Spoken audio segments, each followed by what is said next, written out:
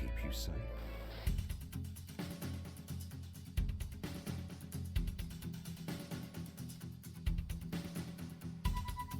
In a few moments, we'll be going live to tonight's National Nightly News. But before that, let's take a look at what's coming up later on tonight on Channel 1. At 7 o'clock, it's the semi-final of the quotation game, and it's a nail-biting quiz tonight as a team of nuclear physicists take on 4 old ladies from East Grinching. That's followed at 8 p.m. by award-winning documentary series The Shape of Now, which tonight looks at the history of the knee-length sock and its importance during the Great Blackouts of 1871. Not one to miss. At 9 p.m, sit back and relax with multiple award-winning movie The Freedom of Being Colin, taking us all the way up to 11:15, where, as usual, Dr. Adrian Atkinson-Blimey will be grilling his guests in Incisors, and tonight sees a return for leading economist Katie Brightman. Finally, at midnight, it's the National Weather Report, before we say good night until tomorrow. But now, it's time to join Jeremy Donaldson for the National Nightly News. Good evening, I'm Jeremy Donaldson. Our main stories tonight. Moving on up, the election win that experts said just couldn't happen. Hopeful or hostile? Controversy as global megacorporation Remington's Fist buys Honest Andy's Totally Independent and corners the flowered market. Top chap. Sports fans everywhere celebrate as popular footballer Johnny Hamsleeves wins Sports Personality of the Year. And a spoonful of sugar. Meghan will be chatting with movie star Lawrence Blunderclatch about his new movie, The Medicated. And, of course, we'll be going live to Advance headquarters to hear what the leaders of this fledgling party have to say on their historic victory.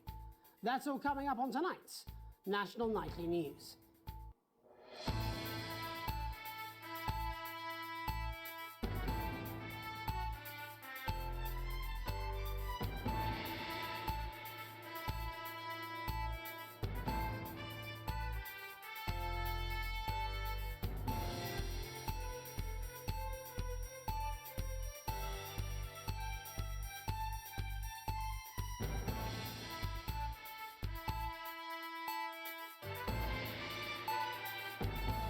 But first, the votes are in and it's a decisive win for Advance.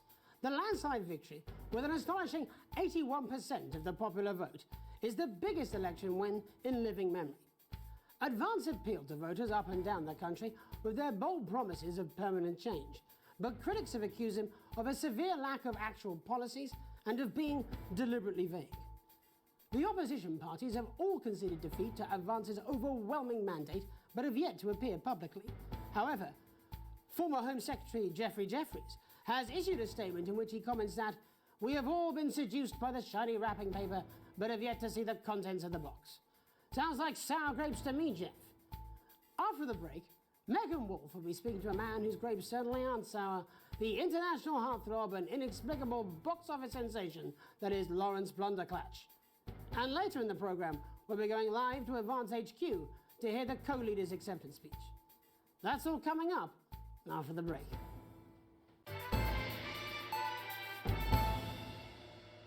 Where can you get warm, sandy beaches, clear waters, and fine dining? Well, we're not sure, but here in St Bumley on the Taint, we've got a big hill and the bus comes twice daily. Visit picturesque St Bumley this summer and experience a holiday that's simply unlike any other. Come and visit the abandoned Spade Factory. Your kids will love exploring the old production line in relative safety. Grab your tetanus shots and come down today. There's no gift shop, but feel free to grab an old handle from the skip out the back.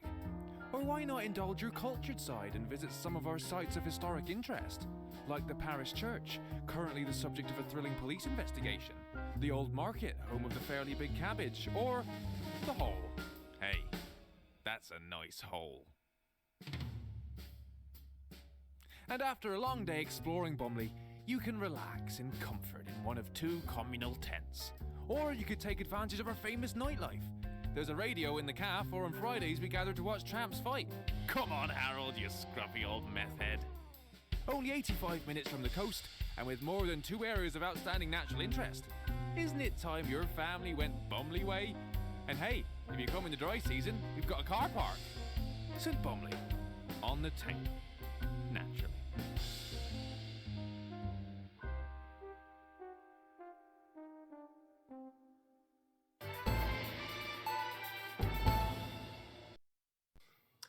Welcome back to the National Nightly News. Later we'll be hearing from shock election winners Advance, but first our very own culture reporter Megan Wolfe is here with a star of both stage and screen. Megan?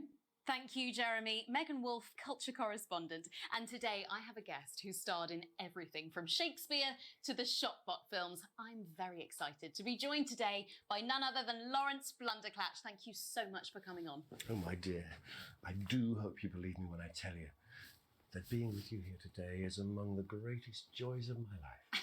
May I say, having you here with us is among ours. Bless you. So you've just finished filming your latest movie, which is called The Medicated. The Medicated, yes. Wow, what was that like? Well, as I said to Peter at the Wrap, that's Peter Jensen, the director. Do you know him? He's a wonderful chap, he really is. I've worked with him on several movies, all terribly successful. I said to Peter, what a wild ride this has been. And do you know what, Megan? I really meant that. Wow, that is fantastic. And am I right in saying that the character you play in this movie is quite an academic one? Absolutely right. A scientist. Was that a challenge at all? What exactly are you implying? But seriously, yes, you're right. It was a complete departure from my last starring role when I played Sergeant Brock Rockman in Bullet Man. You'll remember that that was the true story of one soldier's fight for a love that surpasses all others. A love, of course, for freedom. I think it's grossed over $1 billion, but honestly, who's counting? Teldrin Sarah. You scooped 2 Best Actor awards, if I remember correctly. It's so sweet of you to mention it, but I really am not in it for the awards, although those 3 little statues do take pride of place on my mantelpiece. With all the others, I'm sure. So, if you're not doing it for the awards, what is it then that drives you? Oh, that is a beautiful question, Megan, and not easy to answer. Like you, I'm afraid. Cut me, and I will bleed. And often, that's how it feels, doesn't it? Doesn't it? Bleeding, giving, suffering for one's audience. I suppose in the end, I do it for the difference it makes. I do it for the people that I inspire, the little people. But most of all, I think I do it for the positive change that I can bring about in the world. And today, of course, we're in for some real change, it looks like, in the coming few months. What do you make of this historic election result? Oh, well. Well, now you're asking. Historic election result. Indeed. Historic is the word. Well, it's difficult, isn't it? Very difficult. But I think I've always been quite clear that when it comes to politics, that one should always strive to not f*** things up. Yes, well... Sorry, I said f***. No. I'm apologize. Well, Sorry. Lawrence, I believe you brought in a clip from The Medicated, which opens next week around the country. Lawrence, do tell us what's going on here. I'd be delighted. This is a really pivotal scene where my character, Dr. Lance Hemlock, is faced with a decision that could affect humanity's very survival. Wow, exciting stuff. Let's take a look.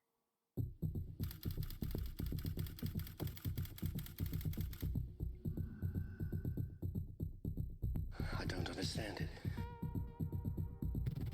Doctor. I don't understand it.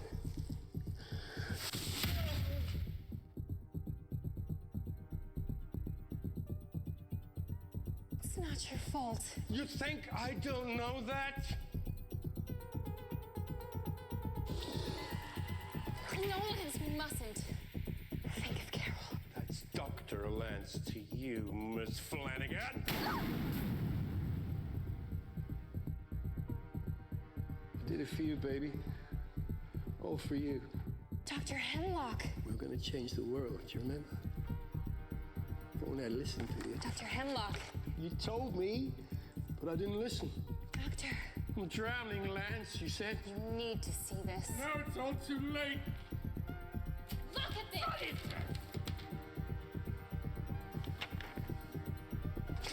The virus. The sterility. This formula. this formula. This is the key. We could stop it all. Yes, we could stop it all! We have to ask ourselves if we should.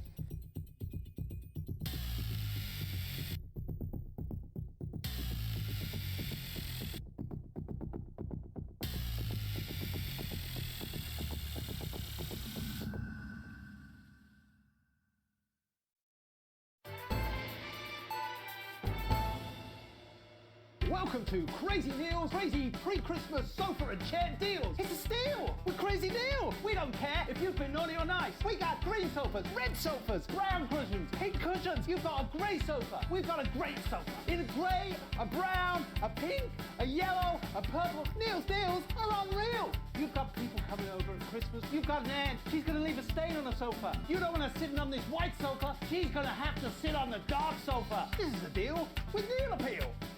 You want to throw your money at us? We'll give you a leather sofa for a price that is just crazy. If you've got lightning striking, then strike whilst the lightning is hot. You've got a disused sofa. We don't care if it's smelly, stuck in front of your telly, full of welly. We'll take that shit away. Don't make a meal out of it, make a deal out of it. We got a big ass deal on a big ass chair. We've got white chairs, blue chairs, stools, inflatable chairs. This is a crazy deal with Neil Appeal. You don't want no lame ass chair, you want a great chair. We had a man come down the other day and he brought in his young daughter and he wanted her to have the best chair. We got those chairs, we got more of those chairs. We got tall chairs, chairs on wheels, wheelchairs. We got chairs for twins, chairs made out of steel, chairs that are a steal and a deal. We got those chairs. You want crazy? We got crazy. Crazy Neil's got crazy deals. You want a toilet? We can do you a toilet. We can do you a toilet next to a chair. We can do you a chair next to a toilet. Hell, we can even do you a toilet chair. So you come on down, you bring your ass, we've got it, you want it. You want it, we've got it, you want it. You pay us. You want it, we've got it, you want it. You want it, we've got it, you pay us. Welcome back. And I'm told we can now go live to Advance headquarters where the two leaders, Peter Clement and Julia Salisbury, are about to make their acceptance address. Shall I start?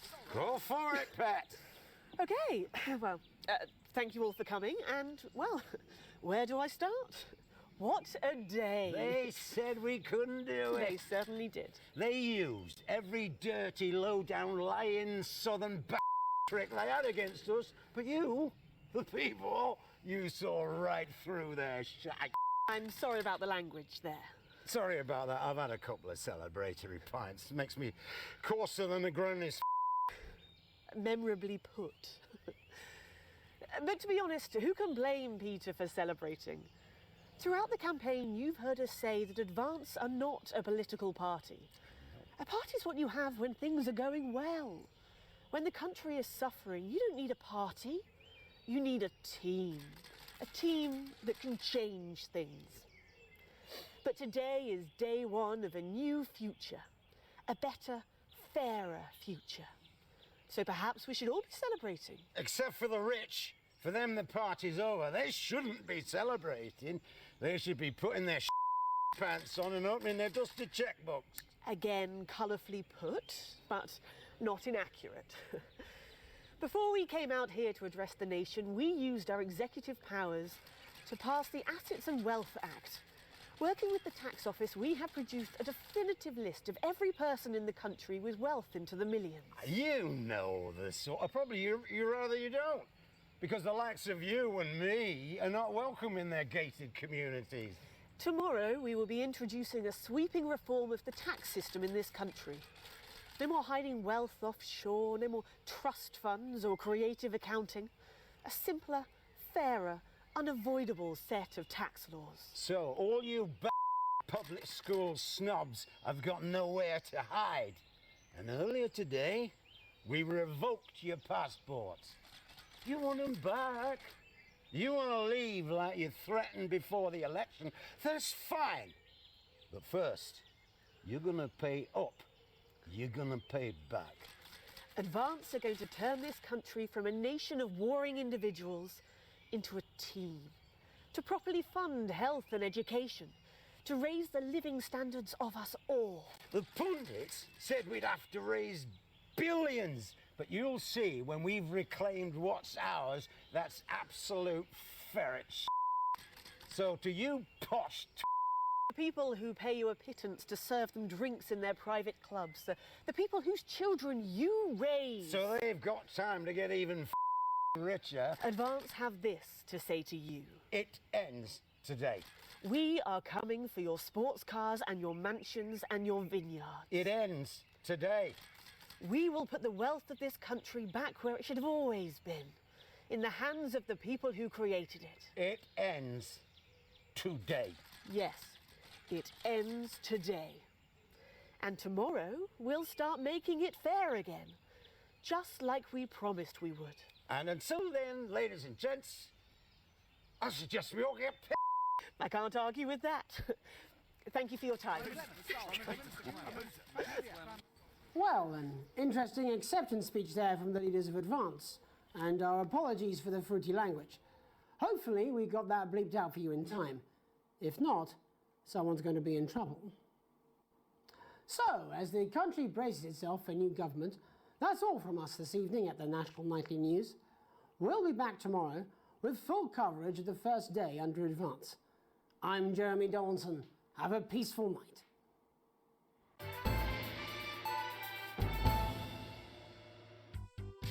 Hi, I'm world-class sporting legend Johnny Hamsleeves, and I'm not fat, but you are. Don't worry, ladies. Now you can have me, Johnny Hamsleeve, right there in your lounge. Johnny! Match day, happy day. Me and the lads are playing away. I'll take you through a proper match day workout with my two cracking assistants. Who knows, within a few weeks, you could be as fit as them. What a day, in the coach cruising down the motorway. Match day, Saturday, finished with the handshakes and we're ready to play. Did you know that fat people are less likely to laugh, marry, or live past the age of 26? These potentially true statistics are all terrifying reasons why you need to pop a bit of Johnny in your VHS slot. Getting me a penalty. In the goal, you gotta get it in the goal. Kick the Every exercise is recommended by sports professionals and is 72% likely to get rid of those tricky tummies and cruel cellulite. match time. Halfway line, waiting for the whistle. So Get match fit! With Johnny Hamsleeves. Teams on time, hair dryer treatment.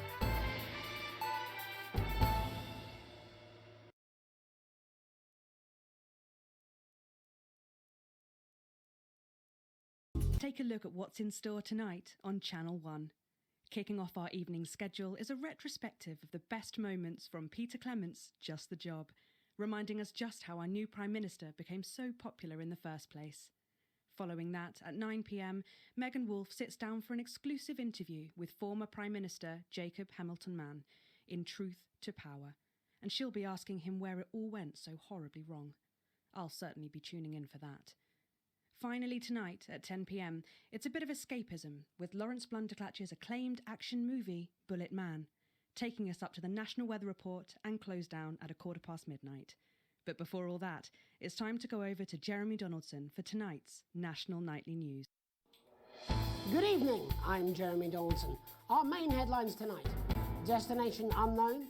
At the end of Advance's first full week in office, we ask exactly who's leading this charge. Tonight, I'll be discussing what the new future might hold with a leading economist and radical free thinker. With the country's wealth creators in a state of panic and unfavourable rumblings already heard from overseas, I'll be asking my guess whether Advance can deliver on even a fraction of their manifesto promises. Out with the old, Rimington's Fist have appointed Sophia Rimington as their new CEO. The following photo, taken from our archive, gives us a sense of this influential young firebrand who, at the tender age of 23, becomes the youngest female CEO in history.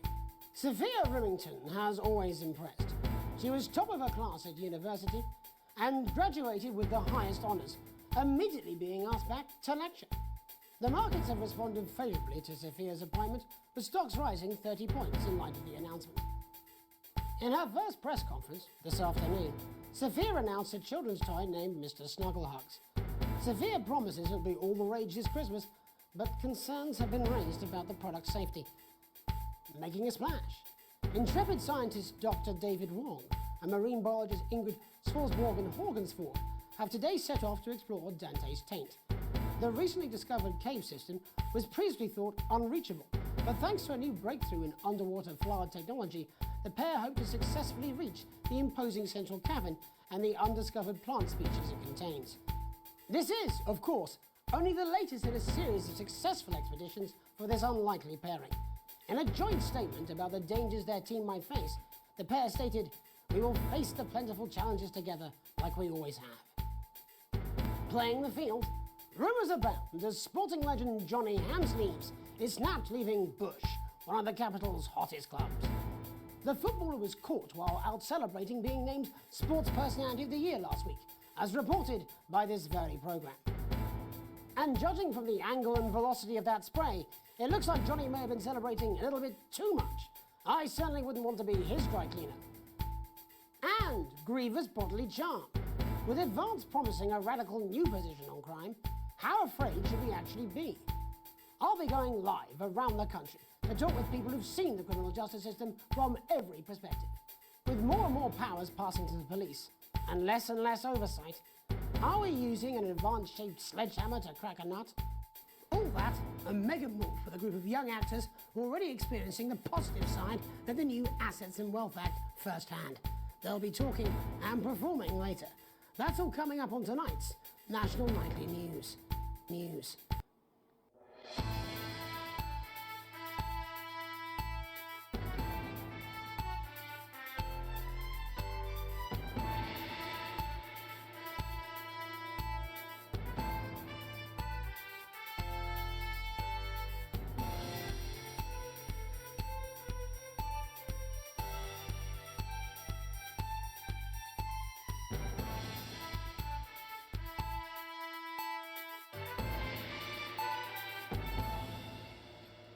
In the wake of the government's swift enactment of the Assets and Wealth Act, we're talking about Advance's first week in office and what the new future holds. Joining me are Katie Brightman, a leading economist, and Alan James, author of Alan James is Right, The Free Man's Guide to Waking Up. Alan, the government certainly haven't dragged their heels on delivering some of the legislation they promised, but what does the Wealth Act mean for us? Nothing, Jeremy. We're still vassal slaves, we're just in prettier cages. A confident dismissal there. Katie Brightman, do you agree? I'm afraid I don't, no. I think that Advance have realised that the current economic system of unlimited, unending growth is untenable, so they're changing things up. There I agree with you. They're moving to the next steps in the grand plan. Grand plan, Alan? It's all in my book. Alan James is Right, Jeremy. We're to become the great herd, ignorant, sterile and short-lived. That's what they want. Or perhaps Advance have just realised that if we carry on the way we are, we will destroy ourselves and this planet in a mad orgy of consumption, if you'll excuse the colourful metaphor. Yes, orgy is the right word. Only it'll be the overlords having an orgy on our poor broken backs. It's all in my book. Alan James is... Shamelessly self-promoting? Katie, how do you think the rest of the world will respond to this new approach? I think they're watching carefully. Advance are the most disruptive threat that the world powers have faced since the last Great War. Yes, Katie's right. War is inevitable. Thank you, but that isn't what And this will not be a war like we've ever seen before. We're talking millions of deaths. We're talking high-tech weapons that can level entire cities. We're talking... Out of the wrong orifices? Mock me all you like, Jeremy, but when they murder your parents and they poison your food and they take you away to their camps for hypno-brainwashing, who will be laughing then? That might be a great way to sell books, Alan, but you know full well that isn't going to happen in a democracy. Democracy is dead. Yes, Advance are radical, and change is always frightening, but the truth is that the Wealth and Assets Act has made more than 90% of the population wealthier and is on target to produce a permanent... Bollocks! What this young lady doesn't understand, Jeremy, is that these are the same people. Maybe they've rebranded, but it's all a little circus act to keep us from seeing the tyrant behind the curtain. That's where you're wrong, Alan. For a start, they've mobilised the youth vote like we've never seen before. You say mobilise, I call it grooming. The grooming of an entire generation to walk happily into eternal bondage. They're like psychic paedophiles. But based on the facts, Katie, what are your predictions? The Assets and Wealth Act is only the first step. Advance now have a historic budgetary surplus, and as well as properly funding our public services, they're already They're already funneling unprecedented amounts into scientific research and the arts. Or, as I call them in my book, Frankenscience and opiates. Like opiates, see? Can we get back to the issue at hand, please, Ellen? This is the issue. It's all coming from the water, the chemicals. They're pumping it full of belief juice. Don't get me wrong, I want to see these changes, but only if they're sustainable. If Advance lose their power after spending half of our GDP on dismantling infrastructure, that could be catastrophic. The catastrophe is that they're succeeding. They've got us sat here talking about their puppet show. All right, we're running out of time. Quickly, Alan, what does the future look like to you? A bleak space where we've all been figuratively sodomized into submission. No, of course. Katie? We might be on the eve of a brave new world. God knows we need some change, but we need to be cautious. Let's walk forwards with our eyes open. Two very different visions of the future there. Alan James, Katie Brightman, thank you for joining me. When we come back, I'll be investigating law and order before Megan meets some beneficiaries of the Assets and Wealth Act. That's all coming up tonight on the National Nightly News. This is Crazy Neil's Festive Yuletide Ornament Spectacular! So you've got the best Christmas tree that your money can buy, and you want to put on it some crazy-ass Christmas ornaments. We want to give you a spectacular Christmas cactus. You know what it's like? You've run out of things to dress up, and you want your house to look like a Christmas bomb has hit it, then we've got the ornaments for you. You want something like vases, or vases, or another cactus to go with your first cactus, or this, a crazy Christmas frog, or a toad, woodpeckers, a cool pineapple, a duck, Christmas elephant. We've got all the seasonal animals. Crazy Neil's crazy deals. This is a clear out of the storage locker that second Mrs. Neil abandoned, like she abandoned her children. It's a rainbow of crazy fun. Don't be a prick and get yourself quick. Grab yourself a crazy deal with Neil Appeal. Welcome back. In our second segment, we're going to be taking a deep dive into the state of law and order in our country. Advance have already tasked what they are calling a solutions team to move this serious social problem to the top of the list. Tonight, we go behind the headlines to meet the people who live with the criminal justice system every day of their lives. First up, we have Gregory Judge, a lawyer who sees the problems close up on the front line. Can you hear me, Gregory? Yes, I've got you, Jeremy. Thanks for having me. What's it like on the front line of the hard face of the cold hand of justice? Well, as you can imagine, Jeremy, we are massively understaffed in this country. We're working every hour we can just to try and cope with the caseloads on our desks. Which must affect the quality of support you can offer. Well, we can barely keep up with demand, Jeremy.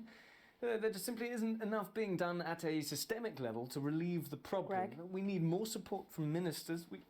Helen, what are you doing? We need change at a structural level, Jeremy. I'm leaving, Greg. Not a good time, darling. It never is it? I'll be at my mother's. Just hang on. The problem isn't a local one, Jeremy. It's nationwide.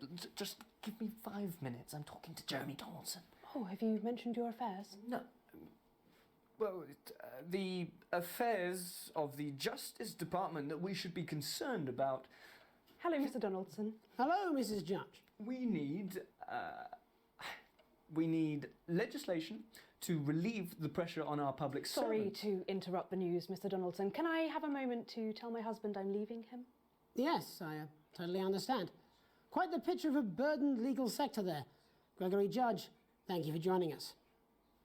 Next, I'm joined by Police Chief Constable Bob Peel, a man with a very different perspective on our nation's crime. Do you think there's a problem with the system, Bob? I'm sure we all do, Jeremy. I'm sure we all long for a return to the days when you could safely walk the streets of your community at night, looking in through windows and generally enjoying your neighbours without the risk of being terrorised by some thug with a knife. Or kosh. So you feel the streets simply aren't safe anymore? Where have we gone wrong, Bob? Well, that's not a simple question, Jeremy, but I think it all comes down to moral decay. We've diluted our culture and lost touch with what it means to be a citizen of this once great country. Also, as the vicar noted in Sunday's sermon, we probably shouldn't have banned hanging. And to what do you attribute this moral decay? Foreigners, gays and gypsies mainly. It's all in the Bible. Look, Leviticus clearly states that... Oh, hang on a moment. Jeremy, a bloody gimp's escaped. Delia, could you give me a little help, please, dear? As I was saying, Jesus didn't like immigrants much, did he? And just to be clear, you think it's the immigrants who are responsible for the moral decay? Absolutely, Jeremy. Back in your box, Clive. Back in your box. Delia, I really could use a little help with this. Oh, sorry, darling. I was spaying the badgers. Yes, I'm talking to Jeremy Donaldson. Clive, could you put him back in his box? Oh, Clive, you know it's Wednesday. You go back in your gimp space. And Off you go. whose responsibility is it to make a change, Bob? Well, it is certainly not the responsibility of the decent, good, white people Darling, of this... where's the padlock? Oh, hold on just a moment. Oh, Clive, this simply won't do. Naughty, naughty, naughty boy. Mummy said... Clive, I am not having this again. Mummy said get back in your gimp space. No! Naughty! You beast, Clive! You As I was saying, Jeremy, moral decay. Crime is the responsibility of the criminal, no one else. Look, everyone has a sob story, but we don't all end up as barbarians, do we? Look, when our daughter Alice comes home with an A-, does she go on a killing spree? No, she takes 3 of her pills and hides under the stairs like a normal child. Thank you, Bob. Bob Peel there, really locking down the police's position on morality for us. And finally tonight, hopefully uninterrupted, it's time to get to the heart of the matter. Tony Dawson has recently been released from prison after serving 3 years for aggravated assault, burglary and menacing a swan. He's agreed to talk to us today, which is also, I believe, his birthday. Many happy returns, Tony. Cheers, Jez. Call me Titwank Tony. Everybody else does. No, I'm not going to be doing that. Can you tell us what it's like in prison, Tony? Titwank Tony. Prison's a mixed bag.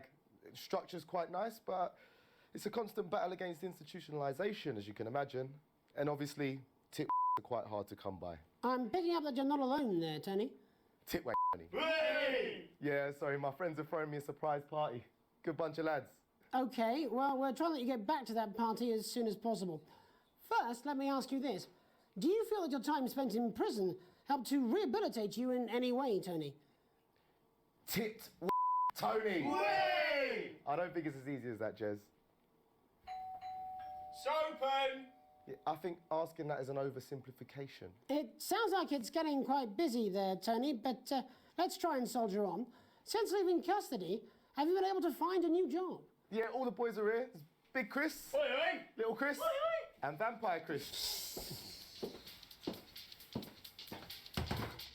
This one's, yeah? Yep. One sec, love. Titwank is on the news. Rehabilitation's difficult with the current system, Jez. It's just not set up for it, you know? It's inherently unjust. Open! So, do you feel tempted to... I'm sorry, who's this? Open! You are joking. Chrissy Free only got Mr. Fancy, oh. Not now, fellas. I'm on the news. It seems like we've caught you at a bad time. For the little boy? Oh, I can't really hear you, mate. It's getting a bit busy here. Jesus. Yes, we seem to be losing the signal here, Tony. Hey, let's police that! Well, we're just trying to get that signal back. I think we... Yes, Tony? Tony, I mean, we're literally away for 2 seconds. How does this happen, Tony? Can you hear me? Well, we seem to have lost our train of thought there a little. Hopefully you, the viewer at home, have managed to glean a broader understanding of the serious and complex issues around law and order. After the break, Megan will be live with some plucky young thespians. Don't go away. We'll be back after these messages. Why bother strengthening your body when you can strengthen your face? We believe your skin deserves the best, so the new formula actively removes harsh chemicals from your skin. The high salt content actually pulls the dihydrogen monoxide right from your pores to give you the crisp, brittle skin you've come to expect. New Jus de Cochon will revitalize the appearance of the strength of your face's skin. 41% of women we surveyed said they loved their visible flakes, and 7 out of 10 dentists would recommend it. Jus de Cochon, because we said so.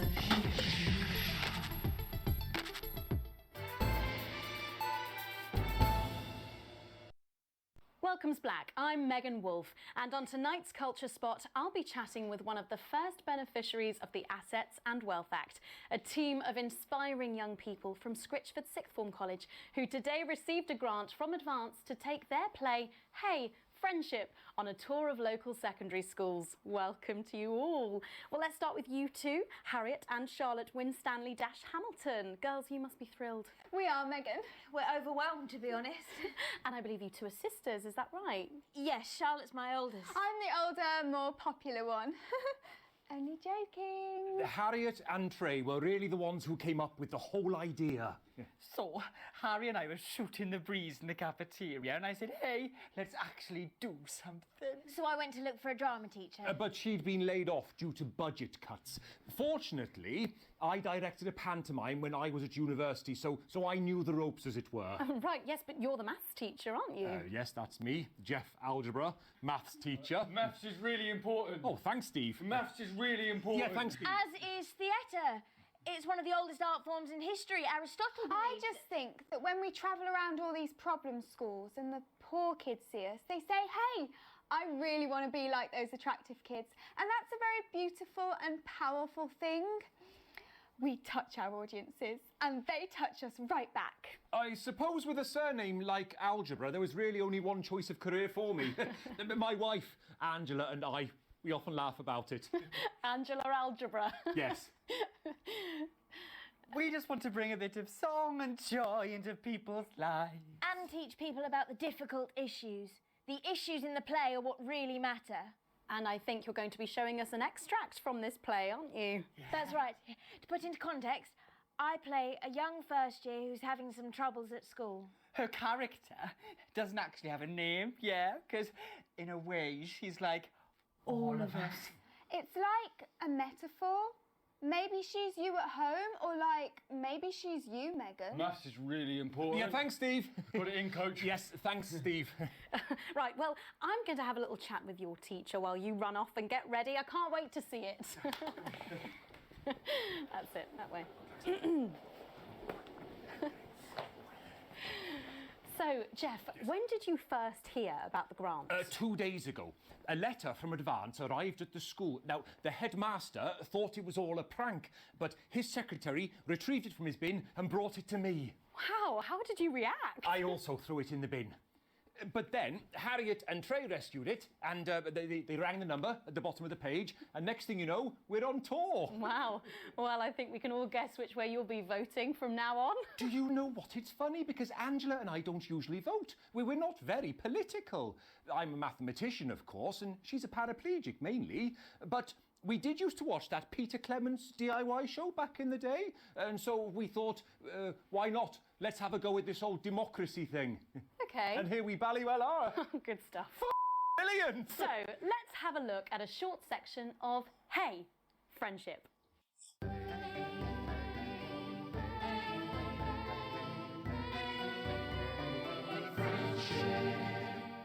Dear Diary, I'm not sure I can take another day at this school. Another day of tears. Tears. Another day of fears. But still I walk the corridors alone. Alone. Dreading what might be around every corner. What's around the corner? What's around the corner? What's around the corner? Oh, hi, Gary. Oh, heavens, no! It's Gary the Fist! Gary the Fist!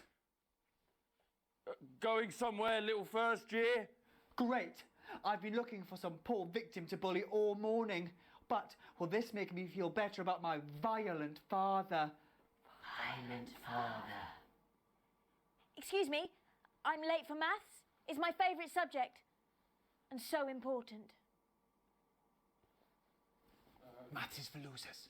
What? Maths is for losers. My arm's stuck, Coach. Keep going for Right, maths is for losers.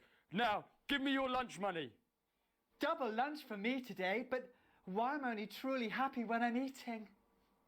Not today, Gary the Fist. What do you mean, not today? Who are you? Oh, my arm's free, Coach. Brilliant, keep going. Right, who are you to stand up to me?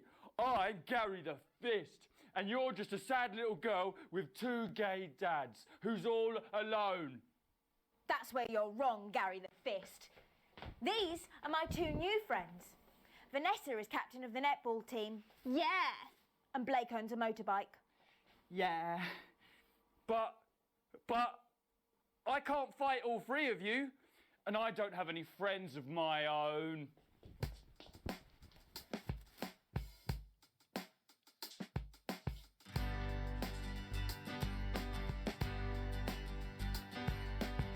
Take a look at me. Take a little look at my face.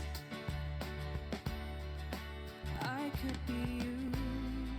She could be you. And you could be me. Or you could be me. Life can be peachy keen if you work as a team. It's my choice to remain. So stop now, make a different choice. Listen to that inner voice. Hey, listen up, I won't take no crap. Who said middle class girls can't rap? I ain't afraid of your cruel lads. I'm a mother-loving rebel, but I still love maths.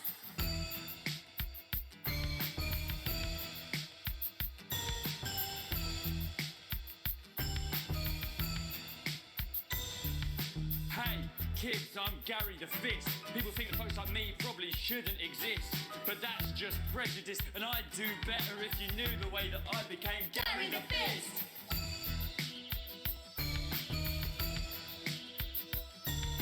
I grew up on a council estate. The park was hip, but the flats weren't great. My dad used to come home drunk and late, and he'd hit my mum if for dinner he had to wait. Where's my dinner? It's not ready. Where's my dinner, woman? Go. Don't make me ask you again. Hitting women is wrong. I guess life's pretty hard on a council estate. Life's pretty hard on a council estate. Life's pretty hard on a council estate. Life's pretty hard on a council estate. Life's pretty hard on a council estate. Life's pretty hard on a council estate. Life's pretty hard on a council estate. It's so damn hard on a council estate. Life can be peachy keen. Yeah. If you work as a team. Just work as a team. It's your choice to be me. It's my choice. So stop now, make a different choice. Listen to that inner voice. Friendship! Yes! Oh. Well, thankfully that's all we have time for tonight on the National Nightly News. Join us tomorrow night for all the headlines from across the country. My name's Jeremy Donaldson. Have a peaceful night.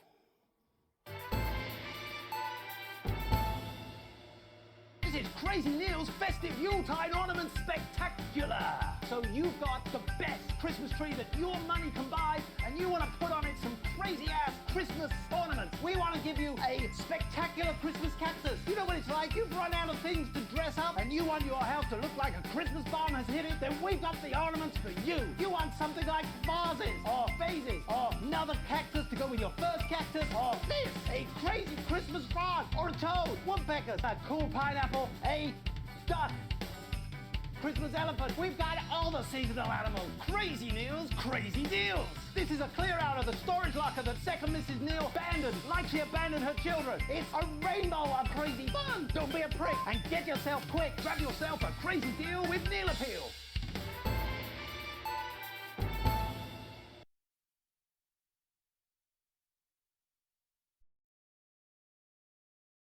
We join Jeremy and the team. There's just time for a brief look at what's coming up later tonight on Channel 1. At 6:30, it's a brief history of sports board, where Patrick Bannon will be taking a look at the surprising rise of this spectacularly popular new sport. That's followed by a repeat of the live National Sports Board final at 7:30 p.m. and again at 8:15 p.m, 9 p.m, and 9:45 p.m. At 10:30, it's a world premiere of Channel 1's television adaptation of smash hit School's musical Hey, Friendship, a touching and relevant tale of a 13-year-old girl from a modern family trying to adapt to the horrors of life in the old school system. It's another chance to view the Sports Board final at 11:45 before the weather and close down at midnight. But first, it's time for the National Nightly News with Jeremy Donaldson and Megan. Good evening. I'm Jeremy Donaldson. And I'm Megan Wolf. Our main stories tonight. Uncooperative. A mysterious symbol has appeared overnight on thousands of buildings throughout the capital. Tonight, in an exclusive live interview with Prime Ministers Julia Salisbury and Peter Clement, I'll be asking what this mysterious symbol might mean. Critics have been quick to dismiss the graffiti as a publicity stunt, or an act of frustration by a tiny disorganised group of those who will never, under any circumstances, be content. We shall overcome. Trapped in Dante's taint for more than a month now, doctors Ingrid Svorsborg and Horgensvoord and David Wong announced today that they're considering two possible options. With two of the finest minds in science working together, hopes are still high for the eventual return of the team to dry land. While both options are still on the table, support seems to be growing for a daring escape attempt. If a group of fungus experts can't fix the most advanced craft ever conceived by man, then who can? Bloodbath avoided. As the last Mr. Snugglehugs is found and destroyed, we ask, how could we have been so blind? Fortunately, this station wisely chose not to advertise Mr. Snugglehugs, and the subsequent disappointing sales turned out to be a miracle, as only 7 children were horribly injured by the lethal toy. How much worse could it have been? Thankfully, we'll never know. Questions have been raised about the government's judgment, with Prime Minister Peter Clement forced to apologise this morning for seeming to endorse the self-combusting plaything in this publicity shot taken last Christmas. Let's hope his niece recovers quickly. Fallen angel? Notorious addict Johnny Hamsleeve seems to have reached a new low in his battle with booze, as this recent picture reveals. Johnny's star certainly lacks its former glow these days, with public concern over his mental and physical health growing at an alarming rate. Let's hope that the team at the Gentle Touches Rehabilitation Centre can help Johnny get back to his former glory. Johnny's family have asked for privacy during this difficult time. We'll have reporters at the clinic around the clock, so you don't miss a thing. Is his once celebrated role model about to become the bad boy of sport? And onwards and upwards. In an attempt to put the Mr. Snugglehugs disaster behind them, Rimington's Fist CEO Sophia Rimington today announced a brand new product that already has the markets buzzing with interest. This groundbreaking product came as quite a shock when it was revealed earlier today, though its critics are sceptical that the young CEO can fulfill her promises. Described as a breakthrough far ahead of its time, the male contraceptive pill is heralding a sexual revolution. Its fans are celebrating the fact that men can finally take equal responsibility for contraception, but others have expressed concerns over its safety and side effects. With that exclusive Prime Ministerial interview coming up later. And our very own Patrick Bannon live at the first annual Sports Board final. You won't want to miss a second of tonight's National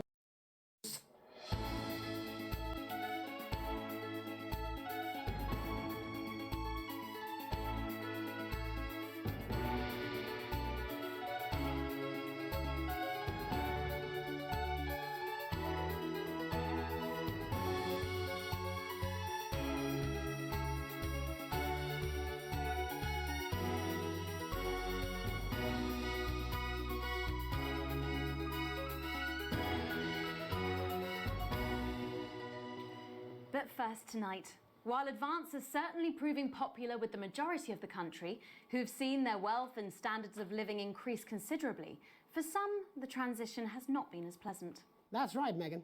The formerly aristocratic members of our society have had to make major adjustments to come to terms with the new regime. Robin Short is in suburbia investigating rumours that these previously privileged people may be planning some kind of protest. Robin? Thanks, Megan. I'm here in Moderate Hatchings to talk to Wentworth and Penelope Somerset Bentley, who were relocated to the house you see behind me after Advance passed the Assets and Wealth Act on their first day in office. Tell me, how are you settling into your new lives? Well, quite frankly, Robin, we're not settling in at all. Our neighbours are whitewatters. It's simply untenable. I hope you'll forgive my language, but it's as steaming as a Wednesday hatch bar. Too much smadding. Steady now, Penelope. Sorry, Robin, my sister's under a lot of pressure. She had to dress herself this morning and she still hasn't. No. My goodness, that must have been quite a shock. She really struggles with ribbons, Robin. Well, at least you've been rehoused in a nice big house. Big house? Daddispatch only has one staircase. And the breakfast room and the dining room in the same bloody place. Imagine that, having all one's grub in one room. One room, Robin. So what would you say to the people that feel that your family has had it far too easy for far too long, and that these redistributions are both fair and just? I hardly think we've had easy for fussle's sake. Only one of our swimming pools was even heated. But realistically, what can you do? Well, you've asked the right waddy question, Robin. Thank you, Wentworth. I wasn't the youngest ever editor of the Swinstead Middle School Inquirer for no reason. I think our toilet butler was from Swinstead. Dear George. Oh, I wonder what happened to him. Yes, I remember! Daddy in the buttocks and he ran off into the woods. Oh, good times. Yeah, that's probably my last happy memory, Robin. Tragic, but what can you do? We will rise and rebel. We wage war on our revolting rulers with righteous words and rebellious whitings. Our best guess in our quest for redress is to divest our breast in an undressed bare chest protest! Oh, what's that? Daddy! Daddy, it's Daddy! something! Please don't do that. We can't show this on the news. Buggers! Tally-ho! Tilly! Get the dog! Tilly's our mummy. She's proper cracked off too. Well, at least you are showing some shame. Free at last! Somerset Bentley, glad to meet you. See, the protest has started already. Nice sharp work, boy. Thanks, Daddy. He gets that from me, you know. And forgive me, what are you trying to achieve here? I want to be fudding well heard, that's all. Oh, language, Penelope. We are nude, not rude. Sorry, Daddy. We want the world to realise we won't roll over and run away. We will revolt. We will rise again. Yes, we bloody well will. Spaff and piff pop. Are you okay? Daddy, how could you? Well, shut up and get your mother. Well, Jeremy, Megan, as this embryonic protest movement takes one in the top legs, it's back to you in the studio. I'm Robin Short, struggling surreptitiously in moderate hatchings. Thanks, Robin.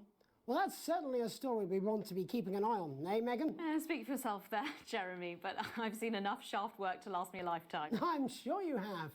But can a naked protest movement ever really catch on? It doesn't seem like the way we do things in this country. But as I'm sure you're aware, Jeremy, this country is becoming a very different place. Yes, but seriously, who's going to run around naked in our weather? Oh, hopefully not you, Jeremy. Yes, well, there wouldn't be enough canvas for the slogans. When we come back, our very own Patrick Bannon will be live from the Sports Board Finals. Stick around, you won't want to miss it. We'll be back. This is Crazy Neil's extra exciting bed and crazy cushion Easter extravaganza. We're going to give you crazy bed prices. You want just a mattress? We're going to ship them. They're water damaged. And we don't mean a little light drizzle. We mean soaking. They're taking up space. This has got the crazy feel of an Easter Neil deal. We've got beds, cushions, beds with cushions, beds without cushions, beds with curtains, bedside tables, pictures you can put on your wall, cushions that when you lick them, they'll light up your life. A bed that helps you to levitate. Come on down to Crazy Neil this Easter. Don't be lazy. Let's get crazy. You want to sleep on your lawn? We've got flower beds. We have even got shrubbery. You want to sling a hammock? We'll throw in the trees for free. You need a sleeping bag? We've got men's sleeping bags, boys' sleeping bags, couples' sleeping bags you could sleep in upside down with just your feet out. We got beds you can sleep on your front, back, head. You got piles? We got cushions for miles. Michelangelo spent all his time on his back painting because he couldn't afford a bed. And we say we're going to come down on prices so hard they're going to look flatter than an elephant in a pancake throwing competition. It's an Easter deal with Neil Appeal. You want to come down and arm wrestle me? Ah! Welcome Welcome back to the National Nightly News. I'm Megan Wolfe. Coming up later, we'll be speaking to the Prime Ministers about their exciting new healthcare facilities, transition centres. Nice to see they care. You're absolutely right, Jeremy. But first, we're going now to our own Patrick Bannon, who's reporting live from the finals of the new game that's gripping the nation, Sports Board. Patrick? That's right, Megan. You join me live here for the final of the first annual Sports Board Championship. It's been a hotly contested competition so far. I think it's fair to say these two have been dancing around each other all season. First up, we have Eddie Striker. She's the more experienced of our two players today. Striker has got an accuracy of 7, a danger rating of K, and a 12-month driving ban. Striker's known for her signature move, the lanky hamster. And facing her tonight, hoping to prove himself with a career record of 12 outs, 14 finishes, and a divorce pending, it's Mr. Wingspan himself, Tommy, the Fingernail Harris. Just waiting on the ref now. The slapping ceremony is taking part. Still going on. Striker go first. Striker, of course, first to start, as she won the trivia round earlier on by some margin. D-robe. Harris, perhaps the brawn and not the brains. Play, Stupid. Eddie Striker. Nice start there from Striker. She's determined not to let the nerves show. Not after last time. On to Mr. Harris now. Tommy. Using his arm to pick up the ball. Not a bad shot there from Harris. Back to Striker for shots number 3. All right. She's gone to sort of throwing it under her legs. Not bad, if you ask me. Was there contact? Don't know why you complained. To Harris. Bit of business with the ref, but it got sorted out. Back to Harris now. A ball in the hand is worth 2 in the bush. Football. Move back. I'd say that's fair, but what do I know? Oh no, and Harris is not going to be happy with that. So really not a good start there for Tommy Harris in round 1. We can only hope that round 2 treats him a bit better. But first, of course, after the argument with the ref section, it's time to change ends. Of ends. Now we have the ceremonial changing of the ends.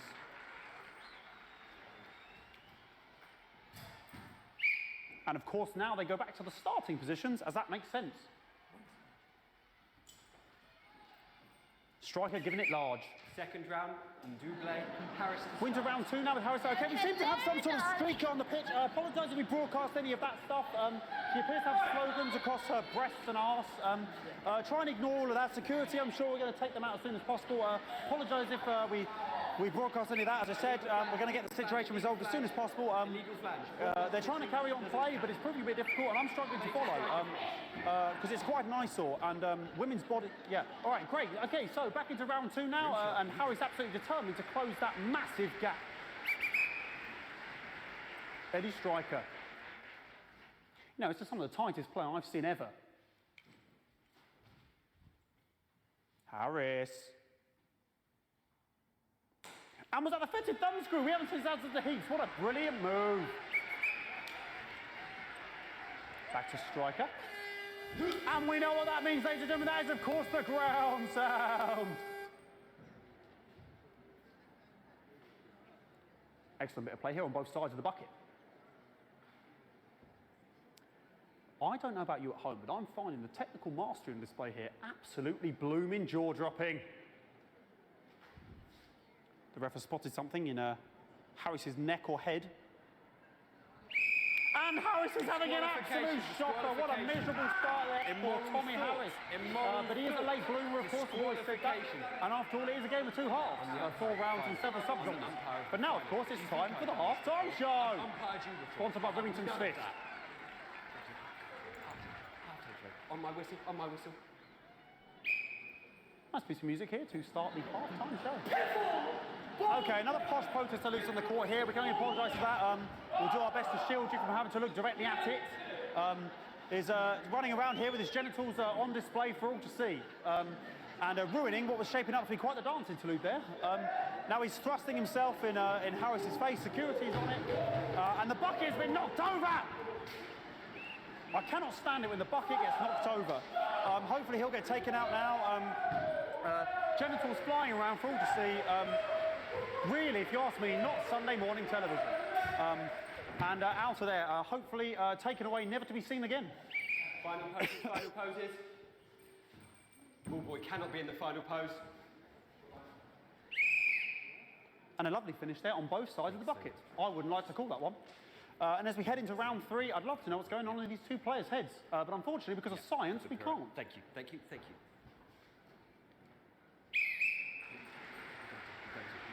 Not bad. You two first. You two first. So that ball boy's giving me the eye all day. I don't know what's going on there. Striker there, not a great start. She looks a bit flustered, I think, after all that swinging around. Back to Harris here. God, what I wouldn't give to be that ball. I'm all right, ladies. Tommy Harris. And it dribbled down his arm, which is actually a really good move, because, of course, if it dribbles down his arm and goes on the floor, it's not going in the bucket. Back to striker.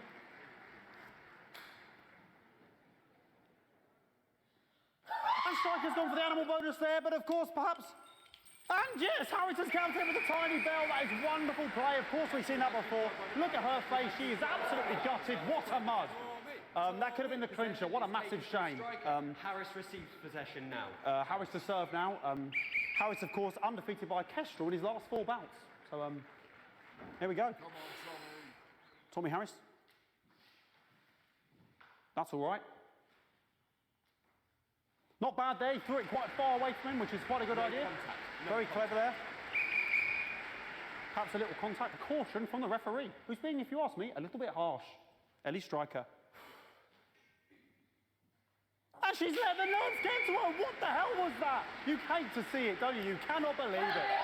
Oh, for God's sake. Okay, like, I mean, this is a mess now. I don't know what I can be doing about this. I mean, sort of breasts and genitals for all to see. I mean, there's only so much I can do. They're sort of everywhere, aren't they? All right, I'll try and carry on. The players are trying to carry on, but of course it's difficult because these protesters, hopefully we can get them taken off soon so we can carry on with the match. Okay, nonsense is going on here. Yes, yes. We want our money. Yes, very good. Take them away. Bloody wasters, absolute wasters.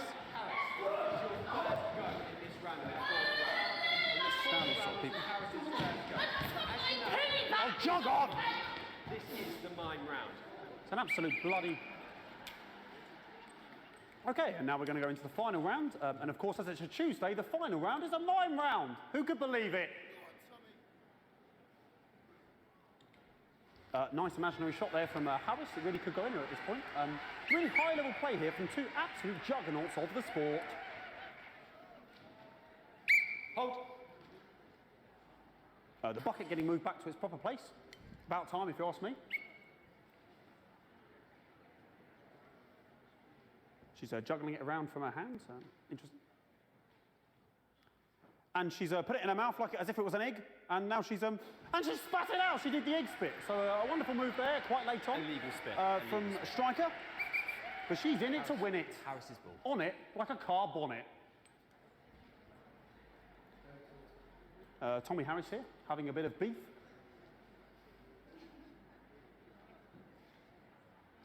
And he's peeling it as if it were a banana, which is an interesting move. Not sure if he hasn't had his potassium or what's going on today with Harris. And he's throwing it, and the banana was the ball! What a fantastic move there from Harris. Unfortunately, that is the end. What a pathetic, there we go, Jeremy, that is over. How can he look his 8-year-old son in the face tonight? What a lump. We just have to wait for the referee now to announce it to make sure it is all official. Contestants in, please.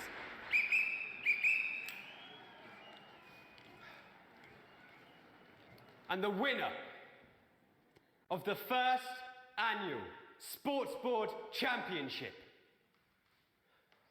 is...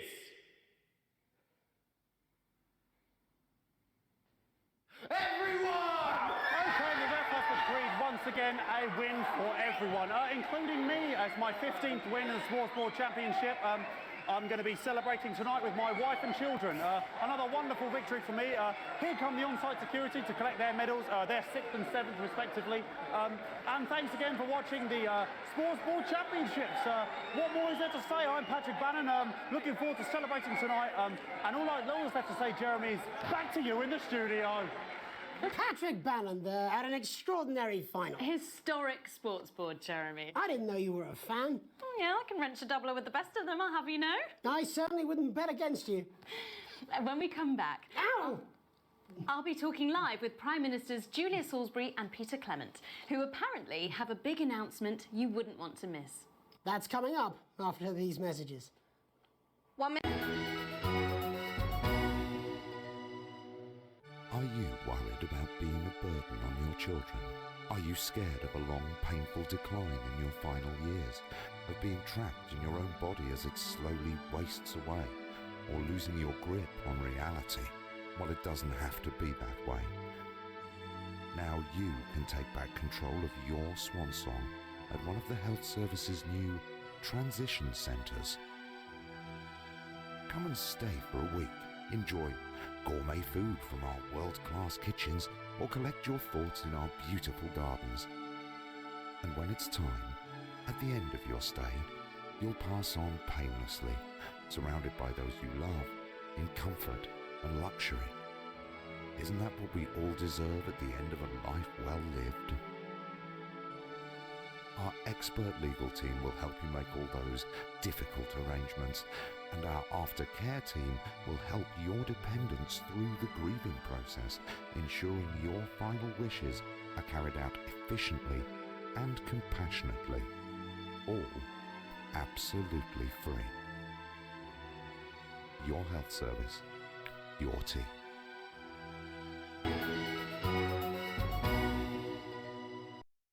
Welcome back. I am delighted to be joined by Prime Ministers Julia Salisbury and Peter Clement. Welcome to the National Nightly News, Prime Ministers. Oh, please, it's just Julia and Peter. We don't believe much in titles. It doesn't seem very advanced. We're delighted to be here. Well, firstly, I should ask how you feel about the graffiti that's been springing up across the capital. Should we be worried? Oh, no, you definitely shouldn't be worried. Well, not unless you've got a fatal paint allergy, anyway. But yes, it does seem that there are still some people we haven't been able to help. You know, whingers mostly. People who've yet to benefit from the many advantages of the new future.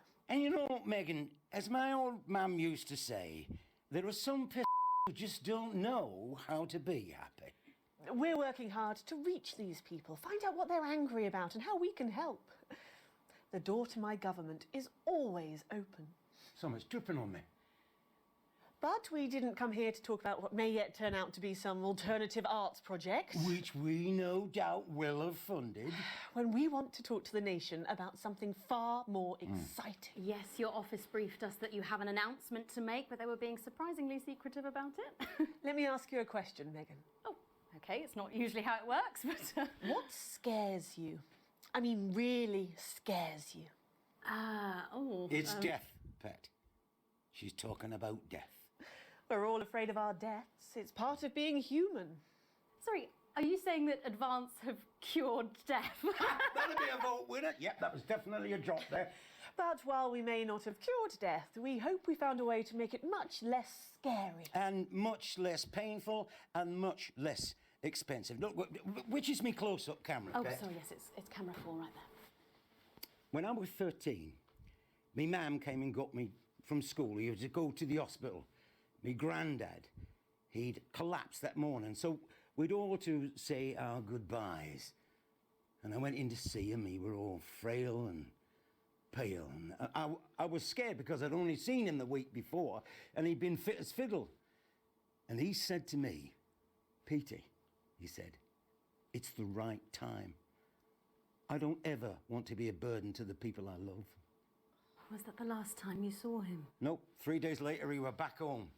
He lived with us for 9 miserable years after that. He had to be fed with a rubber spoon. He had a commode, so he'd just take a right there in the lounge while we were watching football. He wouldn't even wait till half-time. That sounds...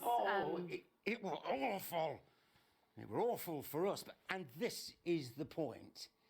It were awful for him. He could see it was destroying me, man, watching him slowly fade away. And he would beg her to turn off his breathing equipment at night, but she couldn't, or she wouldn't. It were a crime, you see. And she didn't want to lose the children. as well as her old man. No family should have to suffer like Peter's did. And now no family will have to. The health service is today opening the first of 300 new transition centres. The transition centres will handle everything for your last days. The legal, financial, medical and emotional costs are all catered for and paid for by the government. So even the poorest citizen gets to pass on with dignity when they choose. And that choice is important. Yes. This is a service only for people who choose it. For people who feel they run their course and don't want to burden themselves or their families with a slow, long, humiliating decline into an This microphone pack has just given me an electric shock! Are you okay? I don't know, I think it fried me.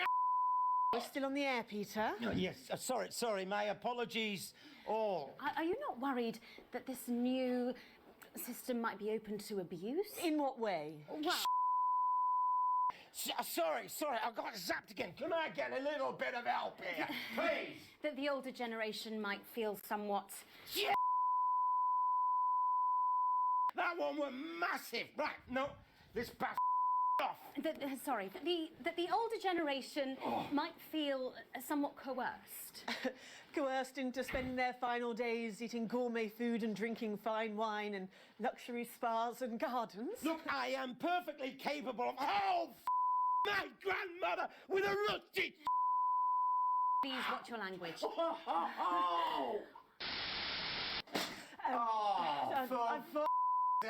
Go get yourself sorted out. Right. We're launching a government information film tonight. It should tell your viewers everything they need to know. You really do move at a breathless pace. It's hard to believe you've yet to be in office a year. Oh, Megan, we're only getting started. And on that note, thank you both so much for being here. Jeremy. Right, yes, that's all we have time for tonight. Thank yous go out to our guests. Congratulations to all the winners at the Sports Board final. And we'll see you tomorrow night at the same time. My name's Jeremy Donaldson. If you can, have a peaceful night. And Do you suffer from benign prostate enlargement? Come on. I'm Tommy the Fingernail Harris, sporting legend. I've got it all. 4 world championships, 2 cars, a bidet, and an enlarged prostate gland. Your prostate is a small gland about the size of a cherry tomato, located between your penis and your wee bag. If the prostate becomes enlarged, it can put pressure on the bladder. This can cause trouble starting to pee, and it can cause laundry-based trouble between you and your she-demon of an ex-wife. So what caused this big old prostate? In your bum. Well, sorry, me and the doctors, we don't know. But I can tell you, as you get older, your body changes. And that's okay. If you're worried about your swollen bum sack, book an appointment, for God's sake. Procedure is easy, it's quick, and it's not gay. I'm Tommy the Fingernail Harris. Rectums, check them.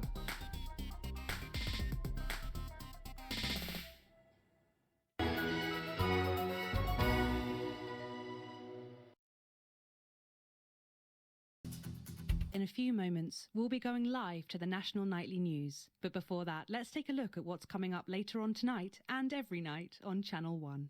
At 7 o'clock, it's another episode of What's Wrong with This Picture? And tonight, a group of television executives will be trying to work out why there's a cock and balls on the cheek of the Mona Lisa.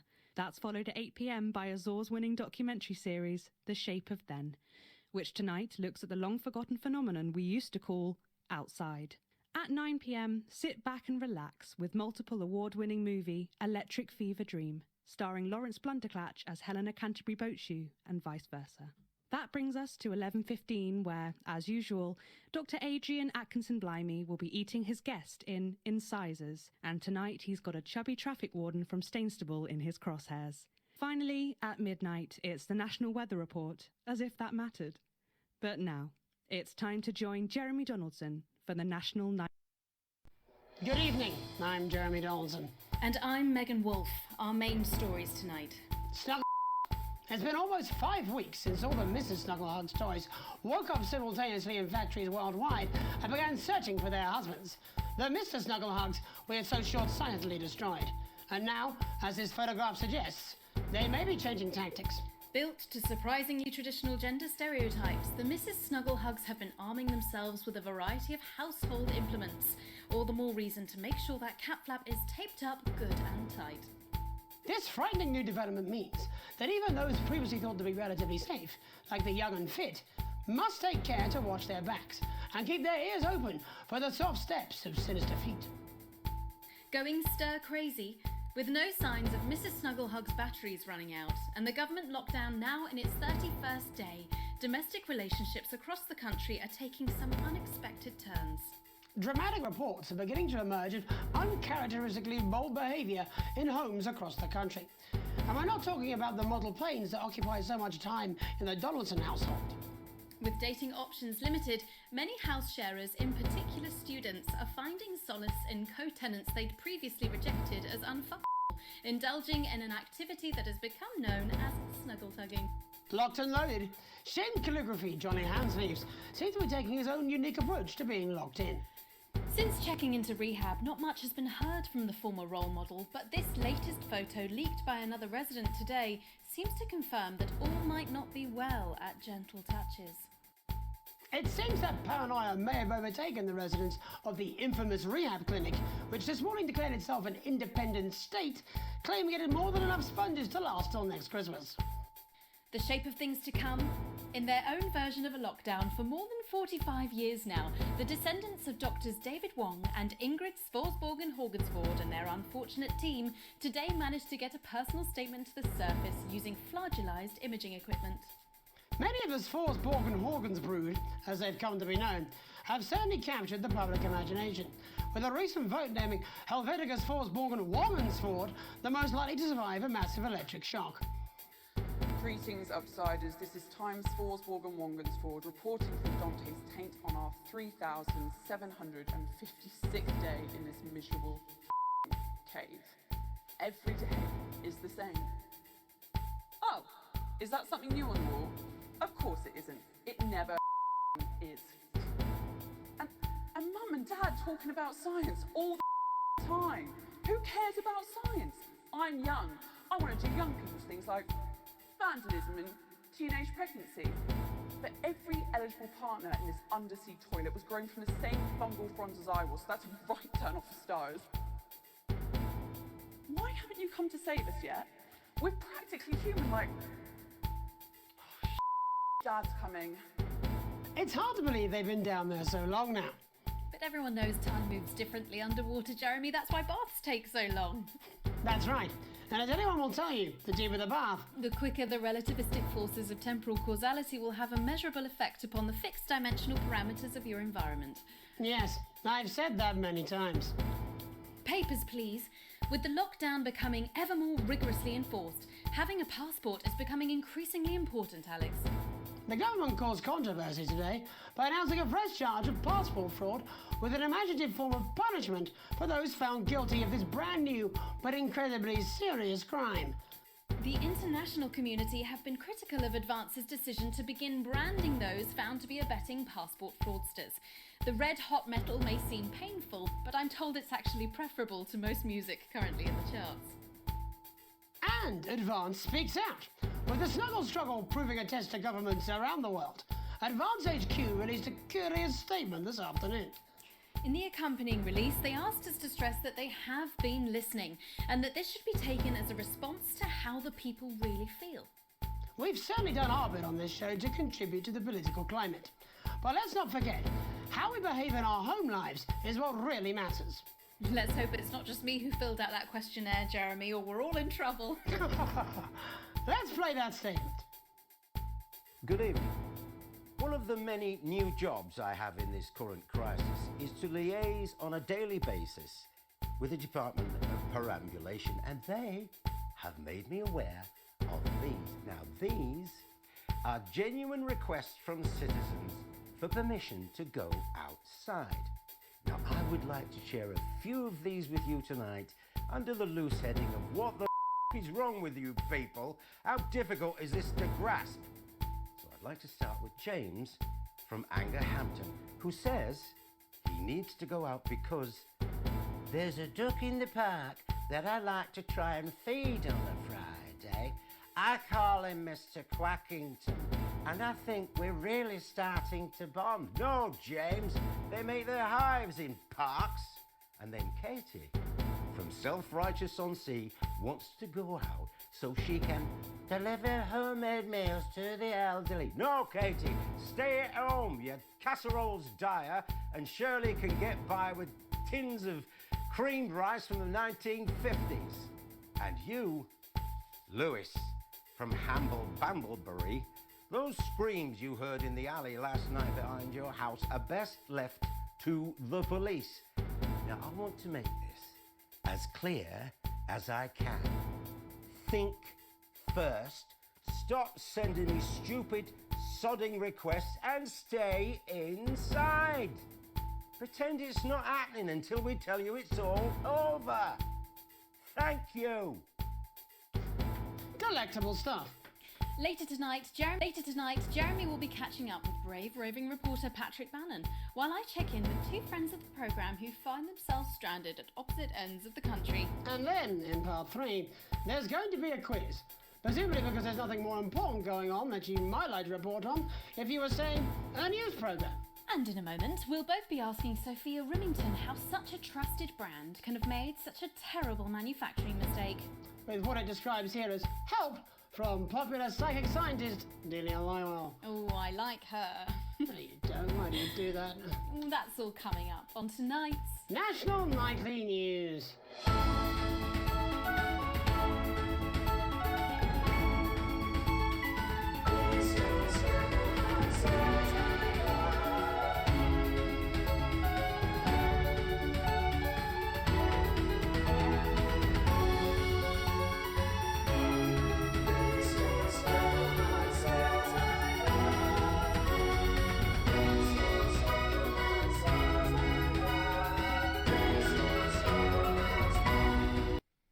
Tonight, how did we get here? Where are we going? And most importantly, who's to blame? Joining us from her ranch in Arlingsfield, Milkirky is the CEO of Rimington's Fist, internationally respected business Svengali, Sophia Rimington. Thank you for having me, Megan. I'm a huge fan of your work. And from a crystal healing laboratory, what I assume is a garage in Upper Lowington, inexplicably renowned psychic scientist, Dr. Delia Lywell. Thank you for being here. Thank you for having us. Sorry, us? Myself and the eminent professors. Is that what you call the voices in your head? I've always seemed to attract dead scientists. I don't really know why. The money? They express themselves to me through ethereal algebra and quadratic predictions. It's all very technical. No, it isn't. I concur. Miss Remington, the entire Snuggle Hugs range will surely go down as the biggest public relations disaster in history, won't it? Well, of course, that's one world record we would never have sought to claim. What can you say at a time like this? There is only one thing that can be said. I'm sorry. We're sorry. From everyone here at Rimington's Fist, but especially the dedicated inventors and world-beating engineers at Rimming Toys, we are deeply, deeply sorry. Who could have predicted that letting a child's toy learn how to love could have such unforeseen consequences? Mary Shelley? Oh, we see you, Sophia Rimington. You are preening by a metal vessel, and where you venture, you will see neither land nor sky. Is that supposed to be the future? Only the past is concrete. I remember being a child in my grandpa's workshop when he made the first dancing hangman toy. He put it by my bed, and when I couldn't sleep, I'd wind it up and let it go, and I'd watch that happy little executioner just wiggle and wave his tiny noose and dance before my eyes. Grandpa sold thousands of them, on the quiet, obviously, and he used the money he made to found Rimming Toys, which is now just one small part of the global supermassive megacore that is Rimington's Fist. Sadly, we lost Grandpappy along the way. He died in a fire at the preschool tobacco factory, another one of his pet projects. but we never lost his spirit of invention. Yes, I'm not entirely certain what your grandfather's offensive toys have to do with the current predicament. The spirit of invention, Mr. Donaldson. The passion to create, to problem solve. And that is why I'm here today, to tell you about a brand new product we're launching simultaneously around the world from midnight tonight. We said science! Science! We hear its song on the breeze, its breath on the wind, its fart under the covers. How does she do it? Well, please, don't keep us in suspense any longer. Won't be my feature she's making up next. Remington's Fist is proud to present Snuggle Traps. Safety and security in these dangerous times. Each box of Snuggle Traps contains 8 devices, all guaranteed to stop a Mrs. Snugglehugs in its tracks. That's enough for a small lawn or 4 window boxes. And you want to know the best thing? They're only $129.99 a box. Now that is affordable peace of mind. We see you, Jeremy Donaldson. Not now, honey, I'm mid-pitch. The best thing about Snuggle Traps is they're powered by next-generation Flardinium batteries. So, however long the enemy lasts, these traps will outlast them. We see you, Mr. Donaldson. You are screaming and yelling. Your friends are crying. They fear you. And then you're gone. Oh my God, I just got chills. Did anyone else just get chills then? I think I did. I think it's more concerned. I think I'd be more concerned about these traps. Quickly, before we go to the break, these appear to be attractively repackaged landmines. Aren't they dangerous, say, to children? Oh, hell yeah. These are not toys, but they're explosive fun. Sophia Remington, Dr. Delia Lywell, thank you for joining us. When we come back, we'll be taking a look at the situation across the country tonight. Don't go away. We'll be back after these bandages.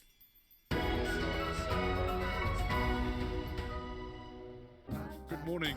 This is Mr. Bozeman, and this is a Channel 1 informational video that is for internal use only. First, I'd like to take this opportunity to reassure you all that we will be staying on air, maximizing revenue, and we will be using this as an opportunity to fire the more annoying among you, like stuttering Gary, nervous Eric, and queefing Janet. I'd like to address the rumors that the network has no emergency fund. This is hogwash. Of course we have one, but I spent it on unnecessary informational videos and Carl, my personal human shield. Finally, I want to remind all of you of the strict guidelines you must follow during this crisis. Stay calm, for God's sake. Panicking makes you less productive, and that makes Bozeman sad.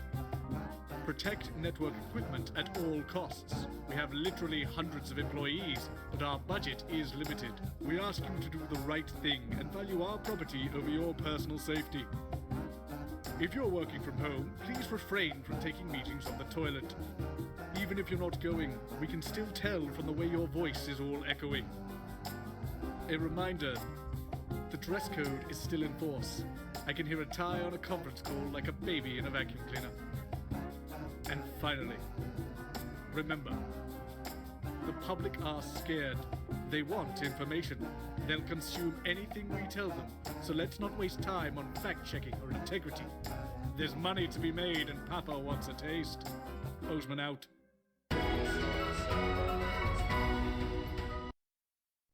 Welcome back to the National Nightly News. I'm Megan Roof. Now it's time to take a trip around the country to hear how the lockdown might impact the nation from some friendly faces. Joining me are respected academic Katie Brightman and author of Alan James's Kites, Alan James. Thank you for joining me. It's a pleasure. Thanks for having me, Megan. Thanks, Megan. It really is a pleasure, Katie. I enjoyed our little heated encounter. I wish I could say the same. So first off, Katie, how are you coping?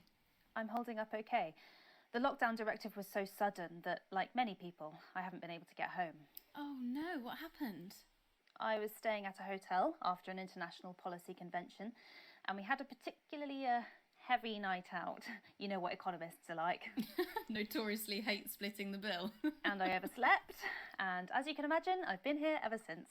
But there are certainly people much worse off than me. Exactly. My tour has been cancelled indefinitely, and I've had to refund every single ticket, even the cheap seats. Oh, Alan, I'm so sorry to hear that. Yeah. People are being quite rude about it. They don't seem to realise I've already spent it filling the beach house with beef. The crisis claims yet another victim. So, this is just a reminder that my book, Alan James's Reich, is now available in paperback. Unbelievable. What was that? You're unbelievable. So, Katie, how do you think this might affect the economy? Should we be worried? Very, Megan. Not to sound dramatic, but this could be catastrophic. Unemployment has skyrocketed and, frankly, it will be a miracle if a lot of businesses can survive this. There you go, scaremongering again, spreading this latest liberal hoax. That's what they want. They want us quiet. Shh. They want us compliant. And they want us inside. A hoax? How on earth can you say that, Alan? Well, I haven't actually seen one of these supposed toys. Have you?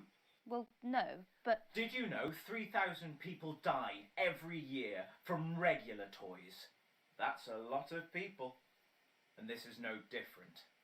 You're just as likely to be hunted down by a yo-yo or a tennis racket. He makes an excellent and persuasive point, Katie.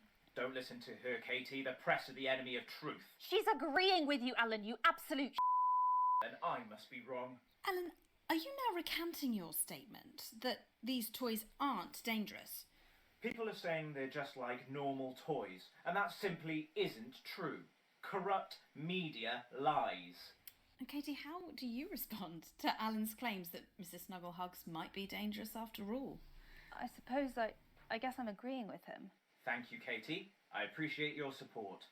A lot of folks are saying this Mrs. Snugglehug situation will all blow over, but it won't. Yes, right, exactly. We need decisive action from the government. We need huge financial support to protect our workers and our businesses. We need to support the vulnerable, and we need to repent. Exactly right, Katie. We brought it on ourselves with all our liberal indulgences like art, cake, and healthcare. We need to act now and begin sacrificing our firstborns, or to push a beloved family pet. Absolutely, Alan. If we can all successfully come together as a community and perform the ritual, hopefully we will appease the great ancient. Katie, could it be any worse? Luckily, over the past few years under Advance, they've invested heavily into health, so the system can actually bear the strain. Is it lucky that the Llama Lords have unleashed a horde of man-made monsters on its own people to conceal the enemy within? Will you just stop for 5 seconds? The Global Alliance of Fish People are amassing an army amassing an army to kidnap our children.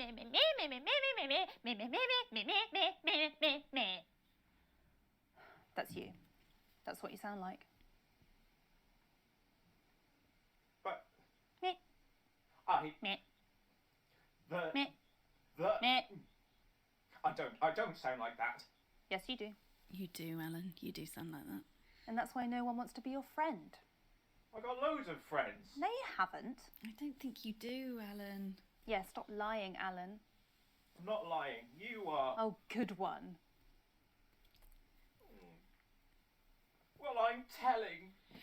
Alan James, Katie Brightman, thank you for joining me. Some real food for thought there from two of the territory's leading minds. Any moment now, I'll be heading over to Jeremy, who is going to be bringing us an up-to-the-minute report of the status of the nation. Over to you, Jeremy. Thank you for what I'm sure was a reasonable debate which really contributed to the national conversation. Next, out on the streets, someone who's always doing exactly that. It's Patrick Bannon. Are you there, Patrick? Hello, Jeremy. Yes, hello, I'm here. I'm here live. Apologies for the quality of the broadcast today. Couldn't find any cameramen or women brave enough to come and join me, so I'm out here on my own. Right, and can you tell us what it's like out there? Yep, I can. It's as you can see behind me, the streets are currently completely deserted. But my question, Jeremy, is just how long? I mean, could there be danger lurking just around the corner, waiting to end the fledgling career of this young, promising journalist before his full potential is even realised? Will he die, underappreciated by management, and frankly, if you ask me, very, very much underpaid? I don't think there's any danger of that, Patrick. What's that on your jacket there? Oh, that's actually a sponge. What I've done here is made a snuggle-proof jacket, Jeremy. The network didn't bother sending me any PPE, so I've been forced to improvise. In fact, showing the sort of resourcefulness that would make me an ideal candidate for, I don't know, for example, an anchor position starting whenever they'd like. From your point of view, Patrick, just how safe are our streets? Not safe at all, Jeremy, not safe at all. I'd recommend people staying inside, following government advice and not putting themselves at any risk at all. Unless, of course, like me, it's for groundbreaking journalism reasons. Mm-hmm. And just where are you, Patrick? I'm in the street, on the street. Which street? I think I'm struggling to hear you, actually, Jeremy, there. Which street? Which street are you on? Oh, which street am I on? Oh, God. I'm just looking for a sign. There it is. I'm on Bannon Avenue. Bannon Avenue? Yep. Bannon Avenue. Yeah, no, I can hear you fine. Yep, I'm on Bannon Avenue on the sign, it says there. Like Patrick Bannon? Oh, yeah, that's strange. That's a weird sign. I don't know what's going on there. Where are you really? I'm on Bannon, Alright, fine, I'm not on Bannon Avenue. I'm at home, to be honest. Alright, fine. Well, I'm in my bathroom, technically, but, you know, I couldn't face it, to be honest, mate. It's, you know, it's terrible out there. I don't want to go outside. They're everywhere. I'm sorry for lying. We don't expect any less of you, Patrick. Can you hear that sound? What the hell's that? I can, yes. I'm no expert, Patrick, but it sounds unmistakably like a tiny fist tapping on your door there. Oh, it does. Oh, Jeremy, no! Oh, Perhaps there's a small queue of tiny fists, each wielding a different gendered household implement. Bashing the heads of lying little roving reporters. No, you're lying, aren't you? Oh, listen to me, you. If you're out there, just piss off, you little fucking snuggle. I'm too talented to die. Oh, what the hell? Okay, it's fine. It's fine. Oh, God. Don't worry, Patrick. I'd say you've got a few seconds before they break their way in there and finish you off.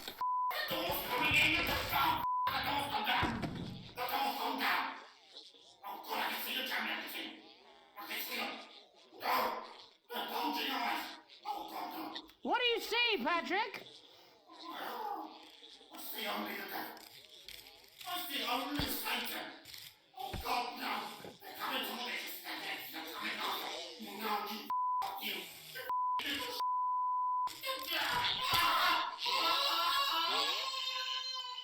Thank you, Patrick, for that report, showing the nation, and more importantly, management, just where you belong. It's time for another break, but when we come back, we'll be happy to take your mind off the world for a little while, and who knows, maybe even bring you a few smiles. Join us after this.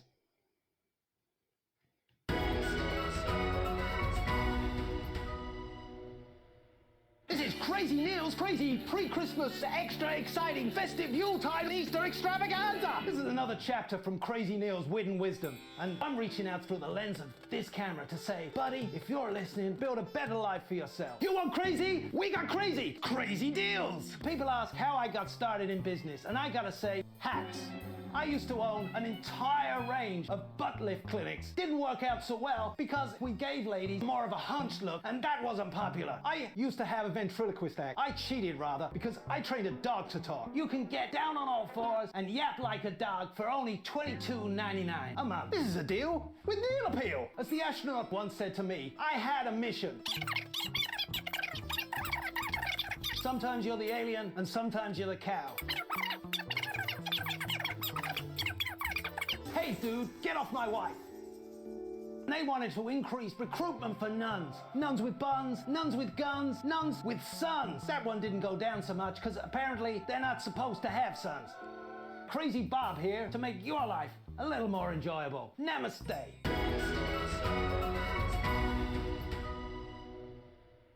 Welcome back to the National Nightly. Well, welcome back anyway. We know isolation isn't easy, so finally tonight we have something a bit different for you. Even though some people have heard it's not our job to entertain the public with absolute nonsense, other, more important people overruled those people.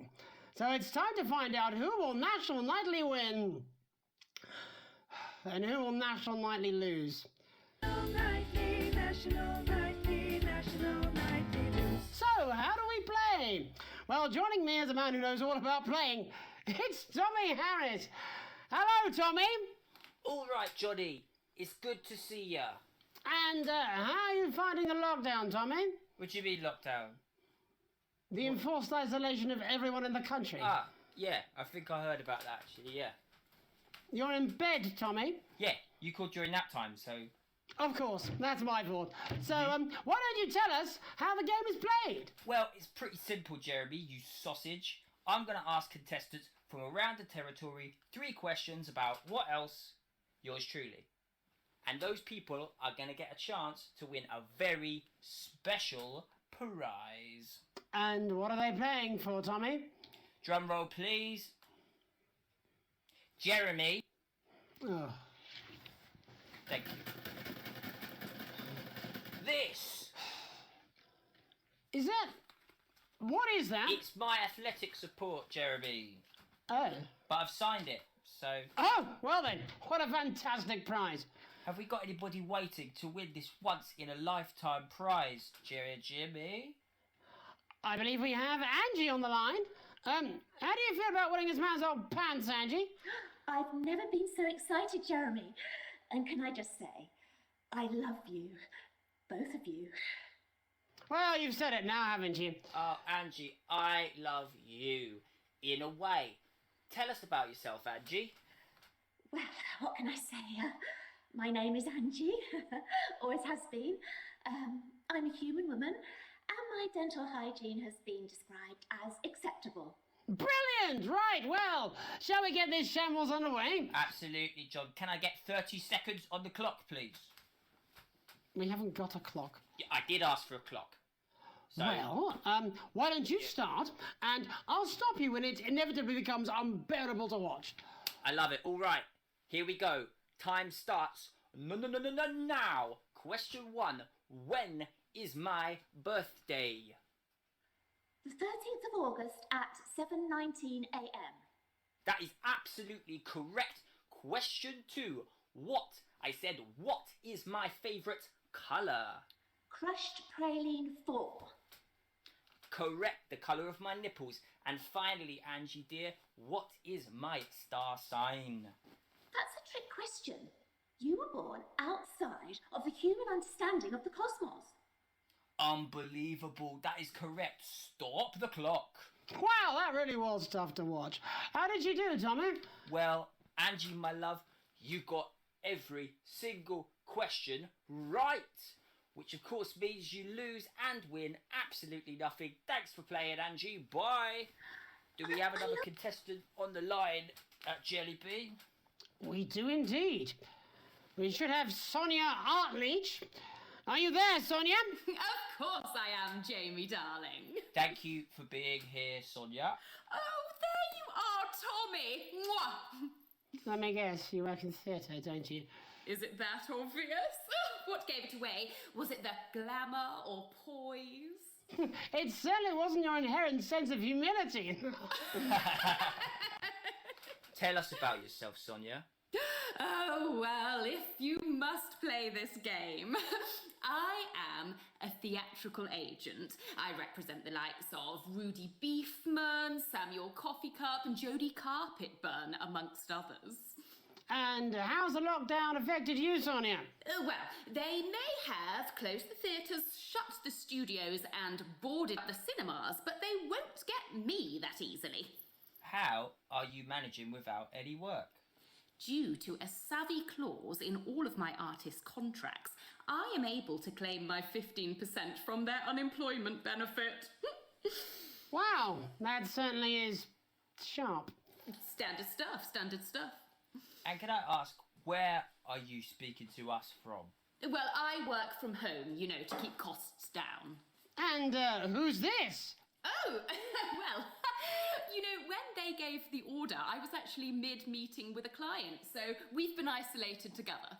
No f***ing way! What the Is that Tommy Harris? I'm a huge fan. Can I just tell you how bloody brilliant you are? Actually, Jeff, we're about to play a game, aren't we, Tommy? We've got time, Well, if it's not too bold, I think I am in love with you, Mr. Harris. No, it's not too bold. That's all right, don't worry. Hey, I'd love to show you some of my stuff. I've been working on some new shit. Well, at least you're already aware. During lockdown, we've been workshopping some of Jeff's ideas for much younger children, haven't we? People still let you near their children, do they? That's right. Yeah. I've been developing some shows for younger children. Well, we'd love to see it, wouldn't we, Gerbil? Absolutely dying to. Right, so, what do kids love? Timely child support payments from their absent fathers. Shallow and overproduced musical numbers? That's right. Animals! So, I'm trying to address the things that kids need to know, but through a medium that they'll understand. Do you understand? I think so, yes. Jeff's one of my best clients, aren't you? I am, yeah. So, the first one we've been working on is called The King of the Jungle's Mortgage Repayments. It's about a lion who's having problems with his interest rates. I see. Does he have a broker? He does, yes. He's a porcupine.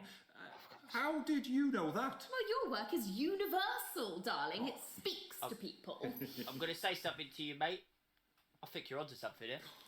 Oh, the bear, Oh, do yes, right. This one is much better. So, this one tells the tale of Mr. Bear. Now, Mr. Bear is a very sad bear, because all of the other bears don't think that he'll amount to much, and they tell him that his plays are lazy and derivative.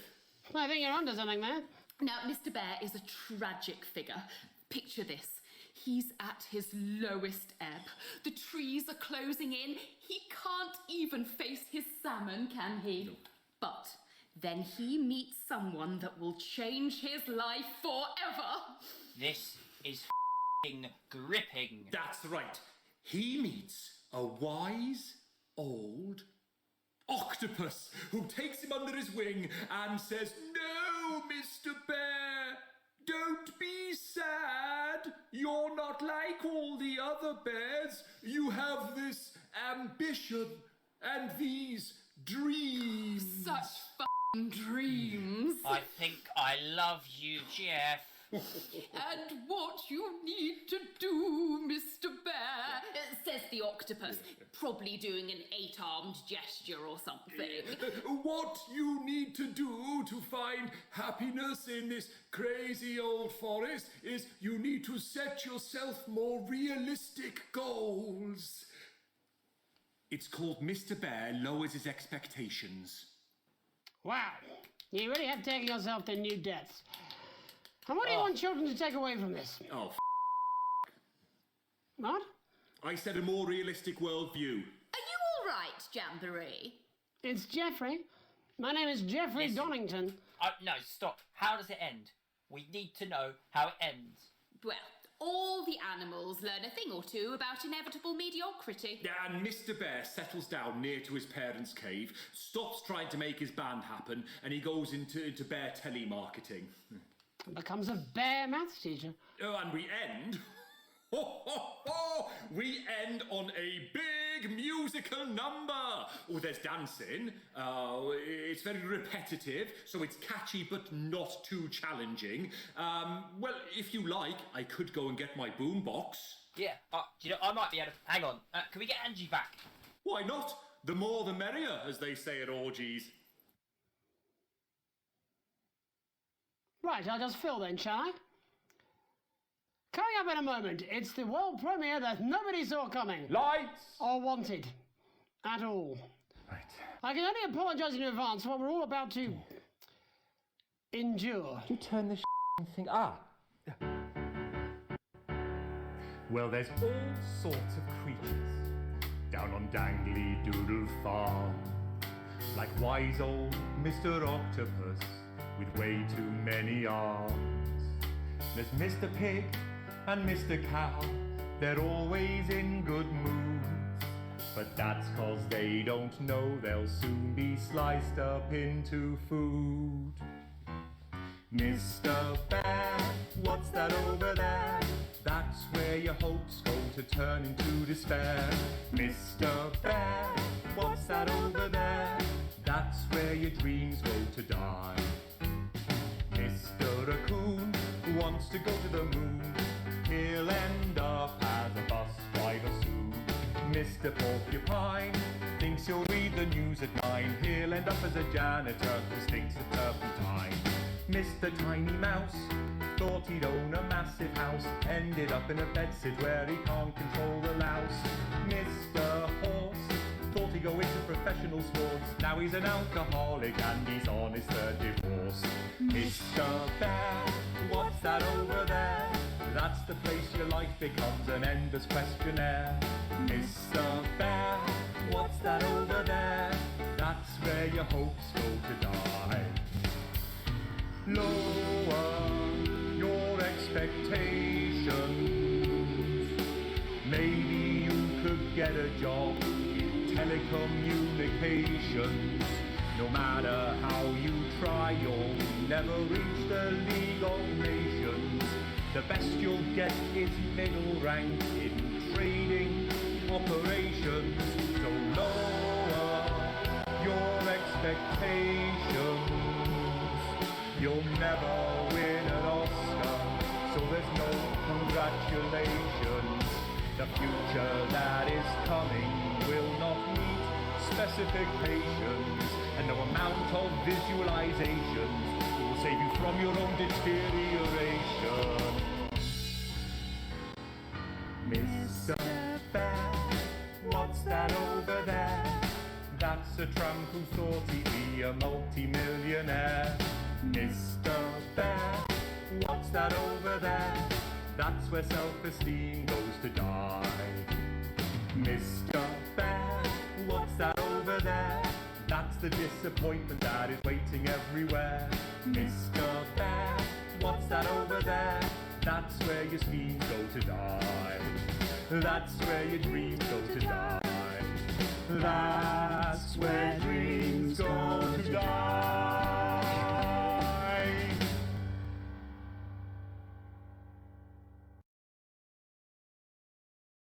A big thanks to our guests for somehow managing to make lockdown slightly more awful.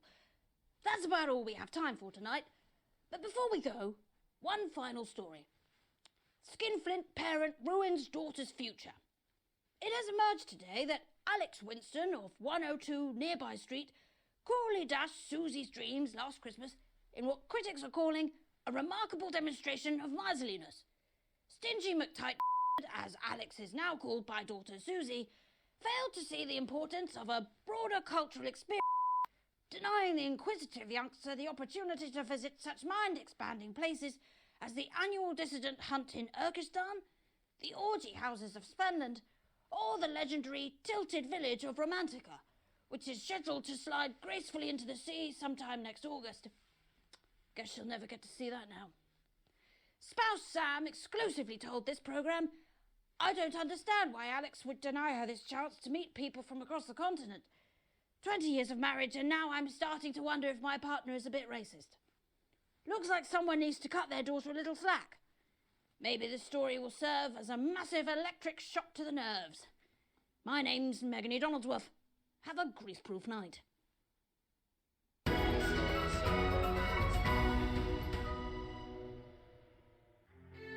Our children are supposed to be our future.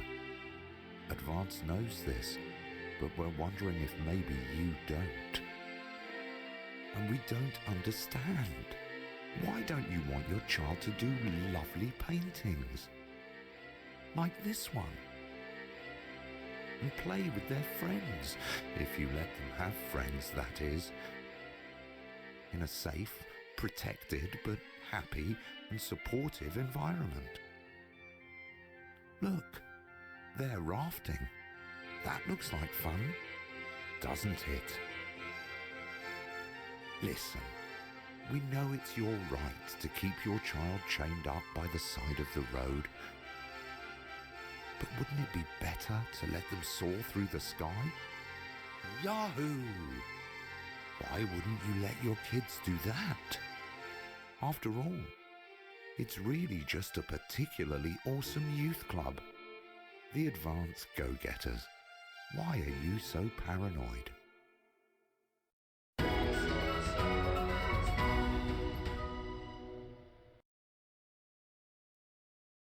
Before we go over to the National Nightly News team, there's just time to catch up on our programming later tonight.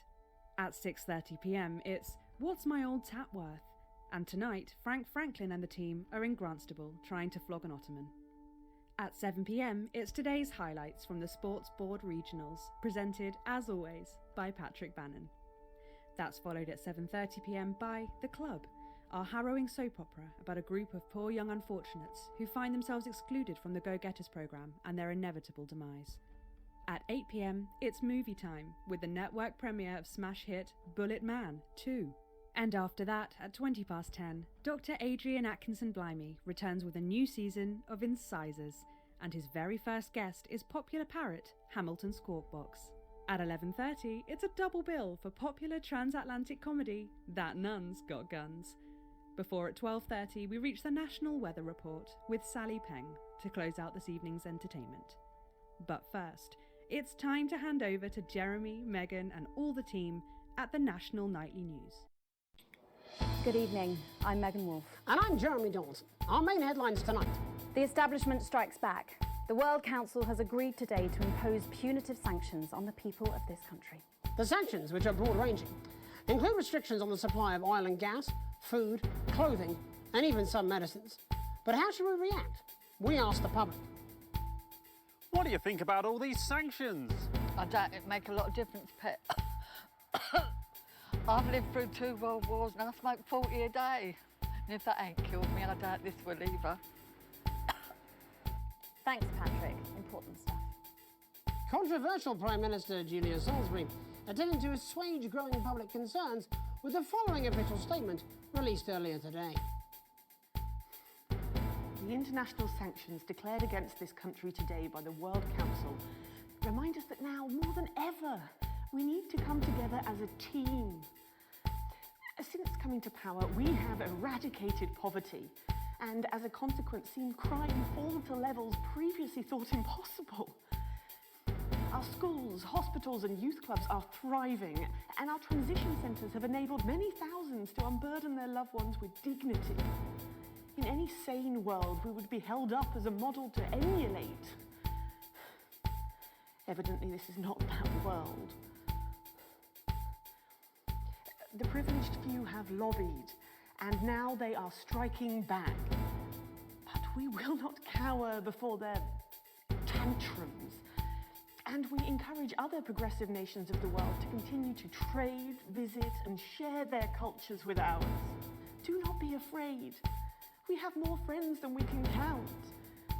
We are a team, now more than ever. And this team is on your side. Thank you. Reassuring stuff. But what do you, the public, think of our refreshingly different government? Robin Short found out.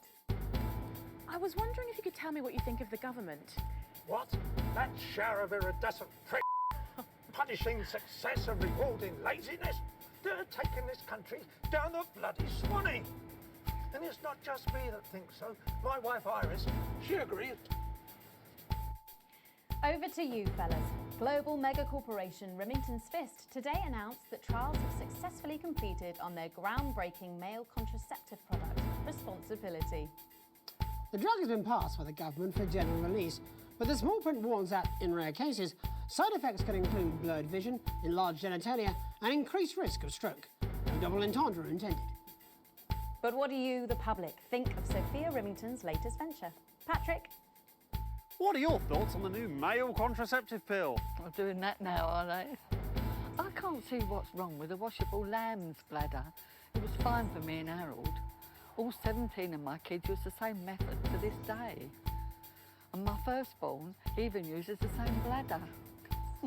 Still at my age, who cares? Okay, all right, yeah. Pipers at the gates of dawn. Commuters in the capital this morning found themselves surprised and amused by the latest stunt from popular pressure group Disrupt. Silent protests were held outside underground stations throughout the capital, bringing a pleasantly surreal quality to the morning commute. Unless, like me, you have a phobia of mimes. But how do we, as a country, really feel about Disrupt? Robin? Can I ask your opinions on Disrupt? Are those the guys in black with the orange fist thing? That's right. Can I be honest? Of course. This is journalism. They scare me a bit. Bubbling up, intrepid scientist Dr. David Wong and Dr. Ingrid Svorsborg-Hawkensford today sent a blueprint of the escape craft in which they hope to finally leave Dante's taint. With expert opinions of the plan running the gamut from optimistically engineered to that looks like something my granddad made in his shed, it sounds like the unfortunate team are going to need all the thoughts and prayers they can get. So what should we think about the escape plan? Patrick Bannon again. So I'd imagine that you think this is a great plan. Oh my God! How did you know? It's a brilliant idea. I hope everyone gets behind them so that they know that we're with them. In spirit, of course. I can't actually go diving because I'm scared of salt. I am not a number.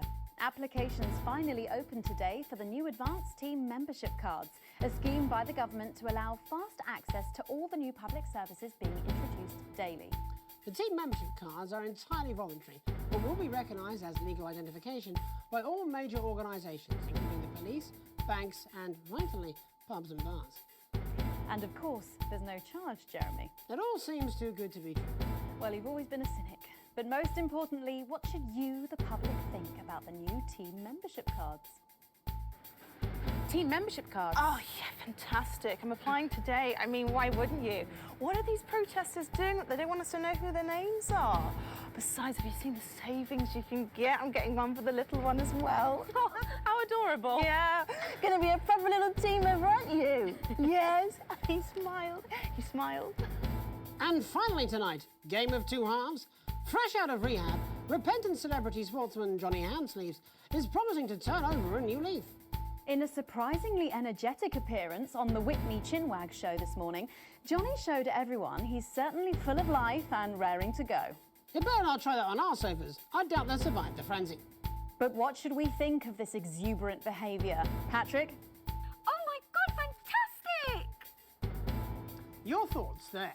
Later tonight, in a break from our usual responsibilities, Jeremy will be taking popular rapper Jesus to task over his street credibility.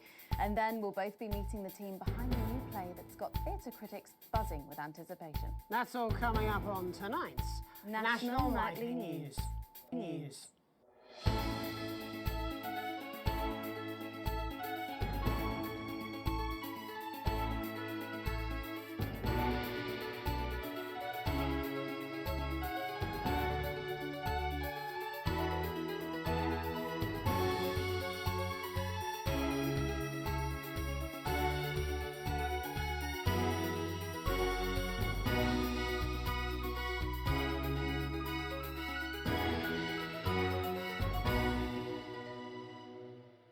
First tonight, let's return to our main story. With the shine coming off Advance's popularity and the honeymoon period pretty much over, the National Nightly News has spared no expense in bringing you the response to today's sanctions from across the continent. Joining us to help digest this shocking development are Prime Minister Peter Clement from his home in Lamfordshire. Good evening, Jeremy. And from Urkistan, Foreign Minister Ivan Vodovich. It's a great pleasure. Miss Wolf, you're like... And from Svenland, Minister of Mojo, Björk. Hey, everybody.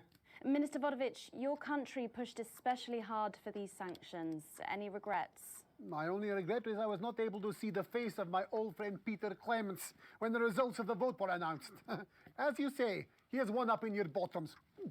In Svenland, we try not to gloat, actually, because it's seen as really ugly and dangerous to some small creatures, yeah? Oh, don't worry, Minister. Ivan and I go way back.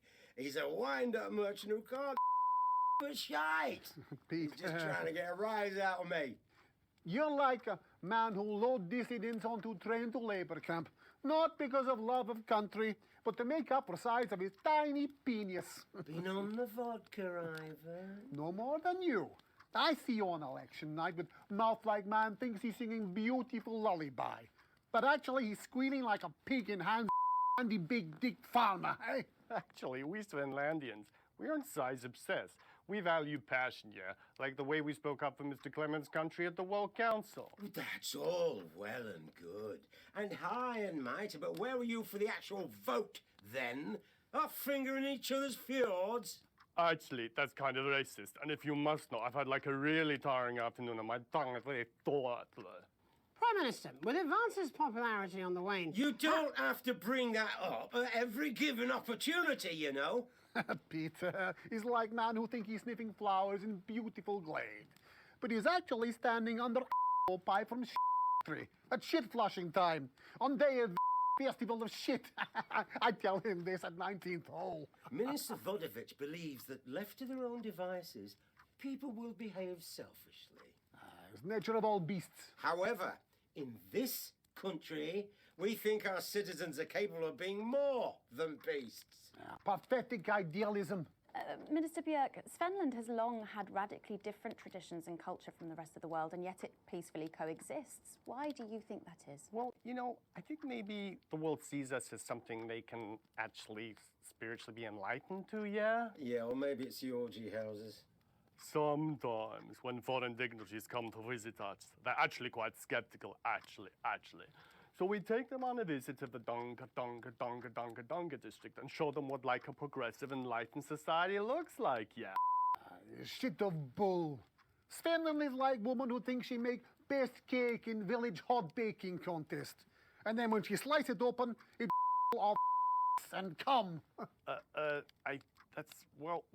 That's just really gross, actually. Svenland is a teeny tiny country. With population smaller than number of people, Peter Clements is sexed with his teeny tiny penis. It's not all about size, actually. Yes, that's what Peter Clements always claimed. I'm talking about population size. And I'm talking about Peter Clements' teeny... Oh, fuck off, Ivan! Oh, Prime Minister, please. It's so easy to sit on your pile of money and gloat, isn't it? You're a shy fucking god-awful golfer, and quite frankly, as my old man used to say, you bit of a cunt. Prime Minister, please. You who is cunt. Minister Vodovich, please. You are fucking starving, pal. We will see how well fed your people are when the sanctions start to bite. You think your man like big, scary wolf person terrorizing village, when actually a pathetic goose person searching puddle for tiny dropped-off penis. Why are you so obsessed about small cocks, mate? In Svenland, we believe like the size of your penis isn't as important as the love it contains. Oh, fuck off, yeah. Okay, if everybody could just calm down. You're so smug on golf course. Like man who fuck pig and somehow give birth to beautiful lady girl. But now you start to see, yes? The people never happy. It's never enough. It's certainly true that Advance's popularity...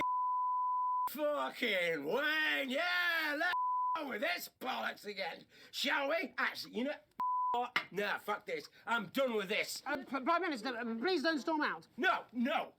I have had enough of you, Mr. Jeremy Donaldson, and your snide aside. You think you could make a better job of things, do ya? It's not that fucking easy, let me tell ya. Your is a fucking disgrace. You insinuate and edit against us and pick your headlines so people don't trust us.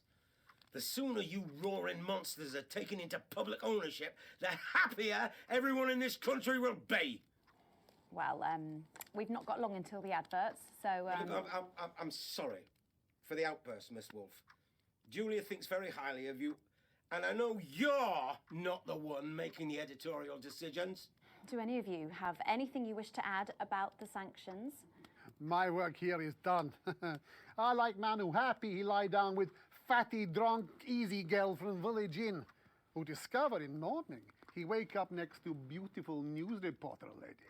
You know, I think it would be a terrible shame, yeah, if the people of your country were to suffer because of teenage grudges and personal rivalries, yeah. Thank you. Prime Minister? This country, this wonderful, civilized, creative, inventive country, we're not scared of these sanctions. There's no wolves at our door, only the best of people striving to help out. So no, Ivan, We're not afraid. In fact, I doubt we'll lose a wink of sleep because we're strong and we're well resourced. And we don't back down to bullies. And on that note, we have to wrap up. Ministers, Prime Minister, thank you for joining us. We'll be back after these messages.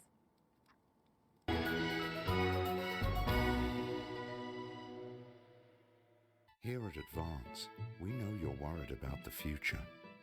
This territory is changing fast, and that makes other countries uncomfortable. But that won't stop us. And we intend to make sure that in these challenging times, every citizen gets their fair share of the abundant, nutritious food we grow right here in the territory.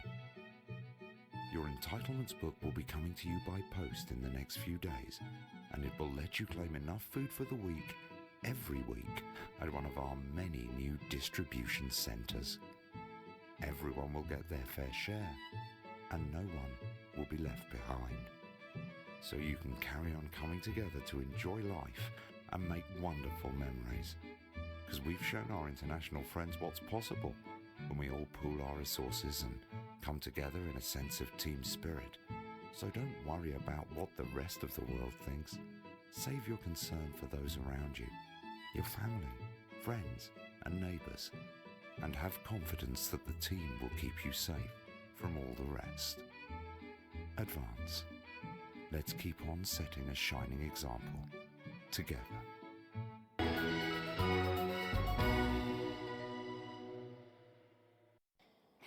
Welcome back. I'm Megan Wolf. Later, we have an exclusive first look at a theatrical sensation everyone's going to be talking about.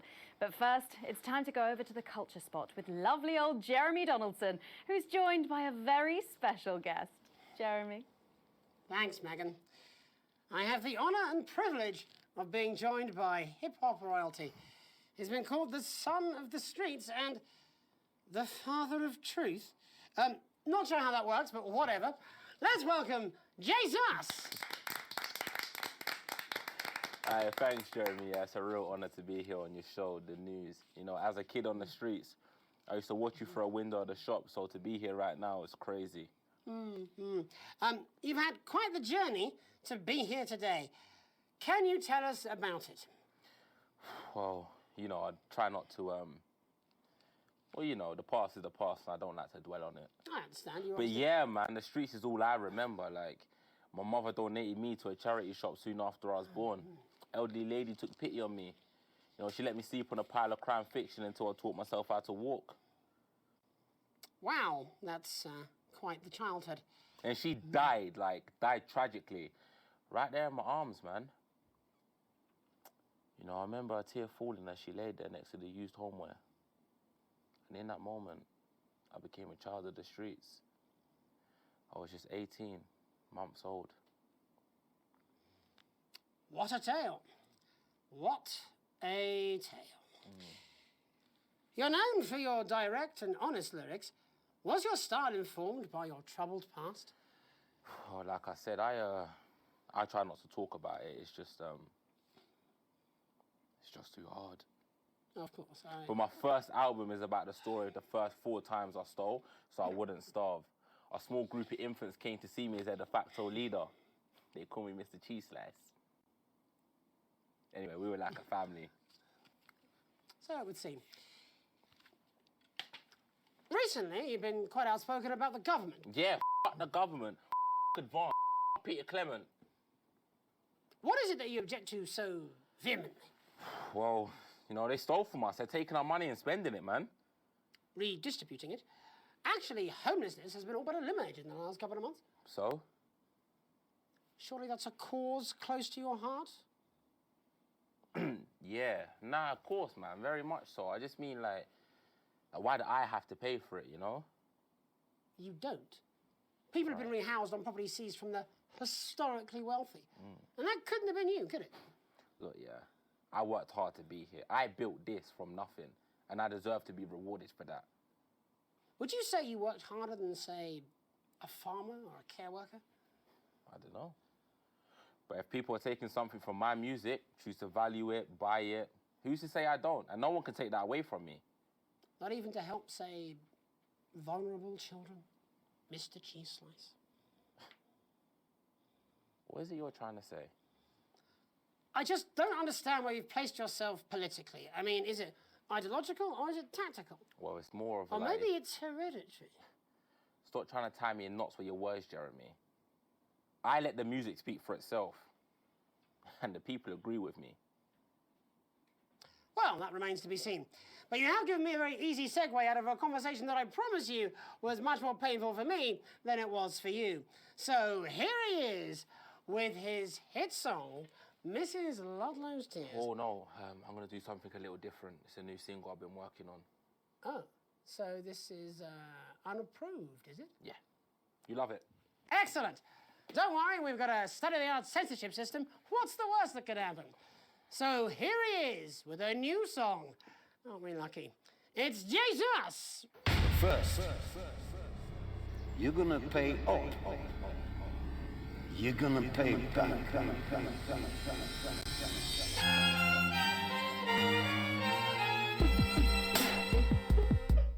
Well, we're all different races from many different places. At any given moment, only one could be the greatest. So you can feel the elation from your participation. Still two leaders in this motherfucking nation. Now we're getting sanctioned, talking about expansion. Why does Julius require a massive mansion?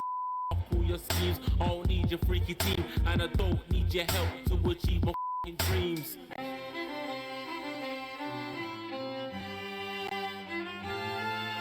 So don't make a fuss when you find you're one of us.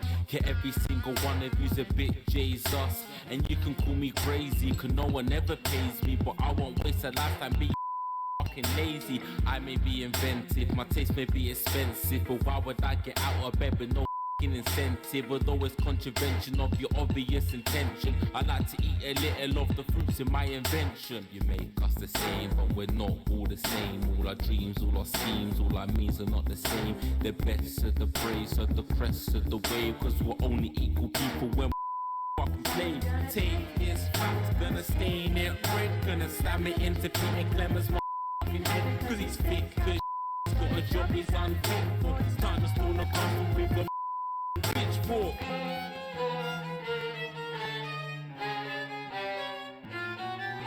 So this is for the snubs ones, the push and the shove ones, the folks who feel the burden of their loved ones who had plenty like a Bentley, the ones who now finding out their bank accounts are empty, the ones of aspiration who had to flee a nation, the ones who built a business out of dreams of perspiration. There's all sorts of people, the good and the evil. It only takes a glance to see we're not all equal. You make us the same, but we're not all the same. All our dreams, all our schemes, all our means are not the same. And the best of the praise, serve the crest of the ways. Cause we're only equal people when fucking slaves. Gonna take this fact, gonna stain it red. Gonna slam it into Peter Clemens' fucking head. Cause he's thick as he's got a job he's unfit for. Time to stone a castle with fucking pitchfork. Get out of your seats, get your asses in the streets. Set a fire in the building, let him feel some fucking heat. Say you hate to go getters, you're squilling bed letters. And burn them on the paras, fucking letters.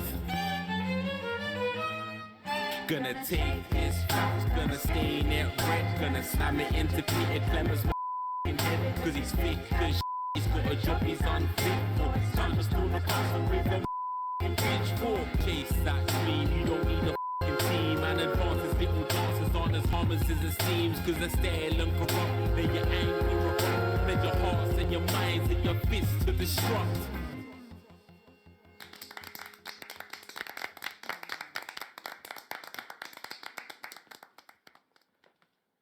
Jesus there with his new song. Thank you so much for joining us in the studio. I'm sorry. I may not agree with you, but I'd just like to offer you an apology. I've just been told that there was some kind of issue upstairs and an attempt was made to censor some of your lyrics. What? Are you joking?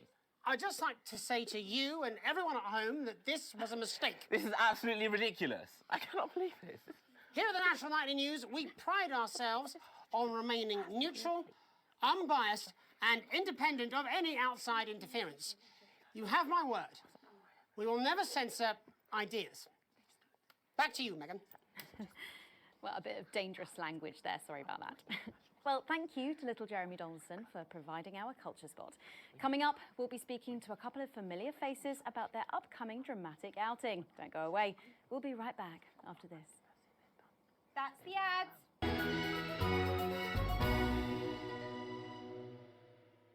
Hi, it's Crazy Neil here. I'm the druid, the really fluid, because I've got a solstice with the mostness. So come on down to Crazy Neil's for a crazy midsummer deal. Come down and buy some patio furniture, some garden furniture, patio furniture with some garden furniture next to it on the garden next to the patio. We've got garden furniture that looks like a cello, garden furniture that looks like a car, garden furniture that looks like garden furniture. Come on down for a crazy midsummer deal. We've got all sorts of stuff in the garden. We got fish, we got flowers, we've got dishes, we've got sacks, we've got garden plants, we've got garden ponds, we've got fronds. You want an elephant? You can take it away in a wheelbarrow. You want it? We've got it. We've got bird ponds, we've got duck ponds, we've got fire pits, we've got a whole mess of crazy frogs with water coming out of their mouths. This is a crazy deal from a crazy midsummer deal. Gnome from gnome, home from home. We got more than 7 gnomes, because we've got men with trombones. We've got reclining giants. We've got crazy garden gnomes with glasses. What's all that about? If you've got a loved one and you want them buried in your back garden, come on down to Crazy Deal, because we've got a headstone for you.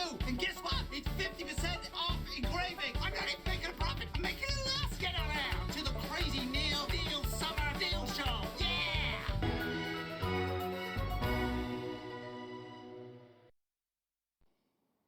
Welcome back. And no, you're not mistaken. Sitting across from us are some very familiar faces. You really are too kind, Megan. It was only a yogurt commercial, but I'm still proud of it. Here to talk about his new show, we're joined by National Treasure Tommy Harris, the National Theatre's Philippa Rayton, and National Deficit Jeff Algebra. It's so lovely to have you all. Tommy, would you like to tell us about the show?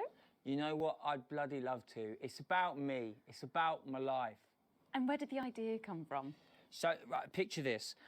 Their legs akimbo, mid-session, sweat is pouring out of me like an immense hog. And then Cindy comes in, she says, Pete's on the phone. That's Peter Clement, the Prime Minister. Yeah, Pete's actually a really good mate of mine. Oh, is he really? Yeah, no, he comes to training sometimes. He's actually a pretty good goal sweeper. Anyway, so, yeah, Pete, he says, Toby, he thinks my name's Toby, see?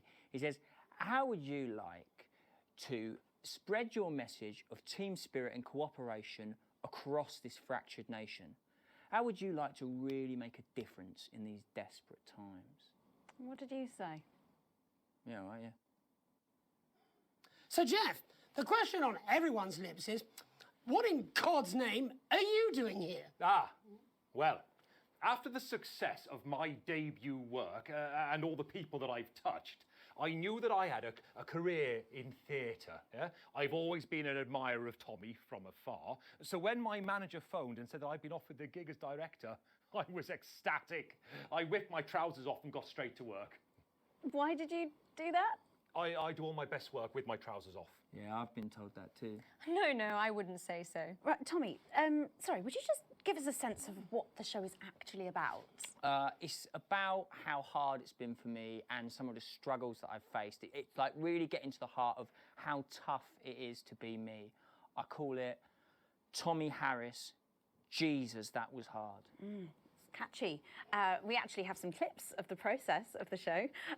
Would you mind telling us what's going on here? Yeah, so the show is built around two things that are very important to me. It mixes scenes from my life as well as epic fantasy retellings of scenes from my life. But Dad, you promised you'd come to my graduation.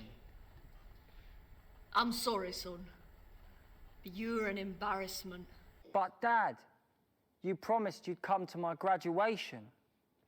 Back, demon! Back to the hells! Wow.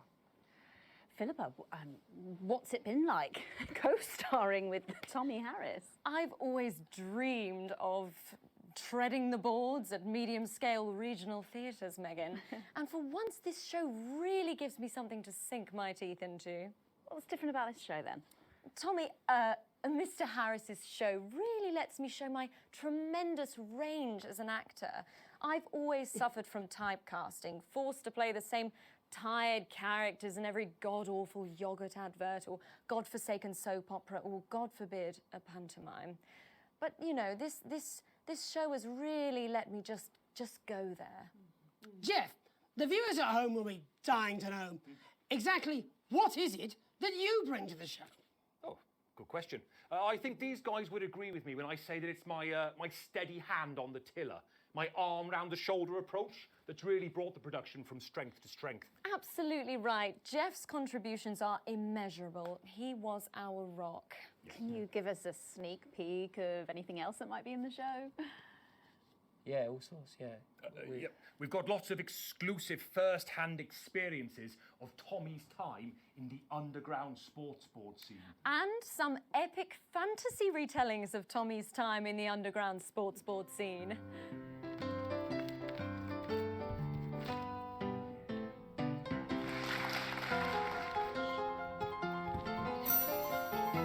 You'll never take the sacred pass! And am I right in saying this was officially commissioned by the government? Yeah, all paid for by the taxpayer, which, you know, to be honest, was actually a lifesaver, really. Yeah, I think it's fair to say that without Advance's support, we'd have had to cut the finale. Which, frankly, would have been a travesty. Oh, God, Jesus Christ! Goodness, and you do this every night? Absolutely. It's a metaphor. For what? Death. And the public are footing the bill, are they? Too bloody right they are. Between the cost of my tour bus and the dry cleaning of my ties, I'm barely scraping a profit here. Amazing. And where can the folks at home come and see this for themselves? We're performing all over the nation.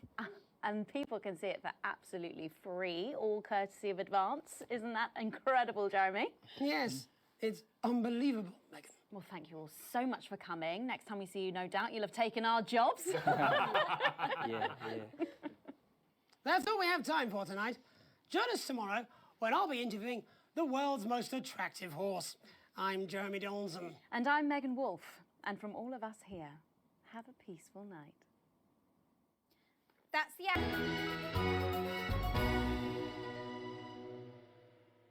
Here at Advance, we know you're worried about the future. This territory is changing fast, and that makes other countries uncomfortable. But that won't stop us. And we intend to make sure that in these challenging times, every citizen gets their fair share of the abundant, nutritious food we grow right here in the territory. Your entitlements book will be coming to you by post in the next few days, and it will let you claim enough food for the week, every week, at one of our many new distribution centres. Everyone will get their fair share, and no one will be left behind. So you can carry on coming together to enjoy life and make wonderful memories. Because we've shown our international friends what's possible when we all pool our resources and come together in a sense of team spirit. So don't worry about what the rest of the world thinks.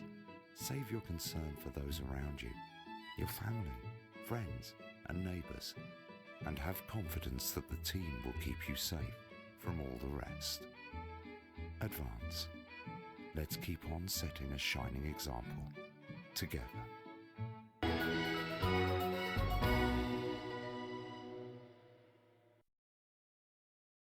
In less than a minute, we'll be going live to the newsroom. But before that, let's take a quick peek at tonight's scorching lineup. At 6:30, Megan Wolfe is at the beach chatting with members of the general public for a special heatwave edition of Your Part of Town. That's followed at 7:30 by a double bill of movies as we show Alabama Jones and the Last of the Nazis, followed by its controversial sequel, Alabama Jones 2, Whoops, Looks Like I Missed a Few, at 9:15. Dr. Adrian Atkinson Blimey will be chatting with a 6-year-old chess prodigy at 11:30, before the weather and close down at just after midnight. But first, let's go over to Jeremy Donaldson for the National Nightly News. Good evening, I'm Jeremy Donaldson. Our main headlines tonight. Siege mentality. The World Council today established a military blockade to enforce the unjust and punitive sanctions now entering their 10th week. In a statement from team headquarters a short time ago, Prime Minister Julia Salisbury issued a commanding response to this unprovoked escalation. The regrettable decision taken by the World Council this morning have left the citizens of this country isolated and fearful. But Advance have prepared for this day. Our stockpiles are large, our wealth is unfathomable, and we will defend our citizens with every last breath from this latest brutal and calculated act of war. We are with you, one team, indivisible and strong. Thank you. Match day, reformed bad boy Johnny Handsleeves was seen out in public today for the first time since leaving rehab. The rehabilitated former sports star was photographed returning to public life, looking like a new man this morning as he shopped with friends. Ever since his crowd-pleasing appearance on the Whitney Chinmack show, the rumour mill has been wondering if a new relationship might be on the cards. Sources close to Johnny say a romance with ex-teammate Eric Justin would be no surprise and was common knowledge in the locker room. Though judging by the team's recent form, they may be the only ones scoring this season. In it to win it, exciting news from Advance today with the announcement of a new monthly prize draw for all team membership card holders. Every month, lucky winners from across the country will be picked at random to receive what Team HQ are describing as unique prizes worth more than money used to be.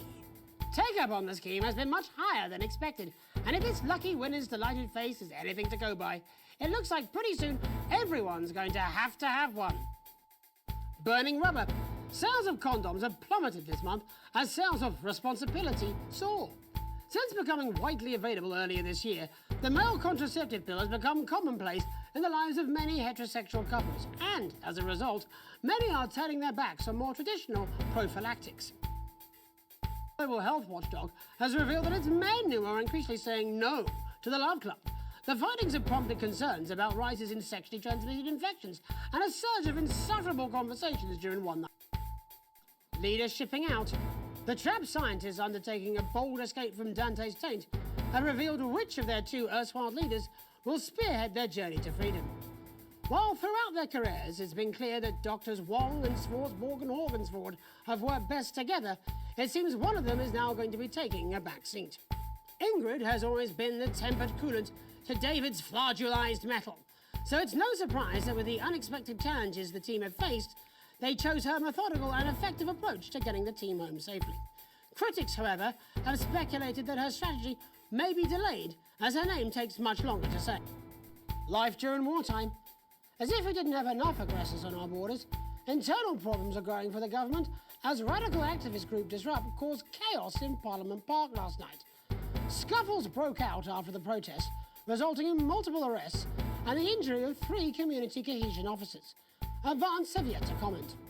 As grassroots support for the movement grows rapidly, especially in those areas Advance have not yet been able to fully regenerate, people across the country are starting to fear a return to the bad old days of inequality, division, and multiple television shows about buying houses.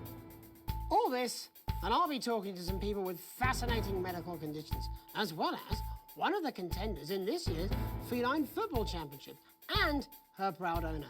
That's all up on tonight's National Nightly News.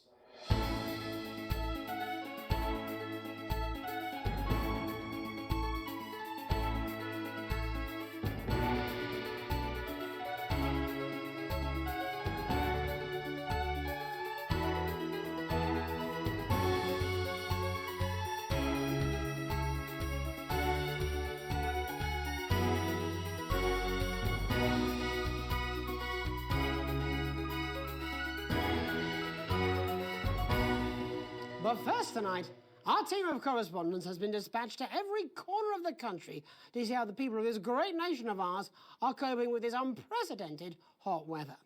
First, let's go to Megan Wolfe in Shining-on-Sea to see what the scientific community has to say. Megan, how's the weather there?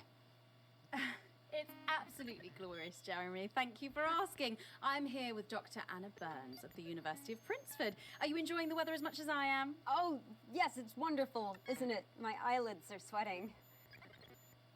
And you're part of a team carrying out a study into just what's causing this unbelievable heat, is that right? Yes, that's correct. Yes, we want to be able to reassure the public once and for all that there's absolutely nothing to worry about and that they can enjoy their sunstroke and fossil fuels in peace.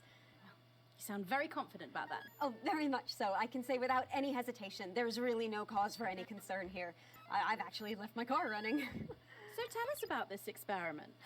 Well, we take data from weather stations from all over the world, along with atmospheric samples, and we take all that and we feed it into this state-of-the-art computer, and very soon we'll be getting a high-tech readout of the results. Blimey, that sounds very fancy. I should just say, none of this would be possible without the generous support of Remington's Fist. This is all thanks to their unrivaled investment in our future, and may I just say, complimentary personal anecdote. Oh, here we go. And, as expected, everything is absolutely fucked. Hang on. This can't be right. Right, but obviously you said a second ago that everything is absolutely fine, so, you know. Well, actually, under concern level, it just says, why, God, why? We should be celebrating these wonderful results, I think. There we are. We need to evolve gills within 40 years. You look thirsty. Here. Shit. Look at you. This is meant to be a celebration. Can't go. Much better. Can I just say thank you again to Sophia Remington for providing all of this. Everyone, we don't have long. Time is running out. Running out. Absolutely right. That is all we have time for. Abandon hope and return to the forest. There you are. Enjoy that. I'd like to thank Dr. Burns for just one opinion on the climate. The sea will reclaim us all. There you have it, Jeremy. Proof, if proof be need be, that everything is just fine. I'm Megan Wolfe, here with science. Back to you. Megan Wolfe there, attempting to do some actual news. Next, it's over to Robin Short, who's in Scritchford with some of the winners of this week's team membership lottery. Robin? Thanks, Jeremy. I'm here in Scritchford with Gary Failsafe, a janitor at the local school, and Amelia Jackhammer, an aspiring poet. Both of you were drawn at random from those who hold team membership cards to receive this week's amazing prize. How do you feel? Filled with fervent euphoria. Yeah, good, yeah. And all that we had to do was fill in a quick form or two. Wow, that sounds so convenient. But we're all dying to know, what have you won? That's right, Robin. I've won dinner with Julius Salisbury at one of the capital's top restaurants. Ooh, swanky. And I've been invited to Peter Clement's house to help him dredge the gutter in. That's absolutely terrific. You must both be over the moon. I've written a poem about it. So, can you tell me about the moment when you first heard the news? Well, I was battling against a particularly difficult floater, probably one of the sixth formers, when the headmaster came and found me. I was involved in a similarly brutal conflict with a particularly arduous stanza. So you were both polishing turds? No, I don't like to polish them. I like to keep them intact for my collection. Oh. How unexpected. I don't polish turds. I write poetry. Potato, potato. So, Gary... Do you think Peter Clement's going to let me keep the contents of his downpipe? There's no harm in asking, I suppose. Would you like to hear one? No, thank you. Gary, when you signed up for team membership, was it in hopes of winning the lottery, or were there other reasons?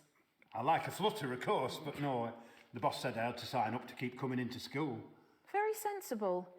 It's important to know who we're trusting around our children. Oh, I have an unpublished book of sonnets about children. Perhaps you'd like to hear one. No! Or an anthology of haikus on the death of innocence. I'd rather hear about Gary's turd collection. Really? I thought you might say that. Oh. Oh. Are you all right? Yes, it's coming. It's inspiration and it's delicious. Right you are. Today on the show there's no news, just a man who keeps multiple poos. Here, No. this big one's my favourite. See how it's fibrous, really lovely texture. Would you encourage other people to enter for their chance to win? If it's colour you're looking for, take a gander at old Blue Eyes here. The national news lost its way when it covered some crap on a tray. Some of these are quite rare. Maybe that was unfair. And that's all we have time for today. Back to you, Jeremy. Thanks, Robin. What a lucky pair they are. And finally in this segment, it's over to Patrick Bannon, who's gone to the smelliest town in the country to see how the unprecedented weather is affecting the locals. Patrick? Hello there, Jeremy. Hello, yes. I'm here live in Grizzleford, which has recently voted the smelliest town in the country. And I have to say that, you know, in this heat, the smell really is. I mean, it's something else.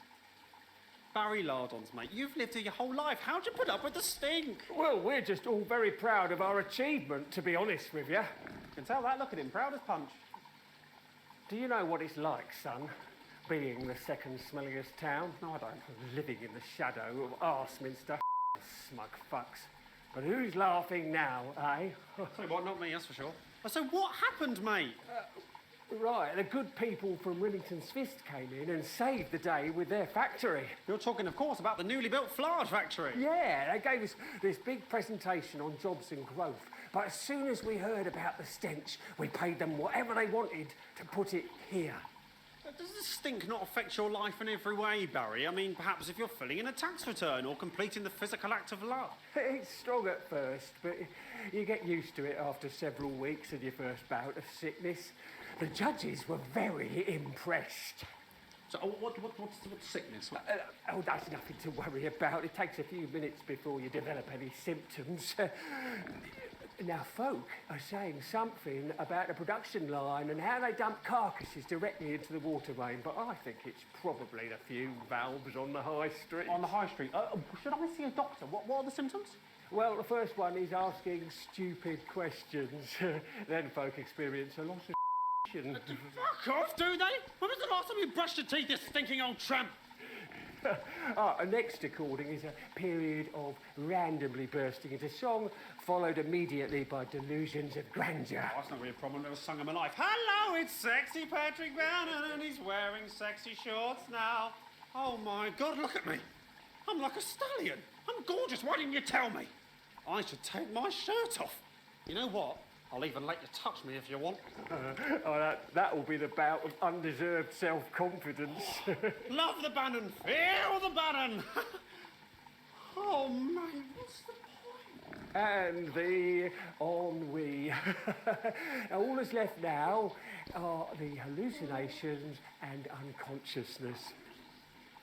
Nana Dottie? Was that you? Why are you made out of elbows? You know I don't eat opinions. Oh, don't worry, folks. Once he wakes up, he'll be just fine. We'll just find a place to stick him where it won't matter how many times he evacuates his bowels. Right, that's all here from Grizzleford, a town that's really making a stink. I'm Barry Lardons. Back to you, Jeremy. Thanks, Barry. With a naval blockade being set up around our coastline as we speak, when we come back, I'll be talking to 3 members of the general public who appear to be here purely for medical reasons. Don't go away. Unless, of course, you've got something better to do. We'll be back after these messages.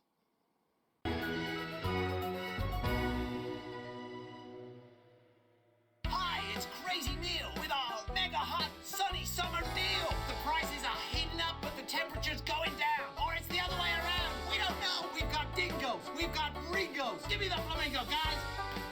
I know the prices are mental. If you're boiling hot and you're thinking, I need to get cool, I need to get down to Neil's because we've got the aircon on. We're serving up ice creams to all the customers, but our prices are dropping faster than a kid with a cold. It's on the floor. Yes, they're dropping every day. We've got crazy artificial paddling poles, ornamental paddling poles, big poles, little poles, any ground catching nets. Well, I don't care what you think. I'm gonna drop them even further. We got rubber rings for pets. We got rubber rings for you. We got rubber rings for them. We got rubber rings for her. Are you the managing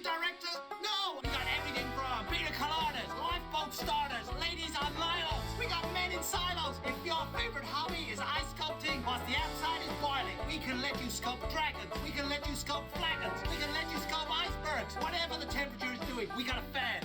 You don't care? You're fired! Hey! So come on down to the Crazy Neil Long Hot Summer Deal Steal.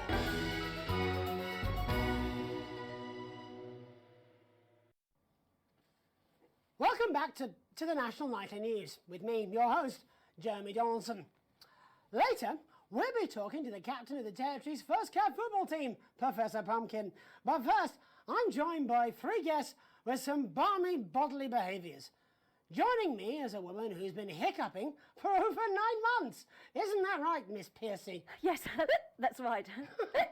Yes. Tell us, what brought all this on? Well, it's all a bit of a blur, Jeremy, to be totally frank with you. So I was watching your show and I remember seeing the news about the election and it hasn't stopped since. Fascinating stuff. Also here is Frankie Steampipe. Perhaps you could explain to us exactly what your physiological fourboil is. I'm here to say it's high time people like me were respected. We're constantly overlooked in the workplace, we're whispered about on buses, and we're asked politely to leave children's birthday parties. And it's disgusting.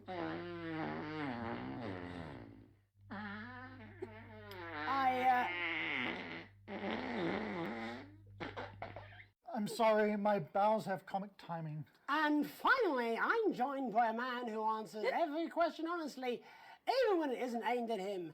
How do you cope with that, Mr. Truman? With a combination of booze, self-hatred, and hardcore pornography. Is that right? Not according to my therapist. Well, in that case, let's speak to Rose. Tell me, how does the hiccuping impact you? I get shushed a lot, which is hard. At work, they've asked me to stop answering the phones. It's really affected my confidence. Well, I find it really irritating. Do people tend to believe your story? No. Actually, I've been surprised at how much support I've received. And Frankie, why have you come here today? Because my wife left me, and I was hoping that the fame would win her back. We've started a group for people with ailments deemed broadly comical by society. It's called Take Us Seriously. That's right. And we bloody well mean it. And who's joined so far? A bunch of losers. It's just us so far. And how much success have you had? Well, we've seen some real positive changes. I don't want to toot my own horn, but it's been a runaway success. Not a single person come to our fun run, and all of our leaflets fell in the canal. Well, Miss Piercy, some people are saying your condition was actually caused by the shocking events of that night. What do you think? Come down, Mr. Donaldson, that's absolute rubbish. What it'd be like to have a pair of Could you? I'm sorry, it's very hot. What was I thinking? that you're a team puppet? No. Or a sellout Apologies. Just a reminder that he can't help it. And hey, if this isn't live television, then what is it? Best of propaganda masquerading as journalism. Right, Frankie, Rose, tell us, how can the viewers get involved with your cause? Yes, we're holding a sponsored run in Capital Park next weekend. It's called the No Smiles 13 Miles. No, it's called the No Laugh Half. What did I say before the show? That it was the team pulling Jeremy Donaldson's strings. No, I didn't say. Wow, we may have to end that there, unfortunately. What a harmless bit of fun. Steady on! This is exactly what I'm talking about. We demand respect. Yes, well, later, I'll be talking to Professor Pumpkin, a ginger tabby with a world-class pair of penalty paws. Is that really necessary? No, it isn't. Let go.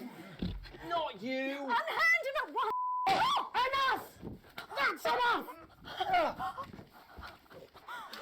Enough! What are you doing? Trying not to myself. Alex, cut... Don't you dare! Don't you dare cut to the ads before I tell you to. Now, you in the broadcast centre, Bozeman's little scapegoat, you listen to me. You cut to the ads before I tell you to, and I will kill every single person in this studio. Jeremy, think about what I am thinking about what I'm doing. I've been thinking about it for a long time. We all should be. Christ, it's so hot in here. Do you remember when we used to do the real news? Before it was all lottery winners and bloody cat football? We are on the brink of a siege, the likes of which the world hasn't seen in hundreds of years. The enemy is at the gates, and I'm stuck here talking to these three idiots. I think my hiccups have stopped. You three, get the out of my studio. Go on, now, go, before I change my mind. Jenny, lock the doors. Lock the doors. Yes, Jeremy. Now. Good. Yes. Now. Right then. You in the broadcast centre. Alex, you listen to me. You pay attention. Now, I'm sure you've already loaded up exactly what you're going to play in the commercial, but today is going to be a little bit different. Look to your right. Yes, really. Look to your right. There is a VHS tape, and I want you to load it into one of the machines, and when I say so, and not before, you play it. You've got about 15 seconds, so I wouldn't waste any time. Now, all cameras, all of you, on me. When we come back, we're going to do the news. And because every single thing that comes out of this studio is either one-sided or banal, we're going to show the other side for a bit. For a bit of balance, like the good old days. Alex, play tape. Now, I don't want to hurt anyone. Hi, it's Crazy Neil with our mega hot sunny summer deal. The prices are heating up, but the temperature's going down. Or it's the other way around. We don't know. We've got dingoes. We've got gringos. Give me the flamingo, guys. I know the prices are mental. If you're boiling hot and you're thinking, I need to get cool, I need to get down to Neil's because we've got the aircon on. We're serving up ice creams to all the customers, but our prices are dropping faster than a kid with a cold. It's on the floor. Yes, they're dropping every day. We've got crazy artificial paddling poles, ornamental paddling poles, big poles, little poles, anti-ground catching nets. Well, I don't care what you think. I'm going to drop them even further. We got rubber rings for pets. We got rubber rings for you. We got rubber rings for them. We got rubber rings for her. Are you the managing director? No. We got everything from pina coladas, lifeboat starters, ladies on lilos. We got men in silos. If your favorite hobby is ice sculpting whilst the outside is boiling, we can let you sculpt dragons. We can let you sculpt flagons. We can let you sculpt icebergs. Whatever the temperature is doing, we got a fan. You don't care? You're fired! Hey! So come on down to the Crazy Neil Long Hot Summer Deal Steal!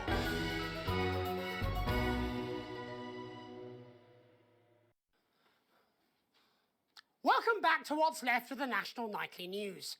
Our main story tonight, there is a massive military blockade being set up around this country. We are surrounded and outgunned, as incidentally am I. Now, I have asked for all the security doors to be locked, the studio doors to be locked, but security is on its way. So, I doubt we'll have much time. But while there is, let's try and do the news. Our first guest tonight is Jenny. She works here in production, and earlier today, she told me she put forward several news stories. Older viewers will remember those, but they've all been rejected. So tell us, Jenny, what's somehow less important than Barnum and Bailey's amazing circus and Commander Pumpernuts, the footballer? It's Professor Pumpkin. Really, Jenny? There isn't much time. Come on, just one real news story. I don't know. I can't think. I'm trying. Christ! You haven't even taken it into public ownership yet. I mean, might as well be run from Julia Salisbury's no doubt immaculate kill room. You want to leave her alone? And this gallant knight in slightly armour is Andy. He's a CCO. What's that stand for, Andy? Community Cohesion Officer. And what does that mean, Andy? Well, we aim to strive... No, you utter I mean, what does that mean? What is a CCO? What are you? Community... Policeman! You're a policeman, a fucking policeman! Yeah, that's what we used to be called. Used to be? It was less than 2 months ago. What the hell is wrong with you all? Jenny, any recollections yet? Nothing springing to mind. All right, then. Looks like you're in the hot seat, Andy. Exciting, eh? I mean, that's what you joined up for, wasn't it? Excitement? Is this your first hostage situation? Yeah. Yes. Pretty you ended up being the hostage, eh? Never mind. How many people have you arrested for not carrying or having their ID cards? Well, firstly, we don't arrest anymore. We invite for consultation. And they're not ID cards. Don't be a for your life, Andy. You know what I mean. Answer the question. Well, it shouldn't have to be a big deal to prove who you are. Only the guilty have something to fear? Well, yes, actually. How desperately naive. Look, I'm just a police officer. The CCO. Just following orders? Oh, come on, mate. That's not fair. It was rhetorical. Jenny, ready to spill the beans yet? Jeremy, please stop. I'm scared. Alex didn't even play your tape. This is pointless. It's over, Jeremy.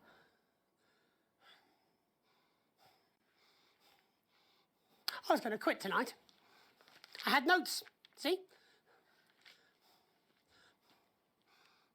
There's a recording, a VHS tape, a message from Disrupt. I haven't heard it, but I know what it's trying to say, and I wanted you at home to hear it, to listen to the other side and make up your own minds.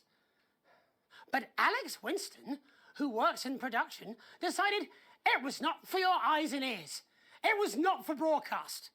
Maybe Alex will play it after the next break. Doesn't matter. Tomorrow morning it will arrive in every major news broadcaster worldwide. But I wanted you to hear it first.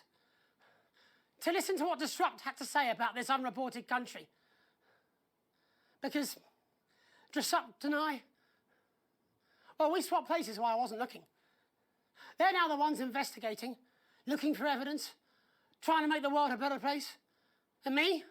I'm in this newsroom interviewing Jeff Algebra. What Disrupt have to say is important. You might not agree with all of it, but you should still hear it and make up your own minds. Are you serious? Disrupt, a credible source. Get more objectivity out of Alan James. Oh my God, are you being deliberately obtuse? Why can't any of you understand there's no such thing as a credible news source anymore? Aaron! Aaron! Oh, I'm sorry, I didn't mean to. He's bleeding. It's in his shoulder. First aid! Whoa, we need first aid. He doesn't need first aid, he needs a ambulance. Paramedics. There'll be paramedics for the security. Unlock those doors. No! Don't do that. Jeremy, he's bleeding. He could die. Yes, but if you open the door, that's How did you think this was going to end? Why are you even here today? It's supposed to be your day off! My date cancelled. I thought it'd be more fun to be here than moping around at home. Truth be told, I wanted to see you. Being annoyed with you is like wearing a comfy jumper. I think that's the nicest thing you've said to me. Let's not make it the last. Right. All remaining cameras on me. In a minute, I'm going to ask Jenny to unlock the doors. Now, that will mean Aaron, our cameraman, can get the medical attention he needs. I should imagine I'll get arrested for this. It wasn't the graceful. I had a speech. I was meant to be resigning with a flourish of honour. A last hurrah. I was going to wish you all one last peaceful night. Can't see that happening now. Still, I want to have one last stab at the news before I go. You see, there's so much more we're not telling you. There's large groups of scientists, and they're testing something. Something loud and something... What was that? I didn't think it over the... Why did it? Don't shoot him! Stay back, please. Mr. Donovan, Stand you back, have Jenny. 10 seconds to lower your weapon. If you do not comply, we will open fire. God, 10. cut to the ads! 9. Alex, cut 8, to the ads! 7. Jeremy, 6. for God's 5. sake, put the gun down! 4. 3. 2. I think we both know I wouldn't do very well in prison. Jeremy, no!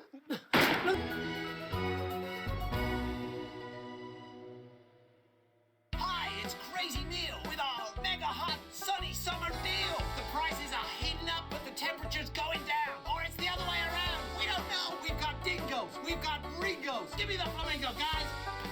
I know the prices are mental. If you're boiling hot and you're thinking, I need to get cool, I need to get down to Neil's because we've got the aircon on. We're serving up ice creams to all the customers, but our prices are dropping faster than a kid with a cold. It's on the floor. Yes, they're dropping every day. We've got crazy artificial paddling poles, ornamental paddling poles, big poles, little poles, anti-ground catching nets. Well, I don't care what you think. I'm gonna drop them even further. We got rubber rings for pets. We got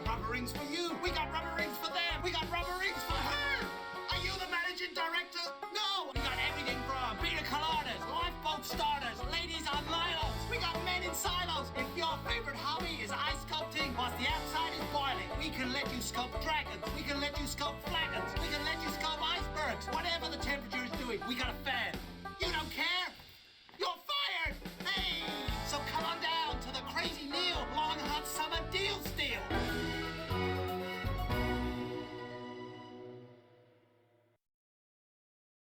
Well, before we join Megan Wolf and the team for tonight's National Nightly News, there's just time to take a peek at what's coming up later tonight on Channel 1. At 6:30, it's Ration Kitchen with Jordan Rankley. And tonight he'll be screaming at some pensioners while they try and fashion a nutritious meal out of a can of condensed milk, a cow's tongue, and some rhubarb. Not one to miss. At 7 p.m, it's a look back to happier times with part 8 of our acclaimed documentary series, The First 365, which looks at the astonishing progress made by Advance as we begin what is only their second year in office. At 8:30 p.m, it's over to Patrick Bannon for all the day's sports board highlights, including all the tabletop action from the semi-finals of Pro Amateur Sports Board, the Sports Board Sports Board Game. At 9, it's our nightly war report from the late news team, followed at 9:25 by our unsettling play, When Katie Went Abroad, which tells the cautionary tale of one brave young lady's battles to survive the cruel administrations of our neighbours. At 11:25, it's Incisors. And tonight, Dr. Adrian Atkinson Blimey will be getting his teeth into Fiona from Hamble Bamblebury, who has invented a tasty twist on the humble biscuit. And that takes us, after the weather and public information film, into our close down. But first tonight, it's time to join Megan and the team for the National Nightly News. Good evening. This is the National Nightly News. I'm Megan Wolf. It's the 140th day of war. Our main headlines tonight. Company of Heroes. Skirmishes on land and sea again today as our armed forces tested the mettle of the World Council's illegal blockade. Advance's strategy of multiple small-scale incursions into the disputed zone is certainly keeping the enemy on high alert, unable to work out where or when the next strike will come. Sadly, however, more casualties were reported today, and as the weeks and months of this war make ever more demands on our armed services, those numbers will, tragically, only continue to rise. Don't starve. Advance's food programme moved from strength to strength today as rationing depots were opened in the last remaining unfed areas of the territory. The rationing depots have been constructed in record time, and the government's agricultural coordination strategy has seen shelves restocked with increasing regularity. However, with a reported rise in mental and physical health issues since the imposition of the blockade, critics have questioned whether those smaller communities which are only now starting to receive help could have been better and quicker served. 7 days to die. The recent decision to allow those with long-term health conditions to access transition centres has today been declared an overwhelming success. Previously available only to those in their final years, the expansion of the service has been met with relief by the many organisations calling for it to be opened up to the wider community. With dwindling medical supplies leaving many of our most vulnerable facing chronic pain, it can come as no surprise that the transition centres have found themselves stretched to capacity. Populace. More than 11% of the population have thus far failed to register for a team membership card, a worrying statistic given that the cards are a legal requirement from midnight tonight. It's up to the other 89% of us to remind our tardy friends that not taking advantage of all the exclusive services available to cardholders is now, as it should be, absolutely criminal. Start me up. Disrupt spokesman Alan James held an impromptu rally today in the northern city of Mankipool.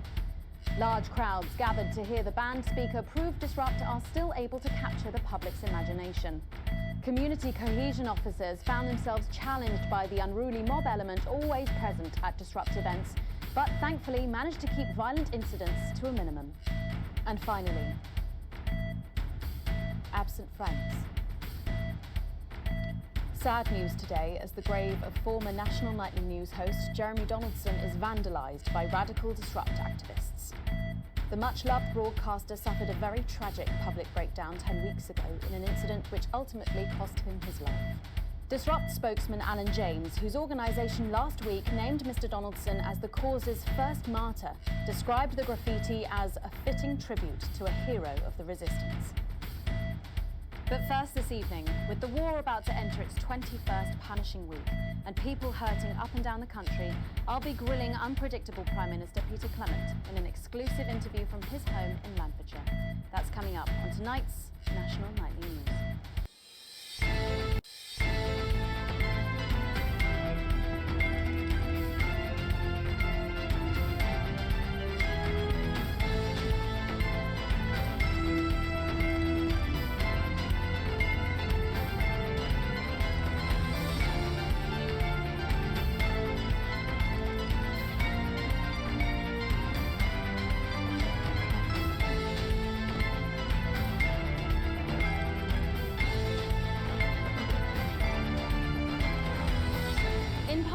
I'm a little overexcited to announce I'll be interviewing the one and only Lil C. And later we've got a new feature that's sure to keep you coming back for more. But first tonight, let's check in with Prime Minister Peter Clement, who's speaking to us from his home in Lanfordshire. Good evening, Prime Minister. Have we caught you exercising? Oh, have we started? Yes, that's right, Miss Wolf. Just a few minor adjustments. I mean, nothing drastic. I haven't joined the gym or anything. As my old man used to say, just because you don't take it up the shit, it doesn't mean you shouldn't try for a quick fiddle up the car park. Language, Prime Minister. What? Quick fiddle? What's wrong? Oh, shitter. It's shitter, isn't it? Yep, that's the one. And can you tell us what brought about this new you? Well, you know, Mrs. C and I were watching, you know, the night the blockade began, when Jeremy Donaldson, well, you know, and it were blistering hot, as I'm sure you all remember, and I were a bit wheezy from all the cigars and all that, and Mrs. C turns to me after the signal dropped away, and she were in floods of tears, and she says, PC, she says, I couldn't go on without you, she said. So I made a decision. And since that day, I have stopped smoking cigars. Except for Christmas. My birthdays. Weddings. State dinners. That's what I say. I got this useless running backwards doesn't go anywhere. And apparently I'm going on a walking holiday this Christmas, and that should finish me off for bloody good. Did you make the decision to holiday within the country this winter because of the blockade, Prime Minister? Well, Mrs. C has never liked travelling at the best of times. These are certainly not the best of times. On that we can all agree. There's a lot of red tape involved in leaving the territories at the moment, as I'm sure you're all aware. Some of the forms are bastard long. All in it together. What? All in it together! Oh, yeah. Also, it doesn't seem very advanced to be going abroad when the rest of the country is grounded. And yet, Julia Salisbury announced today that she'll be visiting Svenland during this year's winter break. Is that really an example of team spirit? What? Did you know about this, Gail? No one tells me anything, Peter. You should know that. Why don't you know? Well, leaving that for a moment, it says on this card that a body like yours must take some planning to achieve. What's your morning routine?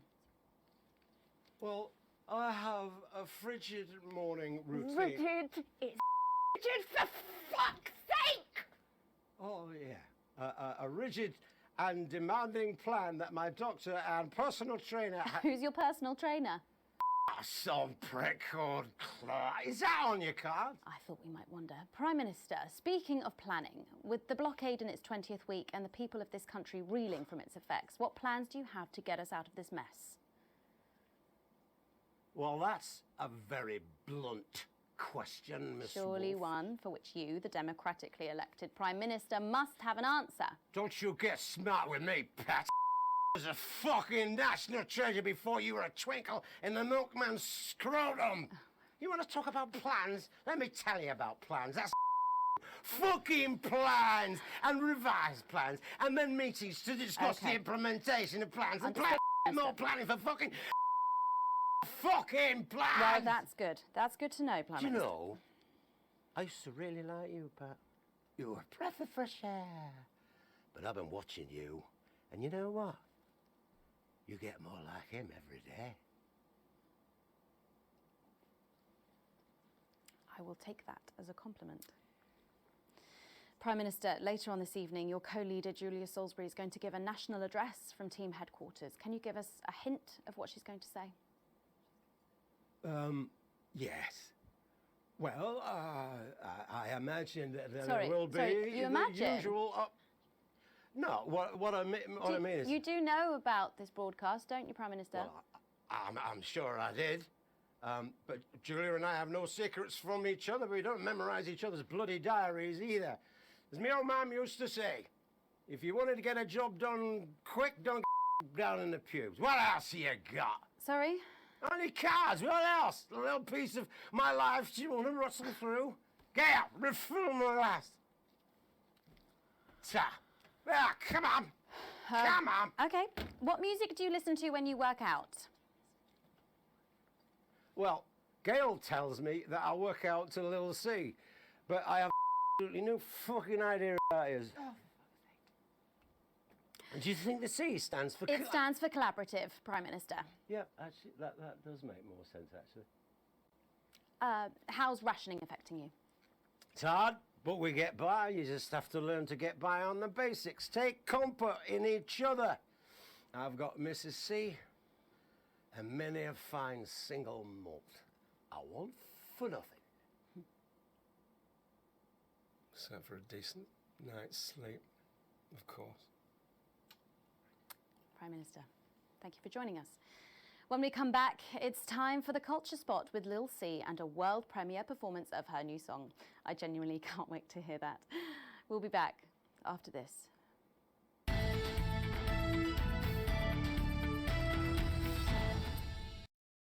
The enemy is all around us. A frightened world that looks at what we have achieved and dares not let it succeed. They have tried to starve us, but as a team, we have grown food enough for all. They have tried to hurt us, to cut off our medicines, but as a team, we have offered radical, compassionate solutions. And they have tried to scare us, to rob us of power and leave us in the dark. But as a team, we have lit a fire so bright that they will never quench it. We are at war with a brutal foreign enemy, against leaders who do not even treat their own people with the dignity and love that we have come to expect as standard. And if these leaders can sit idly by while their own people starve, well, whatever would they do to us should we lose? That is why it is vital that we pull together, that we encourage and educate our family, friends and neighbours so that they too embrace this new future. Because a team can only succeed when it pulls in the same direction. And while we certainly wouldn't call dissenting voices treasonous, we would raise an eyebrow at those who can't find it within themselves to show even a little team spirit. Advance. Together, we cannot lose this war. So join the winning team.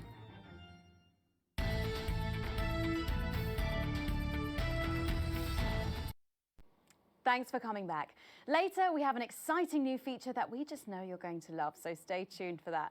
But first, I'm really excited for our next guest. She rose to prominence as the delightful Susie May in All My Daughter's Children's Men, before taking the music industry by storm this year with her debut album smashing the chart records at the age of just 20. Let's give it up and welcome Lil C.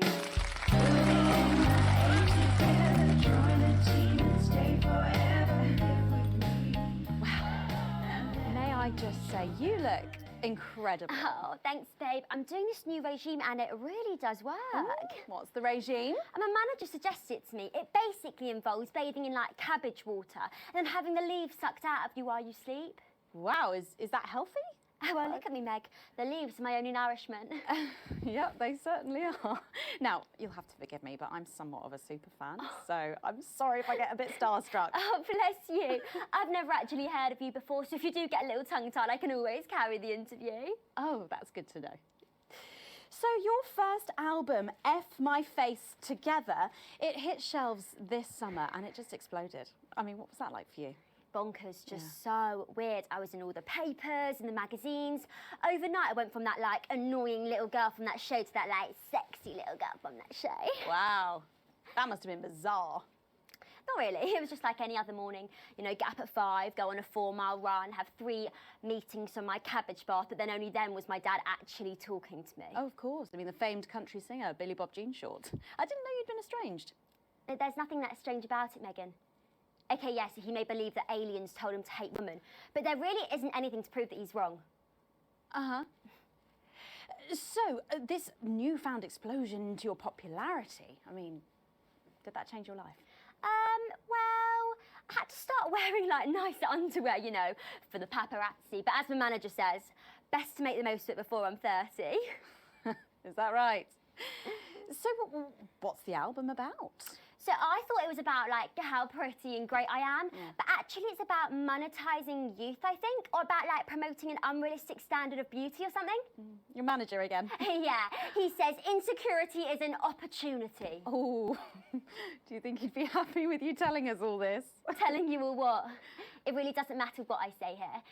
I'll do my dancing and then this part will all be forgotten about. Oh. Well, yeah, I mean, we're going to see some of those famous dance moves very shortly because you're going to be performing your new single, aren't you? Yeah, it's from my album Put It In My A Together and it's out tomorrow. So soon, after the last one? Oh yeah, I've actually released 2 albums since lunchtime and a clothing line during this interview. See, this is called Cry for Help and it's going to be in all the best high street and retailer shops and it's out now. So girlies, you know what to do. Scream and cry until somebody gets it for you. Ooh. There she goes. Blimey. All these projects, they're keeping you very busy, aren't they? It must be tough. Yeah, it can get tough and I hate it sometimes and I hate myself. I just want to, like, cry into a bath of root veg. But then I think thousands of girls would do anything to be me, so I must be quite lucky. Well, you know you don't have to do this, though, don't you? Yeah, I do think that sometimes. Most nights, between, like, my 4th vodka and the 8th time a stranger slaps me around the arm, I think things could have been different, you know, like, better. But I don't know. I love doing autographs and having somebody dress me and tell me what to wear. Did you always want to do music? Well, ever since I was a little girl, I did. I'd sit in front of the radio, and as soon as my favourite girl group would come on, I'd press record on my cassette. But then my dad would come in and tell me to turn it off and to go back upstairs and start practising again. Oh, sorry, is your dad your manager? Yeah, which can be tough. And sometimes when it gets really hard, he'll say, "Make Quagler proud and you might just survive childbirth." Well, you know what, despite anything, you'll make me proud. Oh, if only your opinion was as valuable as his. And on that problematic note, you're going to be singing your song for us soon, aren't you? Tell me about it, So, it's called These Babies Gonna Bring You Home, and I actually got sent the lyrics in the car on the way up here. But you know what, it's actually all right. And don't worry, all my work is team approved. All right then, well, you can go and get ready for that. We'll see you in a little bit. It was a very specific type of pleasure to chat to her, and I just can't wait to hear this. Oh, so here is Lil C with an exclusive first performance of her new track, These Babies Gonna Bring You Home. Take it away. Ladies and gentlemen, it's the Force's favorite, the Queen of Teams, here to break in your blockades, Lil C.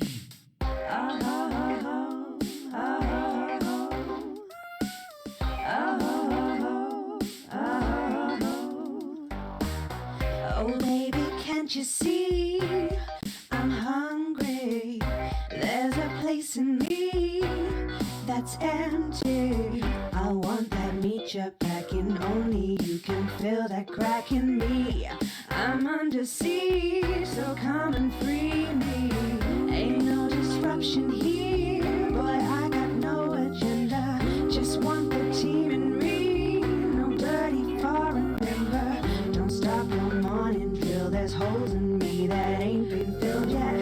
I only scream this loud when you do your country proud. I ain't no vicar's daughter, come and skirmish on my border. Quick before I get much older, tie me down and pull me like an enemy soldier.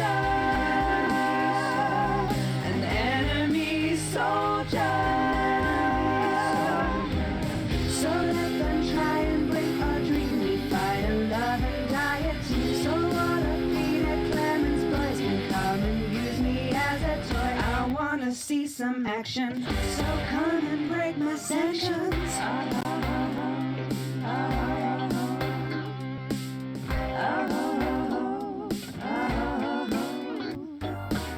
I've been this wild and free since Mama burdened me. She was only 53 but gave to save her family. There's no one judging me if I'm the one that's in your fantasy. Don't die alone, these babies gonna bring you home. I ain't no vicar's daughter, come and skirmish on my border. Quick before I get much older, tie me down and pour me like an enemy soldier. An enemy soldier. So what if Peter Clemens poison come and use me as a toy and flip me over, grab my hair, rip off my clothes and down from there? I wanna see some action, so come and break my sanctions.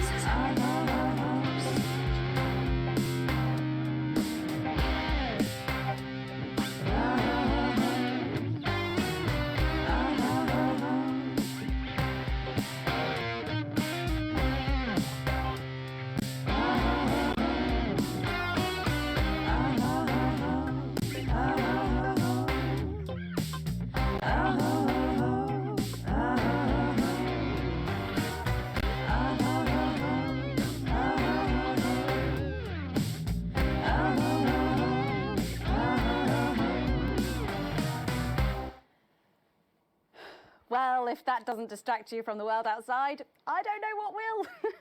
I'd like to thank Lil C for doing that. Don't go anywhere. After the break, we'll finally be revealing the new segment of our show that we just know you're going to love. We'll be back right after this. And we're out.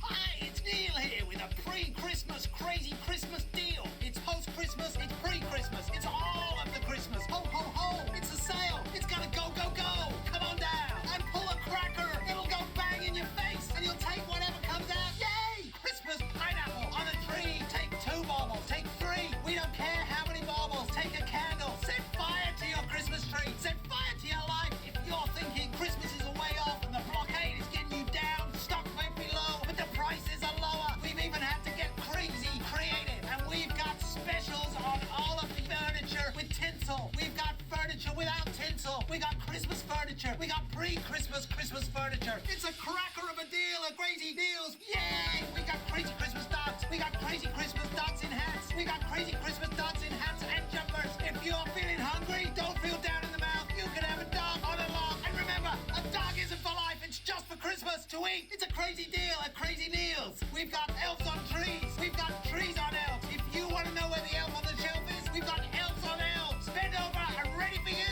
to take home. We got naughty Christmas nativities with naughty Christmas figurines. We got crazy Christmas nut bums. We've got crazy Christmas big bums. It's the 6th Mrs. Crazy Neil used to say to me, bang, bang, bang. She had to go, but I still love Christmas. Christmas without her is not the same, but I don't care because I'm insane. Come on down to Crazy Neils for your Christmas needs. Wife's not included.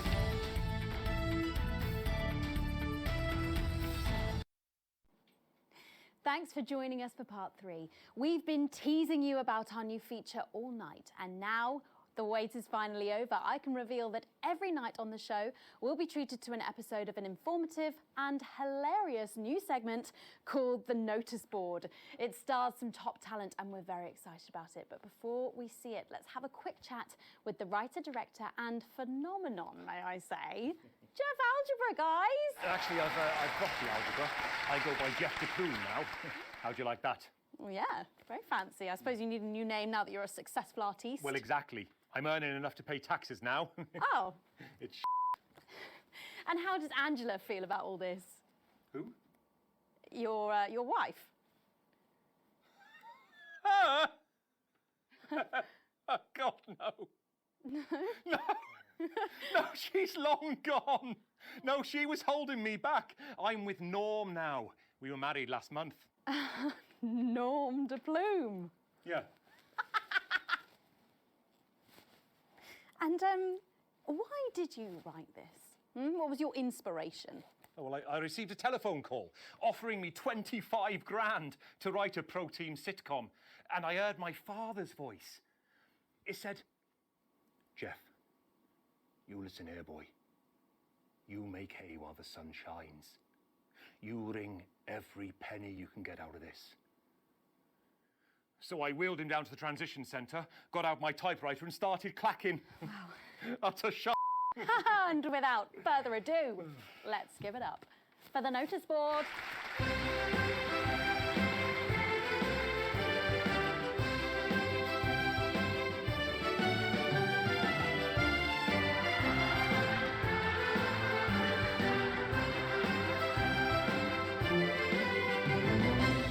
Good morning, Miss Craven. Oh, morning, Ray. Everything all right, Mrs. Craven? You look as worried as the vicar in closing time. Oh, Ray, it's those young louts. They've vandalised my shop again. No! Yes! They've written all sorts of obscene language and crude pictures, and I know it's those damn youths. I don't know. It could be the vicar at closing time. I'm just worried they won't ever become productive members of the community. What if they never see the error of their ways and end up as social outcasts, such as shoplifters or bong rats? Don't worry, Mrs. Craven. This is a very supportive community, and I'm sure that in time they will fit into this society like this key into this lock.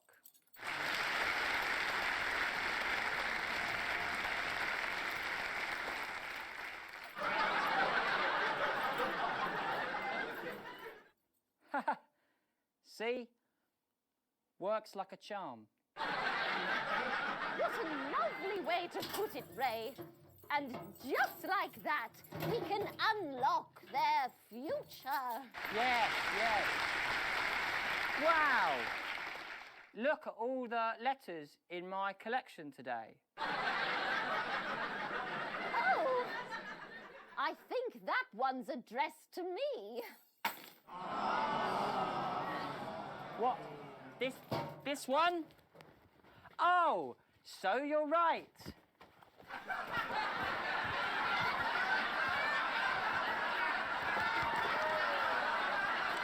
Here it is. It's a letter from my granddaughter, Brenda. She says she got an A on her maths exam because one of her friends has been helping her. She was always a team player, was our Brenda. What's up, losers?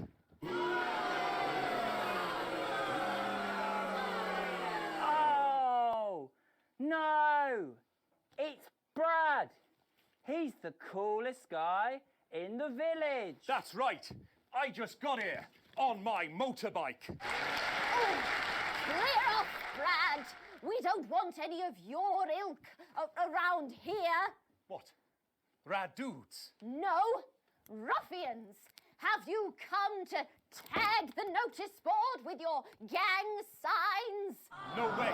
I've actually come to pin my resume on that notice board. I'm looking to do some tutoring after school. What did you say? Tutoring? That's right. Maths is very important. Would you mind, Ray? Not at all.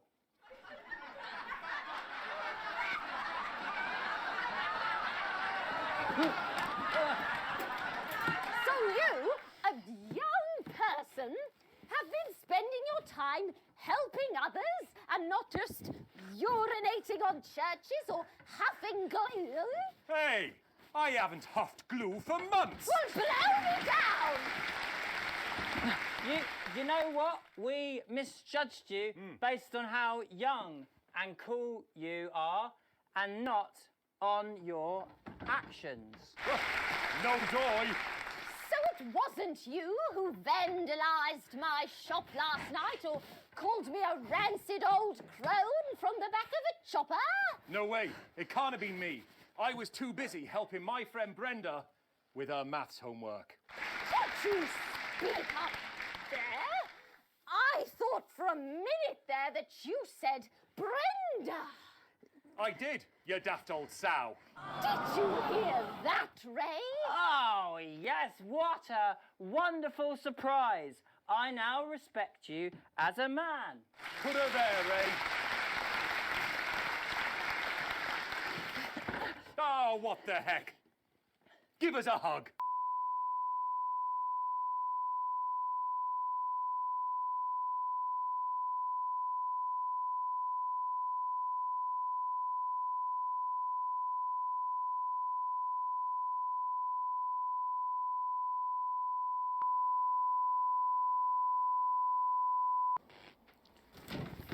Sorry to interrupt the first groundbreaking episode of the notice board, but we are receiving some breaking news.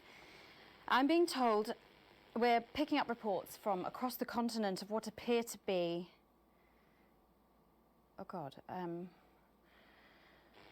what appear to be nuclear explosions in 4 major cities. Initial estimates put the death toll into the millions. I'm being told we're experiencing power fluctuations as a result, so apologies for any interruption to this broadcast for you at home. And apparently we can head over to team headquarters for an emergency broadcast from Prime Minister Julia Salisbury any moment now. Yep, yes, let's go to that now. Good evening, citizens and leaders of the world. Minutes ago, operatives working for Advance detonated nuclear explosives simultaneously in 4 major cities across the continent. We have similar devices in 58 other urban centres and will not hesitate to detonate them if our conditions are not met in full and without delay. The people of our territory will no longer tolerate your illegal and genocidal blockade. You are to remove it immediately. We will accept nothing less than your unconditional surrender. Your territories will be taken under our control. We will install replacement governments to ensure that your citizens become part of the new future. Your borders are now our borders. Your people are our people. They will finally be fed and clothed and educated and healed. But for your privileged few, the moment that they feared is now upon them. Allow me to be crystal clear. If you fire a single shot at our territory, or harm a single one of our citizens, we will not hesitate to detonate further devices. You will not find them, though no doubt you are already searching for them. Our technology is decades ahead of yours. We will expect your complete acceptance of our terms by midnight tonight. Thank you.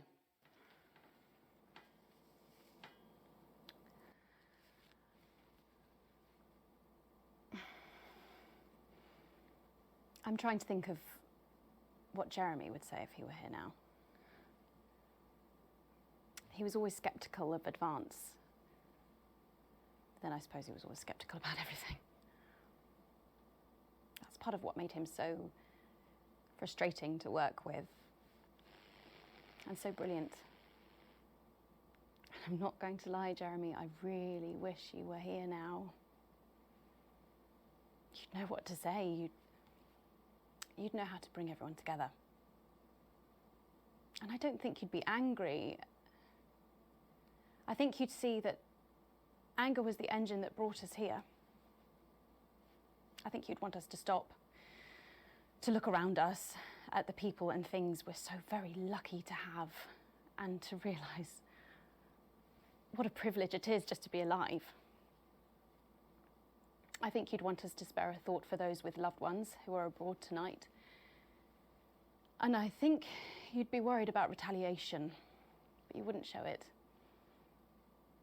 You'd remind us that this country and its people endure. You'd remind us that despite the way you hated how it sounds, we are a team. And I think you'd ask us to go to our loved ones and be with them tonight. But I don't have the words that you had, Jeremy. None of us do. My name's Megan Wolfe. Let's make tomorrow better.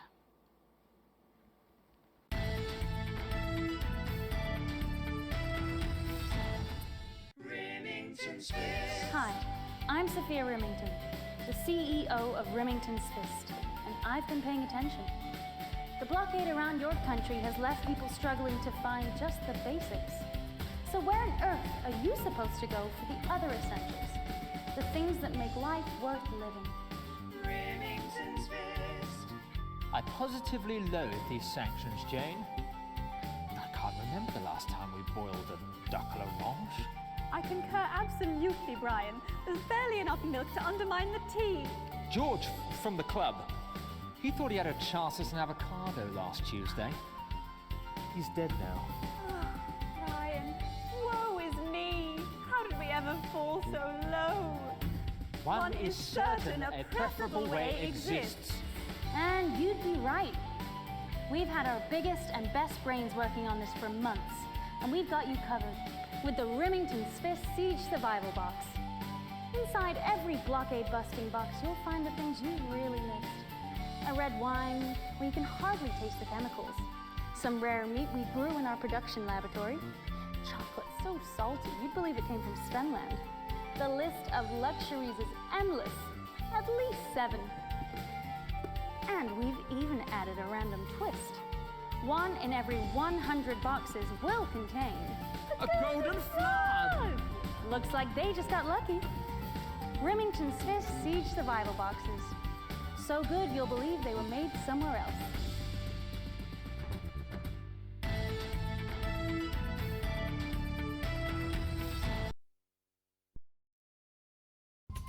Is Channel 1, broadcasting across the territories. Before we go over to join Megan Wolfe and the team for the National Nightly News, there's just time to take a look at what's coming up later on tonight. At 6:30 p.m, it's Territory Trivia, where tonight a group of Menu Centre Fulfilment executives from Territory 4 take on our reigning champions, the CCOs of Territory 11. After that, it's a special programme looking back at the life and career of Peter Clement. That's Just a Job at 7 o'clock. At 9 p.m, it's a chance to see the very first episode of Just the Job, followed at 10 p.m. by a chance to see the very last episode of Just the Job. At 10:45, Dr. Adrian Atkinson-Blimey will be attempting to learn the xylophone in Incisors, and that's immediately followed by the latest episode of our travelogue across the territories at 11:30, where tonight Jenny Demina will be looking at the old labour camps of the former Urkistan and how they've been converted into luxury holiday camps for the territory's family breaks. The Territory Weather Report takes us into the daily advance briefing before we spend the night showing you a series of random pages from Terrytext, accompanied by offensively inoffensive music. But first, it's over to the newsroom for tonight's National Nightly News. Good evening. This is the National Nightly News, broadcasting across the territories. My name is Megan Wolfe. Our top stories tonight: Ashes to Ashes. It's been 40 days since Disrupt conducted attacks across the territories. The coordinated action, dubbed the Night of Fire by commentators, was seen as an attempt to subvert the supply chain, but there may have been more to it. After a roadside IED toppled the convoy, prisoners including Portia Hamilton-Mann, the daughter of the former Prime Minister, were freed and have subsequently vanished. The escapees are presumed to have fled the territories. Here at Channel 1, we say good riddance to bad rubbish. Food, glorious food. With the last of the menu centres opening in Territories 5, 8 and 14 today, Advance confirms that the programme is now in full operation, providing free food for every citizen of the new future. What started as rationing during the 20-week war has blossomed into a social contract that is the envy of the unawakened world. Jack Tractorpants, spokesman for the menu centres, said today that while they can guarantee the contents of every box is nutritious, the actual quality of the meals you cook depends on whether you have a touch of Chef Jordan Rankley or the culinary skills of a professional footballer. If I were a rich man, problems in territories 11, 17 and 22 today as striking bosses attempted to undermine their new economies. With seemingly no awareness of irony, the former CEOs and MDs have come together to form the Wealth Creators Union, with demands including a return to 150% bonuses, private jets and mandatory grovelling zones. In an annoying show of petulance, the former elites drove their luxury vehicles at 10 miles per hour up and down the motorways of their respective territories. The coordinated protest of elites inconvenienced several 100,000 of their employees.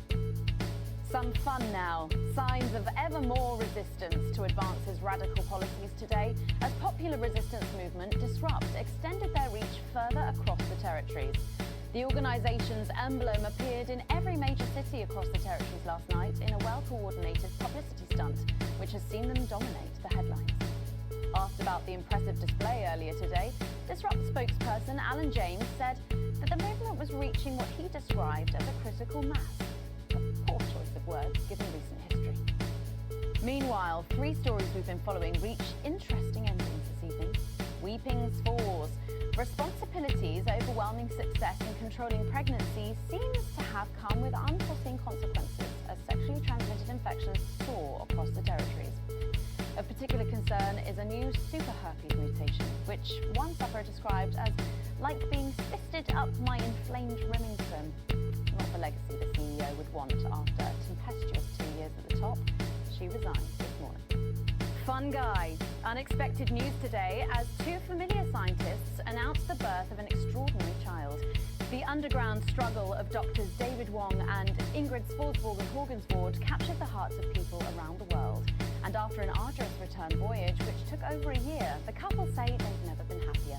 Baby Dante is said to be healthy, if a bit partial to the airing colour. Man United. They're happily ever after for Johnny Hamsleeves and partner and former teammate Eric Justin, who finally tied the knot this week.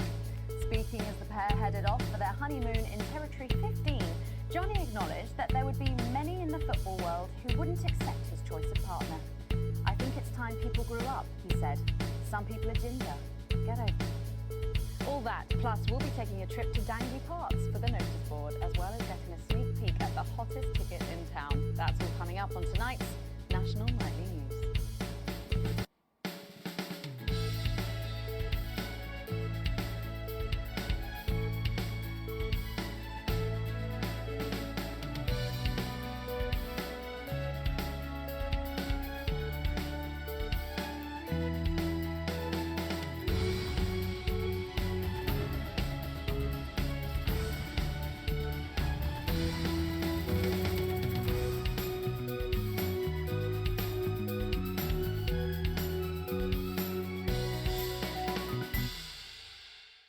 But first, 500 days after the loss of a fine leader and a great man, the start of tonight's programme is dedicated to remembering and celebrating the life of Peter Clement.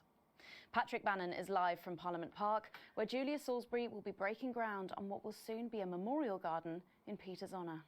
And if for too much longer, to that old bitch, lying through a poor bastard. Patrick. I don't know what I'm going to do. We're live. Because I'm not being funny. Things were better with Peter, weren't they? Patrick. They were, and I don't mind saying it. They were, because he held her back. But now there's no stopping her. Hello, Patrick, we're Of live. course, can't say that, can I, Francis? No, not with public ownership. No, with public ownership, you can't say anything these days. There. Now, she's lost it, mate. She's completely off the rocker. I heard from an aide that... Hello, Megan, you join me here live from the what? Oh.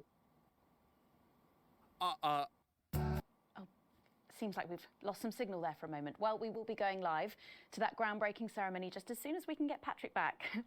Meanwhile, let me just say, I think the memorial gardens are going to be gorgeous. I've had a sneak peek at the designs and Alana Marsh has done a fabulous job. Oh, OK, all right, it seems like we have got the signal back.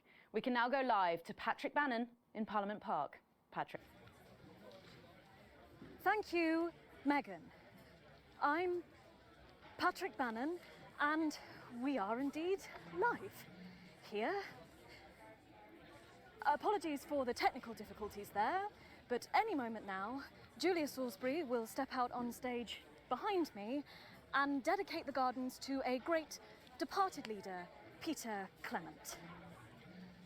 The crowds have been slowly gathering since this afternoon, and the atmosphere here has been bright and cheerful, despite the sombre occasion. And it seems like the ceremony is getting underway. Here is Prime Minister Julia Salisbury, the picture of elegance, to begin her address. Good evening, fellow teammates and friends. 500 days ago, all of our lives changed irrevocably. Still reeling from the triumphs and tribulations of Liberation Night, another great loss befell the people of these newly united territories. The loss of a leader, a statesman, a dear friend, and a hero. Peter Gordon Clement. Peter's death at the age of just 62, of course, announced by the team on the 24th of December, just 6 weeks after Liberation Night. Born to a working-class family on a housing estate in Rotherham, Peter first trained as a carpenter before getting his start on television, first moving and building scenery, and then developing into the personality that we all knew and loved so much. Just the Job first hit our screens over 25 years ago, running for 11 series, winning multiple awards, and charming audiences up and down the country. Peter taught us, all of us, not to be content with the way things are, not to accept inequities, no matter how small. But he also taught us what it took to fight them. Courage, integrity, empathy, and hard, bloody graft. Across a career spanning 3 decades, Peter Clement was known for shows including Wake Up, It's Saturday, and much later, late night chat show Petey, which at its peak drew millions of viewers. Peter was by no means a saint. Trust me, he once told me he had more regrets than he'd had stolen dinners. He always did have a knack for a turn of phrase. But it speaks to the strength of his character that he chose to share with us his mistakes alongside his achievements, his faults as well as his talents. Peter had the heart to give it all he had for the people of these united territories. Famous for his potty mouth, it's estimated conservatively that Peter Clement uttered over 1.5 million swear words during his career, though some sources put this figure well in excess of 2 million F-bombs alone. Gripped by illness as he was in the weeks and months leading up to Liberation Night, he wasn't the man we loved. But his eyes still twinkled with that familiar joy for life, that spark of wit and wisdom of a life lived for others. Prime Minister Clement, of course, died from apparent liver failure after suffering from the long-term effects of alcohol abuse. I first met Peter nearly 20 years ago, moments before I was supposed to give a speech. Not unlike this one, actually. Only I'd spilt coffee all down myself, and I was young, nervous, desperate to be liked, and from behind me I heard, "Christ, pet, you've either pissed your kecks or sprung a leak, but either way you got a problem." And before I could even say a word, he stripped off his dry trousers and insisted I took them. That was the sort of man that Peter Clement was. Kind, compassionate, sensitive, a brilliant thinker, a natural leader, but mostly a good man.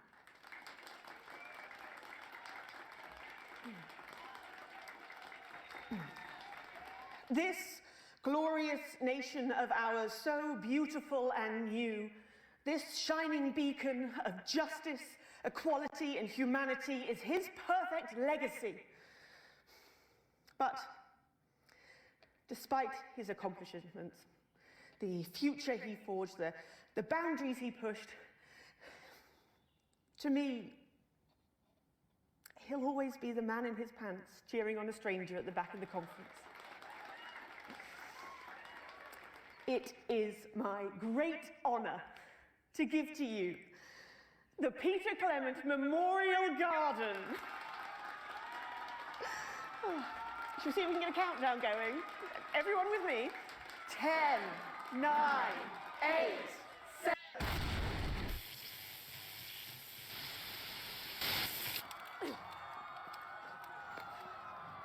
Mom, we have to get you to safety. Come with us. I'm not leaving, I can't! Right.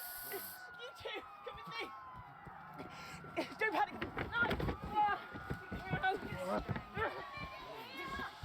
You're hurting me! Well, stop resisting then. Stop resisting and we'll let you up. Not resisting! What are you doing? I'm not resisting! You all saw! Not resisting! Turn the camera off. National Night News. We have the right to be here. Then turn the fucking camera off! Oh, who the fuck are you? Oh, I can't hear you. I can't hear anything. Just stay with me. I can't hear you. I'm from the National Nightly News. Well, then you can consider this payback. Salisbury's still here.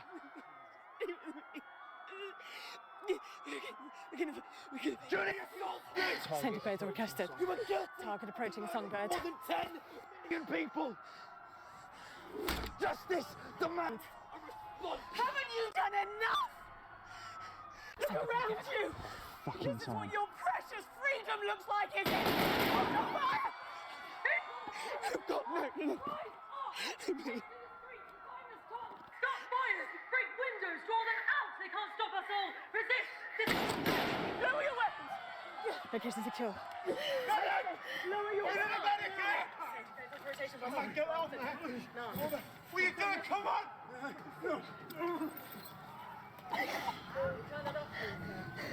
Shut that off. I said turn it off. Shocking scenes from the capital there, exclusively on the National Nightly News, and our apologies to any of our viewers who might have found this evening's events upsetting.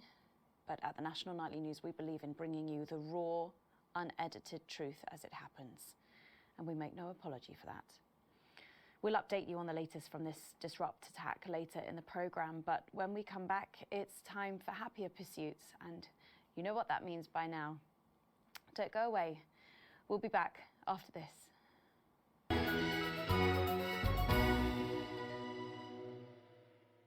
It's Crazy Neil with a 25 years of crazy success deal! Mrs. Neil loves money. What do you love? I love money.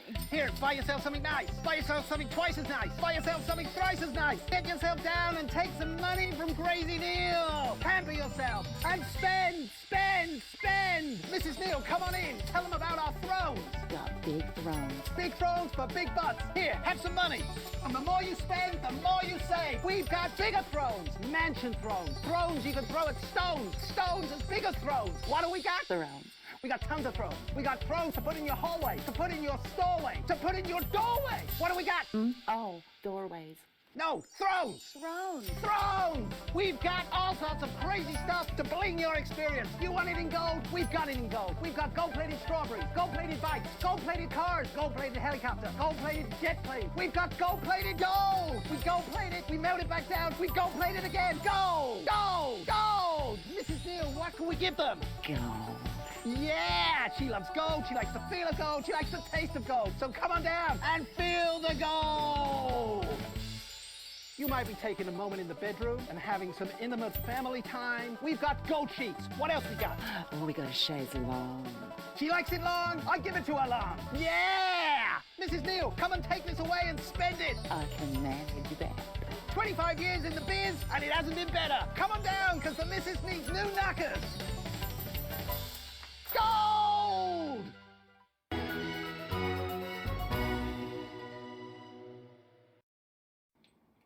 Welcome back to the National Nightly News with me, Megan Wolfe. Very shortly, we'll be heading on over to the final episode of what has quickly become a hugely successful feature, the notice board. But before we do, let's chat with Philippa Radon. Tell me, why do you think the public love the notice board so much? It's real. There, I said it. It connects with people. You know, people look at us and they say, those are real people struggling with real problems. That's a really interesting point. Yeah, I mean, I was saying to my PA's secretary as I got out the limo, I was saying, it's good for people to see normal, authentic people like them on TV. People like you. Yeah, precisely. Right. Unfortunately, then I was interrupted by some dreadful wretch who wanted an autograph, but a swift kicking from security soon put him back in line. Yes, well, I think it's really good that our screens are filled with such relatable stories. So, the notice board is coming to an end after a sensational time at the top. What do you think has made this show so successful? Oh, it's a combination of so many things. My hard work, my talent, my look. Wow, we really have a lot to thank you for. Hey. You're welcome. Well, since the show's done so well, what's changed for you? I have a real sense of responsibility now. You know, a sense I've been entrusted with something precious and that I should use that platform for good. Yeah, I think that's really important, that we should use this platform to do good in the world. I agree. That's exactly it. So I've decided to help as many underprivileged children as I can. Wow, Philippa, that's really amazing. So, how are you doing that? Is that better access to education, or reducing child poverty? No, by adopting as many as I can get my hands on. Oh, okay. How many children have you adopted? Oh, we're well into the double figures now, Megan. I stopped counting in the late 30s. Goodness, that is a lot of children. Yeah, once we finish putting them into the guest room, I'll have to put a futon in the laundry cupboard. Oh, you really are some sort of hero. Hey, I live a privileged life. What can I say? I mean, any child I can take on is a child rescued from suffering. Poor children. Were their lives really that bad before? Oh, they're Northerns, I presume so. Okay. Yeah, it's shocking to think, actually, that only 1 in 10,000 children have a celebrity parent. I'd never thought of it that way before. And I'm doing everything I can to fix those numbers. What do you think it is about your life that's so desirable, then? Well, it's mainly shame and panic interspersed with expensive bottled water, so actually, if anyone wants to, I'd happily trade. Now that I can relate to. Right, you better go off and get ready. That was Philippa Radin sharing some thoughts about her lifestyle. I think it's really important to stay grounded and keep everything in perspective. Clearly, not everyone else agrees, but that's enough for me. Let's go now over to Dangly Parts for the final ever episode of the notice board.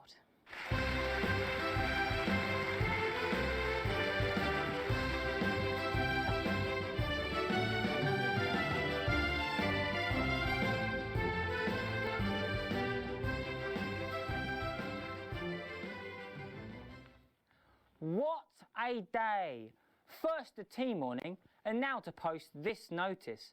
I don't know how I managed to cope with it all. Oh wait, perhaps I do.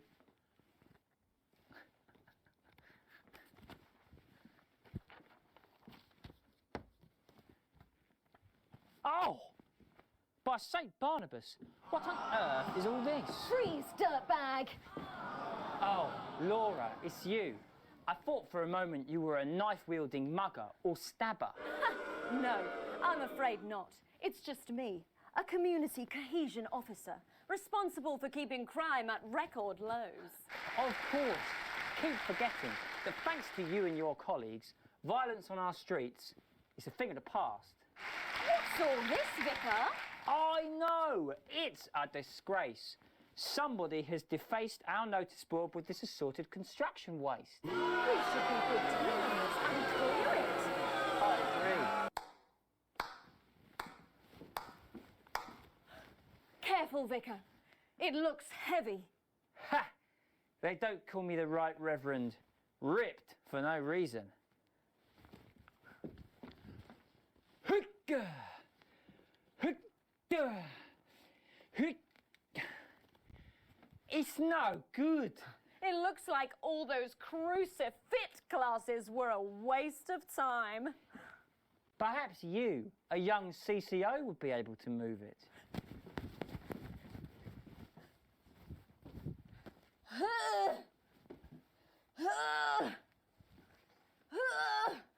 Looks like all those lifting classes were a waste of time.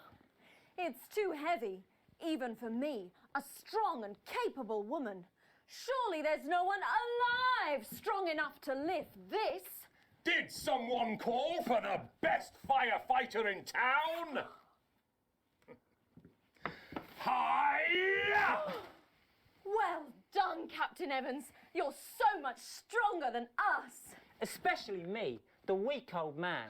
It's the least I could do for my community.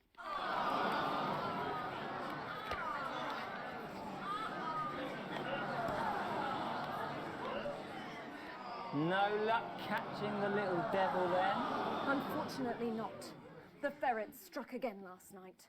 When Ray opened the post office this morning, he found that every single stamp had been pre-licked.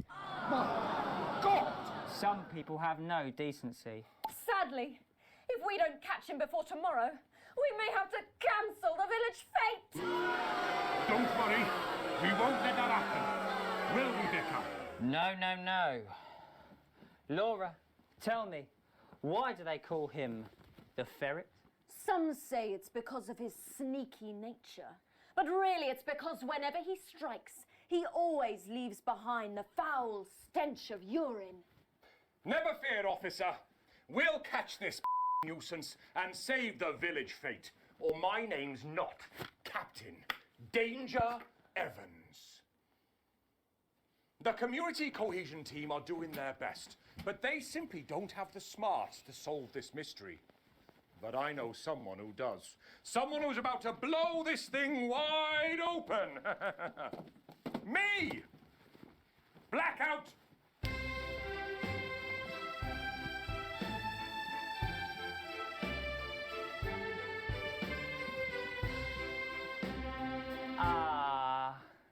It's the morning of the village fete, thanks to theatrical convention. I sure hope everything goes to plan.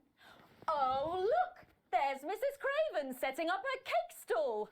And look, there's the motorcycle display team setting up for a show that would be far too expensive for live television. I'm going to set up the coconut shy. What are you doing, Vicar? First, I'm running the tombola. Then, I'll be selling forgiveness for money. Aren't you judging the jams? I couldn't possibly. Well, that sounded like Mrs. Craven. Looks like someone sucked all the jam out of her donuts. That damn ferret has struck again. Whatever are we to do? Although I'm very competent, I have no idea how to solve this case. I guess we'll just have to cancel the fete. Hold it right there, ferret. Oh, me? Have you been drinking from the fire extinguishers again? Not you, the vicar. I don't know what you're talking about. Admit it. You wanted the village fete cancelled so you could have the day off, didn't you? I already have to work Sundays. I shouldn't have to work 2 days a week. But how did you know? Well, my first clue was the smell. Yes, I do smell of urine. Next, I noticed that the vicar's tongue was particularly dry, almost as if he'd been licking thousands and thousands of stamps. Or perhaps eating Mrs. Craven's baking. Which brings me on to my third clue. The vicar said that he had no more room for jam. Almost as if he'd had his fill. Precisely. But you managed to figure it all out from that? Well, I also found this at the scene. That proves nothing. No! Get him out of here, officer! You did it, Captain. You could say you ferreted him out. Hey, come on.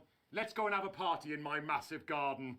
I am doing well. Thanks to you, we're all doing well.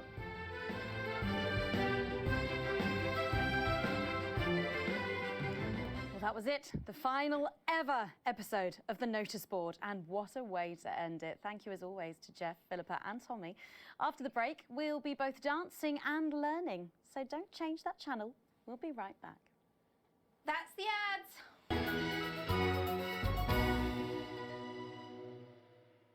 Remington's Fist. I'm Brad. And I'm Janet, and we are the last remaining members of the team here. And we're contractually bound to tell you about the Remington's Fist Territory 1 flash sale. That's right, Brad. For just 24 hours, all the products in our Last Satisfaction Center are on sale. Wow, look at all this stuff. Such low prices. Like this. Box of packing peanuts. Or this bottle of Brad's urine. Or our deceased colleague's gold teeth. I can't believe it's all on sale. Yes, indeed. This place is closing down and everything's gotta go. No, it's not closing down. Relocating. That's right, Brad. Remington's Fist will be back to a territory near you very soon. Bigger, stronger, and more powerful than ever. That sounds like demolition. Ah! Bulldozers. The Remington's Fist Territory 1 flash sale is now on. Get involved while you still can.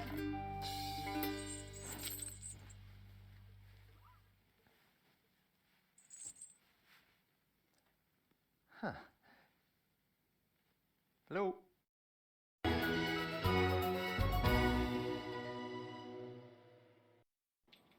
Welcome back to the National Nightly News. Later in this segment, we're hoping to be able to go back to Patrick Bannon at the scene of tonight's shocking Disrupt attack. But first, I'm delighted to be joined by the cast of the smash hit musical everyone is talking about. I'll be speaking with the cast in a moment, but first, let's take a look at them in action. Please give a warm National Nightly welcome to the Novaries. The Novaries. Hello? Doctor? Yes, I see. Thank you for letting me know. I have a decent life. I'm a happy, loving wife. And my job is well paid and fulfilling. I have a husband, John. He's due home soon, won't be long. And I have to tell him something that is absolutely chilling. We share coffee in the morning, and we make love every day. We take time alone together to talk and laugh and play. We prioritize our needs. We do charitable deeds. But the flowers of a happy life are now beset by weeds. I'm home. Oh, darling John. Oh, dearest John. There's something very wrong. I've just had a conversation with our doctor, David Wong, so please be seated. This news will make you feel defeated. The scans revealed a lump. You poor unlucky chump. Is it cancer? Worse, oh, John. We're having a baby. How can this be? Oh, woe is me. Why has this happened to me? I always wear 2 condoms for the maximum of Safety in our tiny flat. We built a peaceful habitat. Now our lives are we're having a baby. Now you can't have any wine at Book Club. And there won't be any time for foot rubs. Now your hair will stink of weed. And you'll start to disagree. And forget about that holiday in Territory 3. No more waking up at 10:30. In fact, you're never going to get a good night's sleep again. No more snap decisions to go on to a club. You'll be lucky if you even make it out to the pub. Why can't we be more like our gay and lesbian chums? The only glue they have to deal with comes from personal bums. Now when I take a sick day at home, The parasite won't leave you alone. how he's grown! We're our top priority. I look after you, and you look after me. Ain't no trouble and strife, we got a childless life.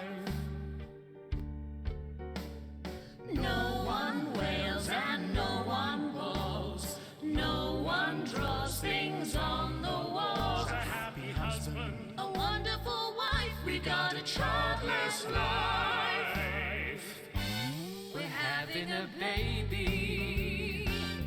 We're having a baby. Changing nappies daily. We're having a baby. No more weekends by the coast. Now your kid is uppermost. It's more than a passing craze to have childless days. We're having a baby. Food and drink thrown everywhere. Death trap toys at the top of the stairs. Every parent prays to have childless babies.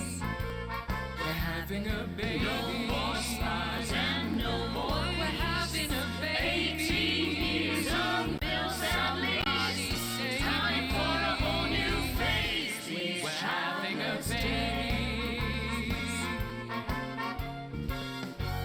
One more thing before the show begins. Have you considered that you might be having twins?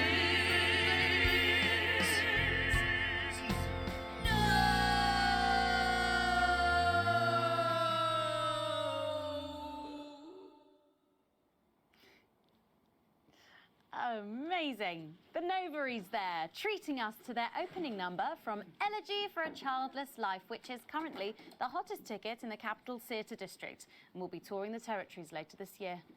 Right then, come on you lot, come on down, let's go, don't be shy. Hello. Oh, hi, Megan. Hi. It's an honour to be here. Oh, really? Are you fans of the show? Yes. Used to be. Well, listen, let's get stuck in. Your amazing musical. Now, I mean, not only do you perform this show every single night. With matinees on Wednesday and Saturday. Right, but you're also the show's creators, am I right? Well, everyone contributed their ideas, and then some of us went away and did the actual work on the script. But no, it's very much a team effort. Oh, that's fantastic. How rude of me. I've not introduced any of you. I'll be the one being replaced next. Let's go down the line, shall we? Hi, I'm Jack. Jim Blunt. Pleasure to be here. Jennifer Boram-Woodley. Hello, I'm John Sapley. Used to be in the business professionally. My name's Jill, with a J. And I'm Janet. I'm the youngest. That's incredible. And you were all friends previously. I mean, what a coincidence, right? With your names beginning with a J. Oh my goodness, guys! Our names all begin with J. How have we never noticed that? Because you haven't typed them out 1,000 times, maybe? You knew? Why didn't you say anything? I thought we all knew. It's bloody obvious, isn't it? I just thought we were doing a funny thing where we never mentioned it. And I believe as well as being friends, you're also couples, you know, in real life as well as in the show. Well, not exactly. No. I'm not married to him. I'm with Janet. And I'm with John, you lucky bean. Jim and I are married. 4 fabulous years. Well, that must make for some confusion in the rehearsal room. Well, you should have seen the first draft. Jen decided that Jack would play Jim, I would play Jack, Jen Janet, Jill Jen, Janet Jill. What about John? Well, my character was originally just called Man 1. It was allegorical. It was very confusing. Not for a professional. After much toing and froing. And gnashing and wailing. And gin and tonic. We decided that we'd just use our own names, which is less truthful. We're also less likely to go into the wrong dressing rooms. Oh, God, yeah, that would be very embarrassing, wouldn't it? Of course, when I first wrote it, we were only meant to run for a few nights at the Mimbley Village Hall, but when I registered it with the Department for Culture, it caught the eye of someone high up, and before you could say overnight sensation, we were transferring to the capital. It's all been a bit of a roller coaster, really. I'm only 19. I'm the youngest. You really don't have to repeat that. I had to give up my job as a mortuary technician. Well, yes, we all had to move to the capital. I love that job. It's been a very turbulent time. So peaceful, no singing. This piece isn't political, is it? No, absolutely not. It's about children and why you shouldn't have them. In a way, I guess it is political. with a small p. After all, we are a solid unit, and eagle-eyed audience members will see we nod our heads to advance on stage throughout, and we target the messaging at women aged 22, well, about 35, as they're the most likely to be afflicted by this terrible problem. Terrible problem. Having children. You understand, Megan. You clearly agree. This isn't about me. Of course, we see that there are advantages to a family unit, but eagle-eyed couples watch as the little parasites advance on their lives. And there's no time to play the guitar, get through a book, or watch a movie. They're exhausted, passed out on the couch by 20 to 9, for God's sake. You're very chatty tonight, dear. Usually I'm the chatty one, because... You're the youngest, we know. It's not a badge of honour, Janet. Janet, please, Jennifer. Oh, well said, John. Thanks, Jack. Got you back. So could you just tell us what is the play about? What happens in it? Well, go ahead. It's a tragedy, obviously. Jennifer, myself, and John have their child, and then the story charts the downfall of their hopes and dreams. And there's lots of singing. And dancing. A lot. My character works at a menu centre for a distribution unit. Eagle-eyed, she sees her friend's rapid advance to a pit of despair. Becoming a target for children's TV advertising at the age of 22, she decides to take drastic action. I can't really say more, though. I probably said too much already. Let's not spoil the second act for anyone who might come to see it. Which should be all of you. For too long, we've been told that a life without children is somehow incomplete, that children are a blessing. Well, I've done the research, and they're not. Besides, there's already loads of running around all over the place, so... Exactly. We just want people to have the option of a happy, child-free life without stigma. You know, when I was 14, before I had come out, I had an experience with a girl called Julia Jacobs. She was an experiment, I guess, you know, a chance to dip my toes into the... Fascinating. Well, thank you all so much for coming in tonight. I really hope you keep them dancing in the aisles for many performances to come. The Nova is there. And I am pleased to say we can now go back to Patrick Bannon to get the latest from the scene of tonight's horrific events. Patrick, are you okay? Thank you, Megan. This is Patrick Bannon reporting from the scene of tonight's devastating and symbolic attack tonight this evening. An attack which I myself have been found myself caught up in. I'm still a little dazed and a little deaf, Megan. So I hope you'll forgive me if I seem that it's time to speak with the Prime Minister. Mrs. Salisbury, that's you. You're still here. The Prime Minister. I couldn't leave, not when there were people that needed help. Any team player would have done the same. I don't deserve praise for being human. Yes, no accolades here. Or Palisades. Or lemonade. Right. So, is the situation... Now, are we safe? Yes, the security services perform their duties without hesitation. And I would like to assure the public that although there have been some injuries, there were no civilian deaths here this evening. Oh, that's good news about the Sorry, did you say no deaths? That's right. No civilian deaths. Just the 4 disrupt terrorists curtailed by law enforcement, who were, as always, so cohesive. If I may, I have a message for your viewers. Of course, the camera, there's the speak there, on the camera there. Stay at home tonight. Do not become another casualty of war. Disrupt have had their moment, but as the dear departed Peter Clements once famously said, it ends today. Thank you, Prime Minister, for those strong words of strength. Back to the studio. Megan, now in the studio with Megan Wolf now. Patrick Bannon there, bravely reporting from the front line of tonight's horrifying bombing. Maybe you need to get checked out, Patrick. Well, that brings us to the end of tonight's National Nightly News. But before we go, one final thought.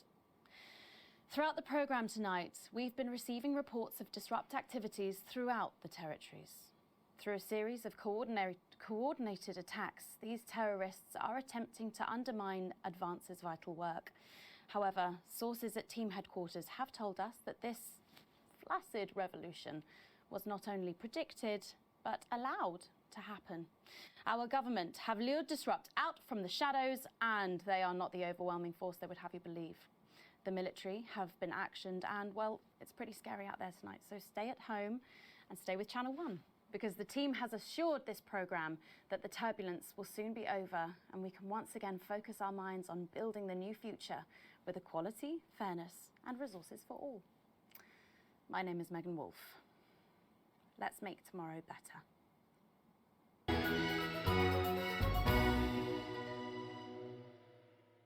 Be a part of something that puts the exclusive into exclusive with this truly limited collection.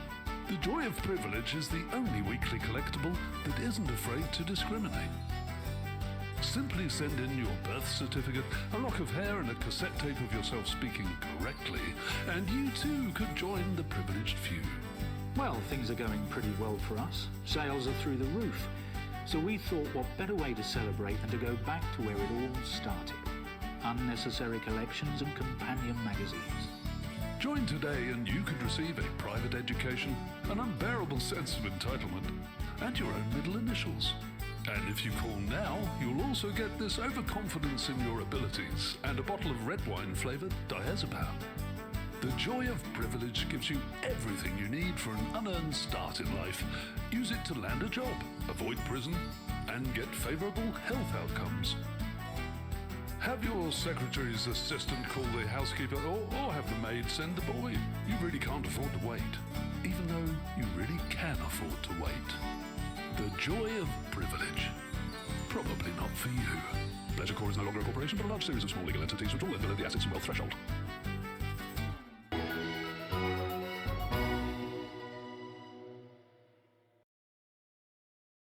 Tonight's edition of the NNN, there's just time for a look at what's coming up later tonight on Channel 1. At 6:30, it's local programming with What's Traipsing Through Your Territory. At 7:30, it's movie time with Oh God, It's Triplets, a harrowing drama about a family cursed with financial ruin and emotional collapse after the birth of their unexpectedly large family. At 9:15, it's What Music Is Best, a rundown of the top-selling songs across the territories. Expect catchy tunes and scenes of an inappropriately sexual nature, not one to miss. At 10 p.m, it's time for Julia's Diary, where the ever-popular Prime Minister reads extracts from her diary in front of a warm fire. Then, at 10:30, it's the latest episode of our drama series, Betterment, which tells the inspirational story of Emily Dennisworth and the brave doctors and technicians struggling to help her shed her old habits and adjust to the new future. Strong language and themes of selfishness there, so not one for the kids. Incisors is at 11:15, and Dr. Adrian Atkinson-Blimey will be looking back on Liberation Day by talking to several eyewitnesses and asking, how did it all go so right? That's followed by the Territory Weather Report, Advanced Briefing, and pages from Terrytext, now featuring up to 16 simultaneous colours. What a time to be alive. But first, time to put on your thinking glasses as we go over to Megan and the team at the NNN. Good evening and welcome to the NNN. I'm Megan Wolfe. And who's this, you might be wondering? Well, it's your daughter to work day here at Channel 1. So I'm joined tonight by my foster daughter, Stacey. Say hello, Stacey. Go yourself. All right then, here are the stories that matter to you.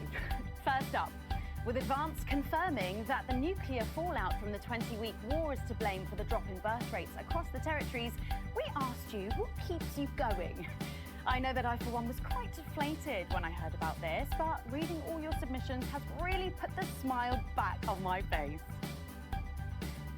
This is from Drew in Humberset. To take our minds off things, me and my partner have been building this house for our hamster.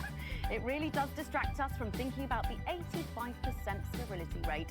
So next week, we're building Nibbles a tiny conservatory, a loft conversion, and a holiday home. Thank you for that. And if you've started a new hobby, do write in and tell us about it. Next up, you know how we love your uncanny comestible coincidences, and I don't know about you, but I think this one really takes the biscuit. I'm not sure what I'm more impressed by, Stacey. The things our viewers spot or the unbelievable way our menu centres are now able to feed every team member every single day. Catherine from Berkeldown sent us this, saying, I couldn't help but spot the face of poor departed Peter Clement in my 4th lager this morning. Well, I'm not sure if I see it, Catherine, but then again, I'm only on my 3rd. Do keep those coming in. Come on, have a go. We've just got time for one more of your stories, and this one is an inspiring story of rehabilitation. That's it, just tell us who it's from, yeah, and then read it out, okay? So this one says it's from John in Stokely. Before I was convicted, I'd never read a single book, but since I was released from Betterman, I haven't been able to stop. I'm even working at a library, and on our lunch breaks, Mr. Wordyworth spell checks my tattoos. We absolutely love hearing the way our neighbours and team members have been able to become better people. So do let us know your stories here. You can do this bit, Stacey. No, you're right. Come on, give it a try.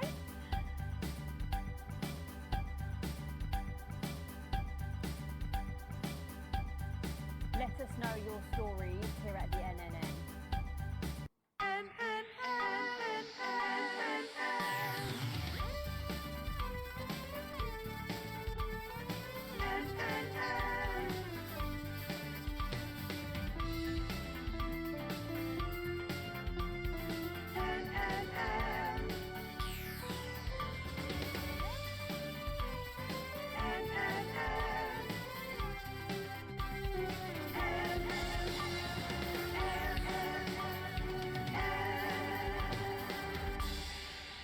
First up tonight on the NNN, it's time to celebrate this week's team lottery winners live from the Shakespeare Theatre right here in the capital. We're going to hand over to Julia Salisbury.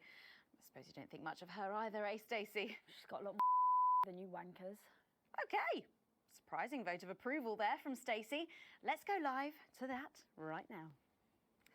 Good evening, everybody, and welcome to this week's Team Awards. Of all the many duties I have as team leader, this is by far the most pleasant. As I so often say to you, the uneven past is now, following the demise of Disrupt, firmly behind us. This is the new future, and I say to you, it's better now. I am delighted to be joined here tonight by one of the oldest people in Territory 1. He was born over 107 years ago.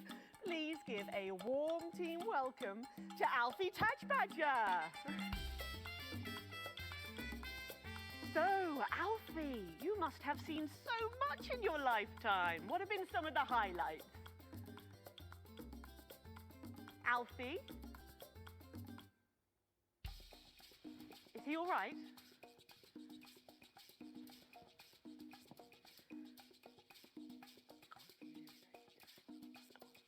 His hearing aid isn't turned on. Oh, could you turn it on?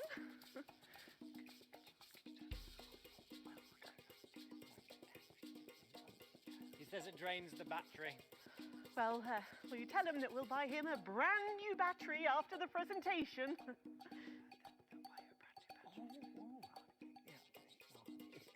Yeah, he says that's fine then.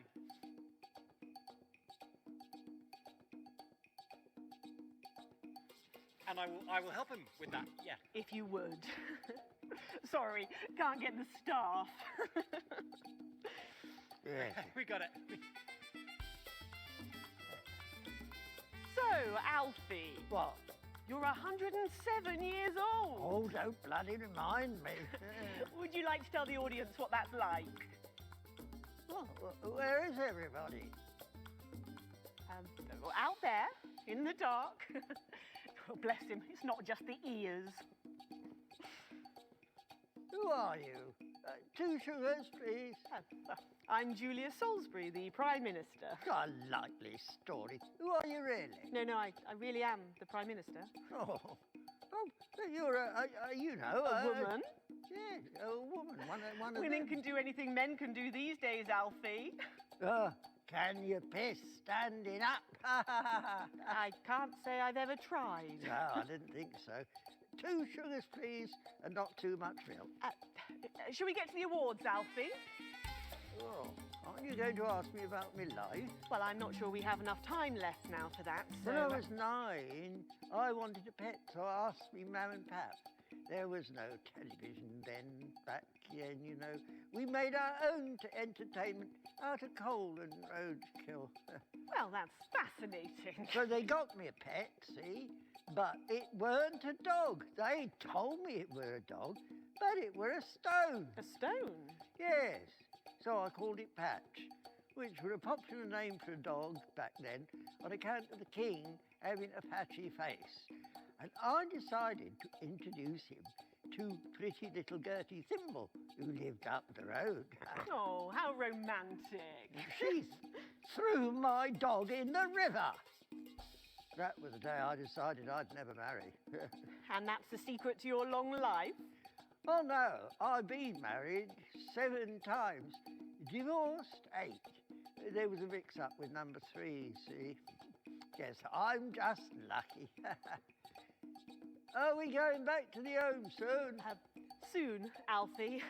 First, let's turn to the reason we're all here, the weekly Territory 1 Team Awards. First up tonight is a lady who really knows how to put in the extra hours. She works at a transition centre in Hamble-Bamblebury, and she has single-handedly allowed more families to unburden each other than any other nurse in Territory 1. In the uneven paths, she'd have been locked up. Tonight, she is being honoured as a team player. Please welcome Daphne Snister.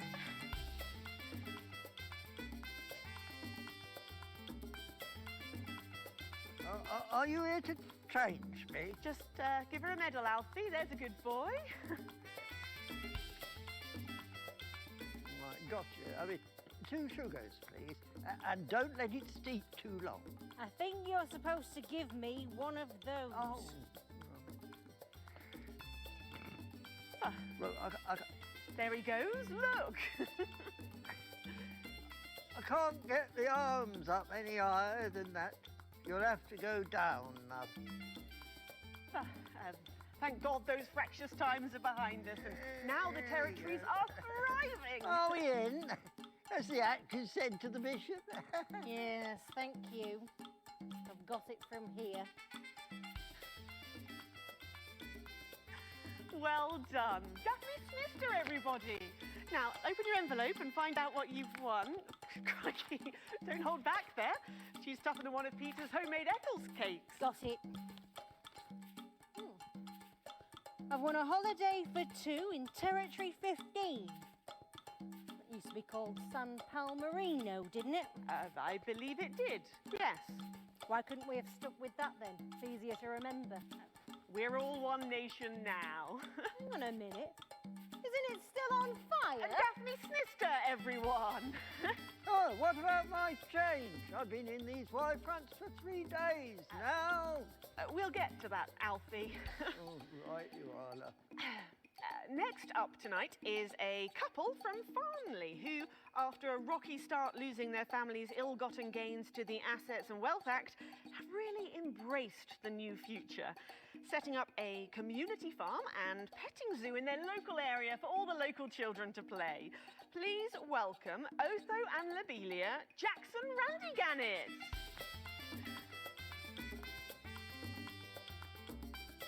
Medals, Alfie. Do you know, when I was in the trenches, I had a pal called Scotty Wilson. He was from way up north, so I didn't understand a bloody word he said. But he were my best mate. Should we just grab them for ourselves? Probably for the best. And his best mate was Smudger Ace. There was them 2. Fiddly Eric, Unstable Terry, and of course, Leggy Sydney. She were a girl.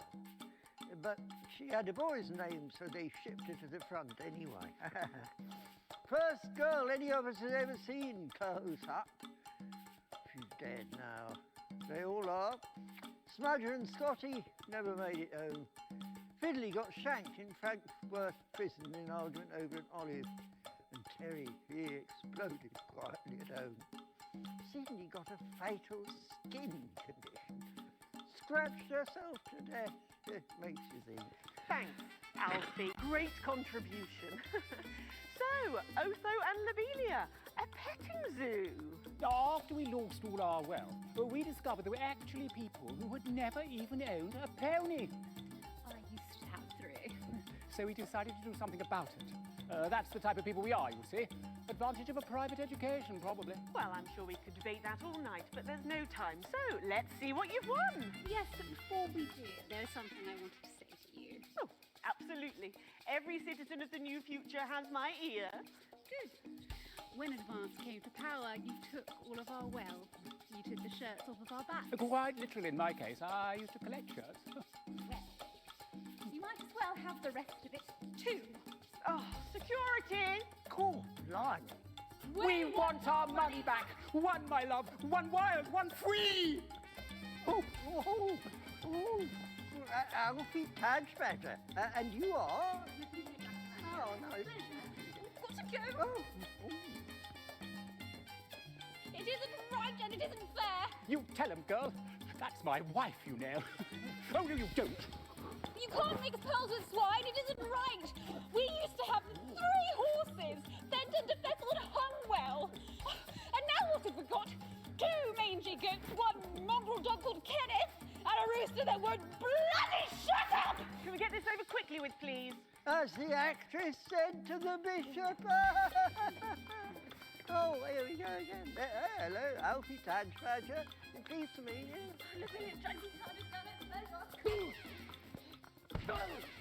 Stop them! Oh, don't worry, love. I'll protect you. Oh, oh, oh, oh, oh. You better blow what he knows. You know, this reminds me of when I was in my 20s and we go to the promenade at Shining on Sea and watch all the pretty girls on the beach. Everything was black and white then, of course. We'd visit the Penny Arcade and try to win a block of lard to take home for the family. You couldn't buy lard in those days. You had to win it. Oh, it was so much simpler back then. Boys were boys, girls were girls. Everyone else was recruited by the circuses. There were loads of them, you see, circuses, with their big tents and their candy floss. You'd hear the music, the pipe organ, drifting over the nearby fields. My mum used to call it the most magical sound in the world. This was before she lost her hearing after giving a particularly loud round of applause.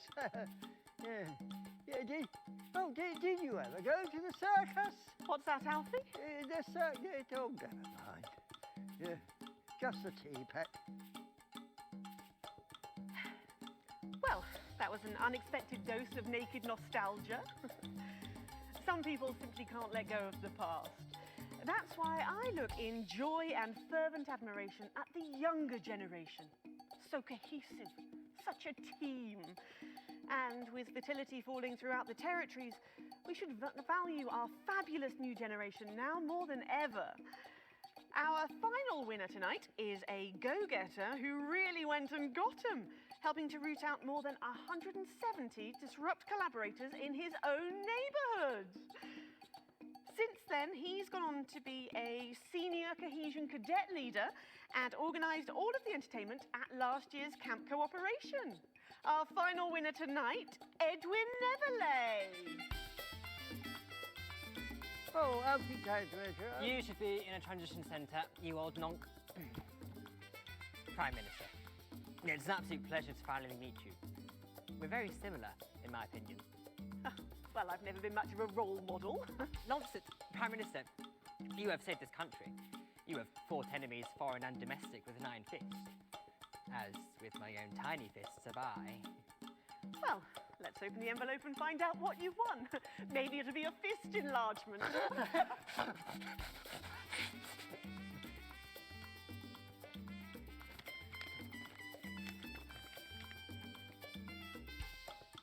A year's internship as a behaviour coach at Betterment. It's just what I've always wanted. Let's show the fools where they went wrong, eh? Well, actually, betterment is about rehabilitation, Edwin. Absolutely. And if they don't reintegrate, we retaliate. Just like you did on Liberation Night. Thank you for this award, and stay vigilant. Report the non-cohesives. Be a team player. That concludes tonight's awards. Join me next week when, hopefully, things will be a lot more normal. Back to you, Megan. Prime Minister Salisbury there at a highly eventful team awards ceremony. Any thoughts on this week's winners, Stacey? The nurse was fucking scary. The pretees were saggy. Little prick will never lose his virginity. Okay, well, succinctly put there, if a little profane. After the break, we'll be going live to a star-studded premiere. You won't believe who's on the red carpet tonight. Don't go anywhere. We'll be back after this.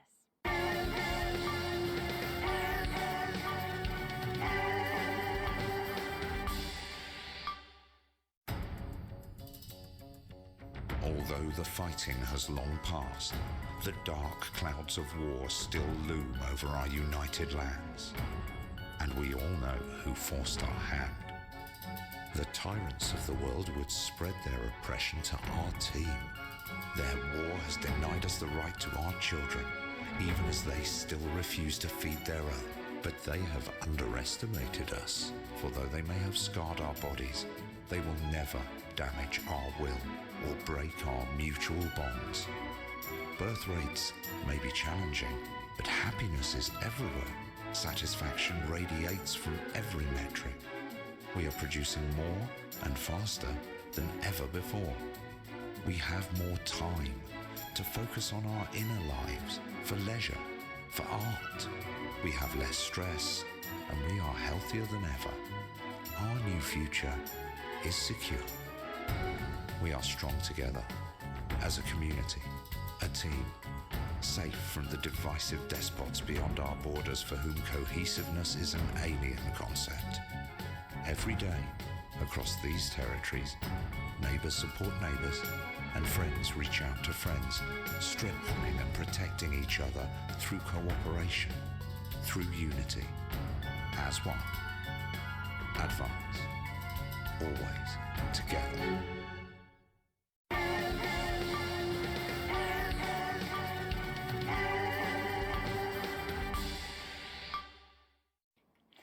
Welcome back. Stacey's still here. Wishing she wasn't. Thanks, Stacey.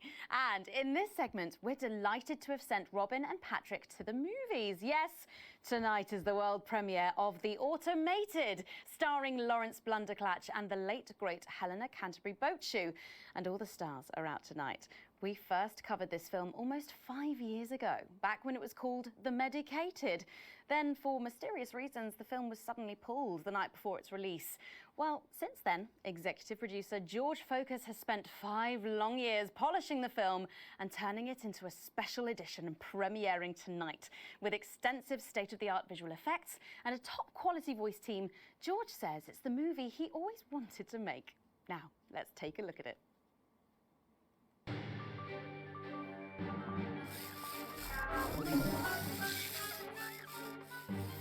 I can't deconstruct it. Captain? I can't deconstruct it. Robots!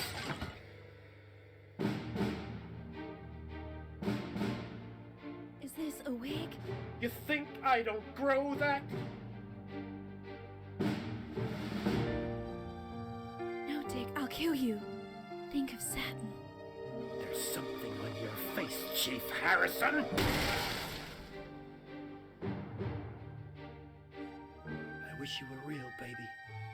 Flesh and blood. Captain Quasar. But you're just ones and zeros, baby. If only I'd noticed. Captain Quasar. You rusted, but I didn't notice. Captain. I'm buffering, Dick, you said. Got one on you. God damn it, lost it all!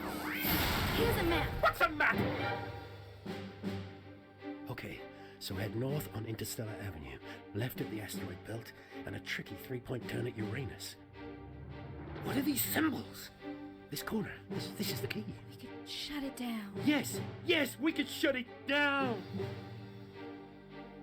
But we have to ask ourselves, who are we?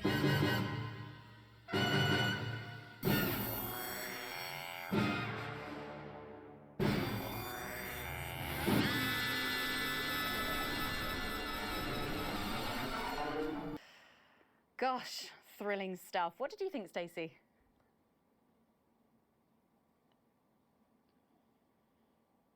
The robots were all right, I guess. They certainly were. Let's go over to Robin Short now in Western Square, who I believe has got the star of the show. Robin. Shall we? Yes, we are live from Western Square with a man who needs no introduction, Florence Blunderclatch. How has your evening been so far? Magical. Absolutely magical. My most dear friends all gathered here to celebrate my work. One really couldn't ask for much more, could one? Well, on that note, with award season just around the corner, are you hoping to add to your collection for a third time? Well, I really couldn't say. But if the association deigned to honour me for a fourth time, so be it. It's really not for me to say. But let's just say that I know of 3 little gold men who are getting rather lonely. Absolutely. Because I've won 3 little awards. And each more deserved than the last. Well, it's safe to say that your career has gone supersonic in the last couple of years. How's that been? Well, as I was saying to Stephen only yesterday, that's Stephen Spellman, the Stephen Spellman, lovely chap. I mean, unbelievable mind. I said, Stephen, you know, this really has been quite the ride. And you know what he said? He agreed with me. Wow. And what do you attribute your success to? Well, if we're talking actual numbers, I'd have to say 60% talent, 30% looks, and 10% passion, brackets general. Not to mention the incredible coverage on election night. That really was the start of it all. That and my own range of sick bags. Lawrence's Chundercatch. Wow, who could forget? Well, it's been a delight talking to you, as always. Thank you so much. Well, Patrick Bannon should be with Lil C for a conversation that doesn't involve vomit. Patrick! Thank you, Robin. Let's hope not. I'm actually joined here by Billy Bob Jean Short. And surely you recognize my youngest, pop sensation, Lil D. Her Lil C covers album drops next week. Actually, we weren't expecting Lil C. Is she? She's around. She's not been feeling very well. She's put me in charge. Has she? Well, the courts have. They gave me stewardship over her estate, her finances, and her internal soul. Praise Craglar! Praise Craglar. Wow.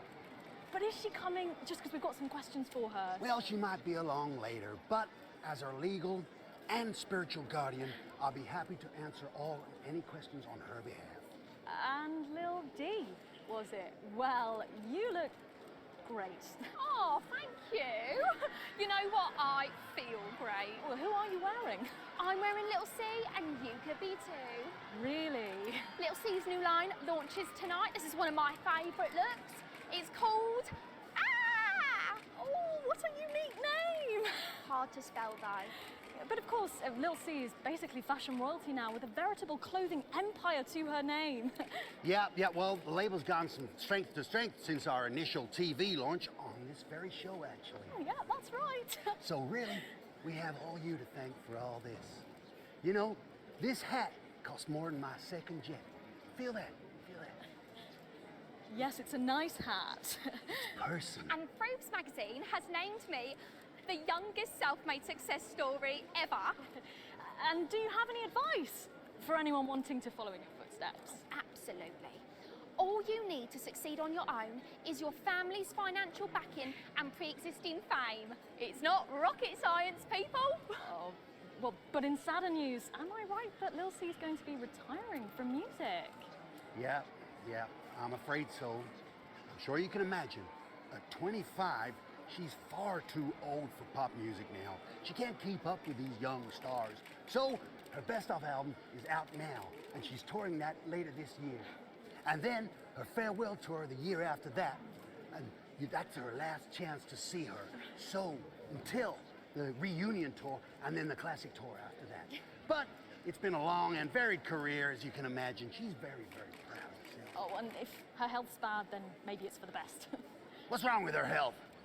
Oh, yes, her health. Her poor health.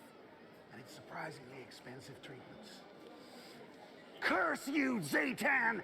Damn your intergalactic justice! Oh, yeah. Well, we'd better be letting you get back. Those babies aren't going to sell themselves, or possibly at all. Billy Bob, Lil C, D, thank you so much for joining me, and do pass our best wishes to Lil C. Who? Oh. Now, it looks like Robin is with a music legend who actually is irreplaceable. Is that who I think it is, Robin? Absolutely is, Patrick. Jesus, I almost can't believe you're here. How have you been? You know, I like to walk amongst the peoples every now and then. It makes them feel close to me. Right, yes. And to be close is to be human. And to be human is to be apart. Oh, that was good, write that down. Hey, Rachel, write that one down. It's good to see you've done so well for yourself. Thank you, my child. You know, I have you to thank for that. If it was never for your show supporting me and my music, I never would have transcended. Now, there are rumours going around that you might be running for office. Is there any truth to that? Yeah, that's absolutely true, yeah. But you're aware that elections have been suspended in the territories? No, I'm not running to be no Prime Minister. Oh, you're not? No. I'm gonna be King of the Moon. King of the Moon? Yes. No, sorry. You're running for King of the Moon? No, not running. It's my birthright. And does this have anything to do with promoting your upcoming hip opera, Jay's in Space? Hush now. Cynicism is so unmoon. Okay. And how long will this last? Will it go the way of last year's Living as a Mouse fiasco? Or maybe your foray into ventriloquist beats? I don't make the moon rules. I merely live by them. So, are you looking forward to seeing The Automated? You know, I don't believe in film. Thou shalt keep thine image still unholy. That's track 4, Jesus Christ Megastar. Okay, thank you for your time, and good luck with your new life in space. And with you, my child.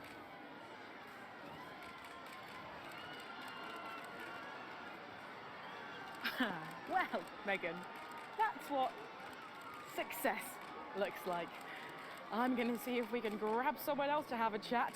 Back to you. Thanks, Robin. But I think Stacey and I are probably in quite enough trouble where we are. So, 3 big names there, Stacey. Yeah, big names. Any thoughts about them, maybe from your generation's perspective? You won't like my opinions. Oh, go on, try me. Well, Bumbanonk is so old he's like 1 week away from a transition centre, so who cares? And Lil C was cool when I was like 12 or something, but now she's just another loony. And Jesus is a disrupt-loving who should have died with the rest of them 3 years ago. You're right. You agree with me? No, you're right, I don't like your opinions. But thankfully, we can go back to Patrick now, who has another familiar face to catch up with. Patrick, what's the atmosphere like there? It's absolutely electric, Megan. I can't quite believe it either, but he's here. It's Crazy Neil. Hey, hi, ho, how you doing? Neil, our audiences just love you. They've really connected with your ads over the years.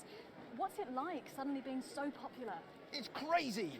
People stop me in the streets, they expose themselves, they write me threatening letters. You know, the stalker has become the stalky. A real taste of Neil's own medicine, if you know what I mean. Yeah, Hey. and what's been the most challenging thing about being so famous? It's places like this. You know, being around actors and rock stars, they're real crazy. And Crazy Neil knows crazy, and I'm used to being the loudest whack job in the room. Hey. Yes, I can imagine. But I know what you're thinking. Hey, Neil, where's the crazy deal?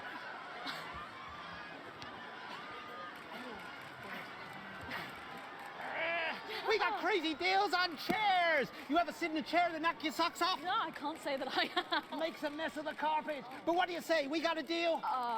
Well... Well, what about Betty Andrews' handbag? It's real leather. It's real cheap. And it even contains our heart medicine. Spicy. No, really. You've got the chair. Oh. You've got the bag.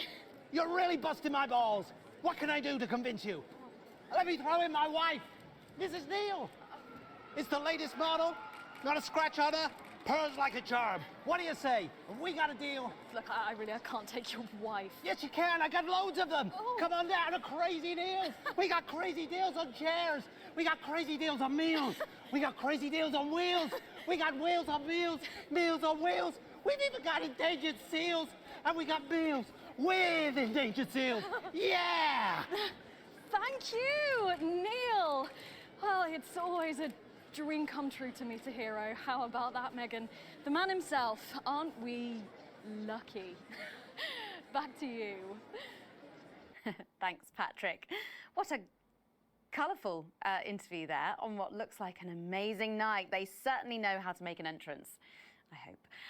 And the automated really does seem to have unstoppable written all over it, because despite Boris Hawley in Hours magazine calling it Lawrence Blunderclatch's overly long suicide note, in a review which ends with the words, and he hasn't even had the decency to see it through, the film, which is free to all residents of the territories, has seen record pre-bookings and looks set to run for months and months. But let's go back to those lucky few seeing it tonight.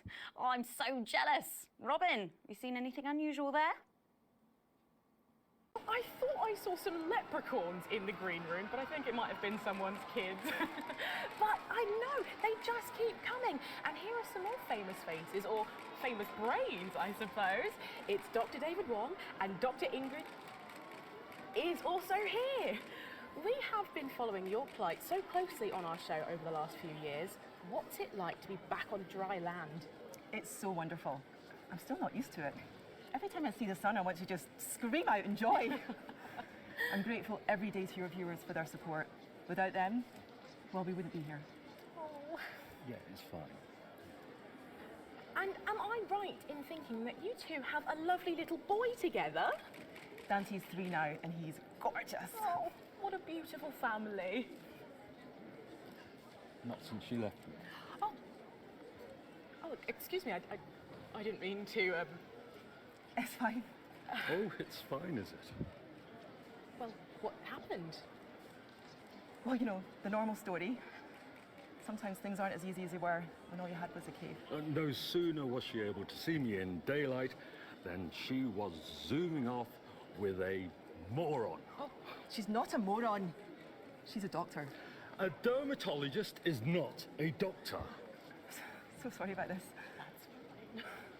I'm sure she's got lovely skin. But forgive me if I don't ask her to do a coronary artery bypass. If you carry on eating those pies, you might have to.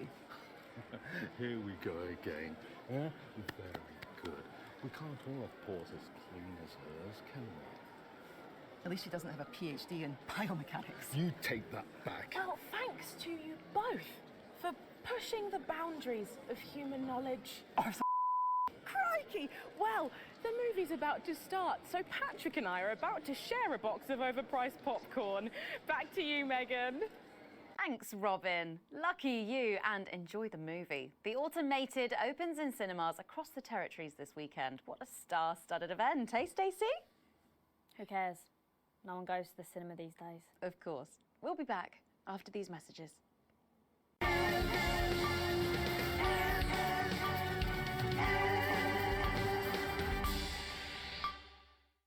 The dreary days are over.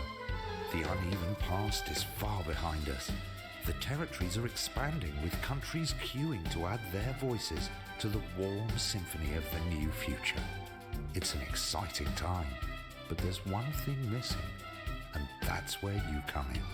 Advance are calling on talented, creative people from across the territories to submit their most stirring creations as entries in the United Territories Anthem Slam. We're looking for a new song for the new future, something that speaks from and to your hearts. an original composition of cooperation and cohesiveness, a song of solidarity for a steadfast society. No previous songwriting experience is required. All you need to do is record or notate your anthem and, if possible, arrange it for a modern 39-piece chamber orchestra or 44-voice choir. The entries will be judged by acclaimed composer Jonathan Williamson, responsible for the soundtracks to Bullet Man, The Automated, and, of course, Space Opera, Parts 1, 2, and 5. So why not put on your composing trousers, sharpen your music stick, and have a go? You can grab the friendly 31-page entry form at your nearest team offices. Advance, because a mighty movement requires a mighty melody.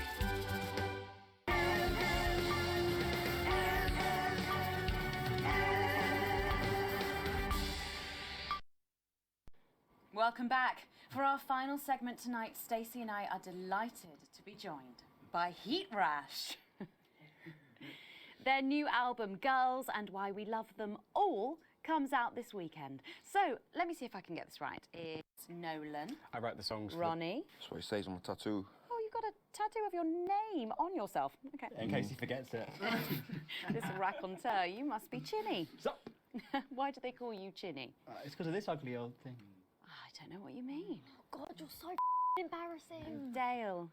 Crikey, Dale, you do not look old enough to be in a band. I get that a lot. I'm actually 23, the oldest one. I have a growth disorder. God, I'm so sorry. I didn't know that. It's so pretty. He's only messing with you. He's actually 58. Okay, right, I see. You're going to be a handful, aren't you, boys? Mum, gross. And you must be TP. What does TP stand for? Tiny. It stands for team player. I see. How long have you had that nickname? Ever since Nolan decided Terry Prodance was a name for a member of a boy band. No co, Ronnie. Yeah, no co, Ronnie. Sorry, what does no-co mean? It's the opposite of SoCo. Ah. Fuck's sake. SoCo. Yeah. So cohesive. You pretees say cool. Right, okay. Thank you, Stacey. Sorry about her. Not your fault. She's uneven. So, you guys met through a popular show on one of our rival channels, didn't you? Yeah, team players with a Z. So, how did that work then? Well, actually, Dale and I knew each other from school. We were actually classmates. So. Fuck's sake, Nolan, mate. Give someone else a chance. We all went on team players. We all auditioned. The judges put us into bands. And, yeah, we went to their houses and they just put us into bands. Okay. It's an example of how we're greater than the sum of our parts when we work in harmony. And occasionally singing it. So every week on the show, they get these bands and they give them a song that the producer just found from under the bin somewhere. Actually, I write the songs. And the public would phone in and decide which song they like best. Right, and then the losers would be eliminated. Yeah? Mum. What? No-co. Pretty. So no-co. The band who get the most approval get to play their song again. Sure. So what happens to the losers then? Mum. What do I keep doing wrong? We don't use the L word anymore. What, you mean losers? Would you please stop saying that? That word is a pejorative. It's a word designed to diminish. At Go-Getters, I learned very early that we only win when everybody wins. But, sorry, that's not real life, is it? That's just sports board, no? I thought you were SoCo. Yeah, I am SoCo. Nah, you're a shrinker. Can't be friends with shrinkers. She doesn't know what you're talking about. She doesn't understand. So I do understand, actually, Stacey. What's a shrinker? Well, a shrinker. What's a preteen, Mum? Well, I think it means someone who's older, doesn't it? Pre-territories. It's someone who turned 18 before the new future. We call you pretees. Unevens. Mimis. Nonks. It's not her fault she's old. She can't help it. I'm not that old. I'm trying to help you here. I don't think I need your help. See? Total Mimi. Is that so? Yes, obviously.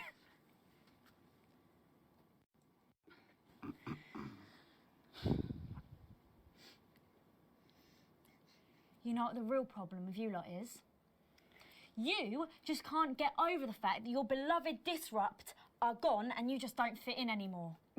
But the truth is, Disrupt were violent, no-co being led by psycho. I'm glad they lost, and you should be too. Listen, not everyone over 30 supported Disrupt, Stacey. Not everyone, no, but one off lot of you did. SoCo, Stacey. SoCo. We've all learned maybe a little bit more than we expected to there.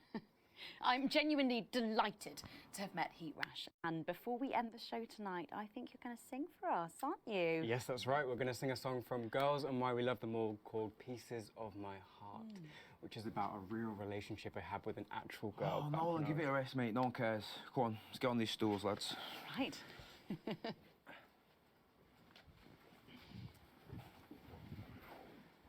So, Stacey, can I get your contact? Oh, she's 15. Go on, off and sing your song, Terry. Christ. Right you are.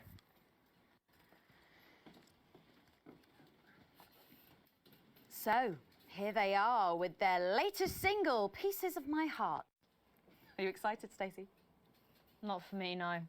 I only listen to blip music and a bit of jizzcore. Pop music is... Okay, here they are. It's Heat Rash. Ronnie, Chinny, TP, Dale, and Nolan. Heat Rash.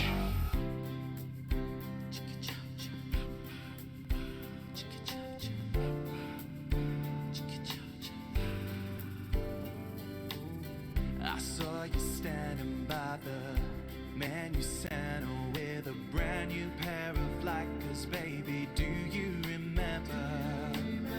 You took the first of the pieces of my heart. You wandered into a bush and grabbed a vodka and stank. Took our assets and our wealth and drew them out of the bag. I gave you little pieces of my heart. I didn't know two hearts could ever feel like this, girl. It's like you were custom made for me by Remington's fist. I take all of the loves that didn't last and leave them in the uneven past. Share the new future as my bride. You snatch me inside. There's no need to hide all the times that you cried. As my old man used to say, you blow me away. I just want you to stay. I don't want you to pay. You make me crazier than Neil today. On Liberation Night, girl, I was sitting beside you. We sat there shaking all the way through incisors. We held each other as things fell apart. We took a train through all the territories and we threw away the rules and wrote our personal stories. You took a dozen pieces of my heart. I didn't know that life could ever feel like this, girl. It's like you were custom made for me by Remington's fist. I take all of the loves that didn't last. I leave them there, the uneven past. Share the new future as my bride. Snatch me inside. There's no need to hide all the times you have cried. As my old mom used to say, blow me away. I just want you to stay. I just want you to play. You make me crazier than Neil. Make me crazier than Neil today.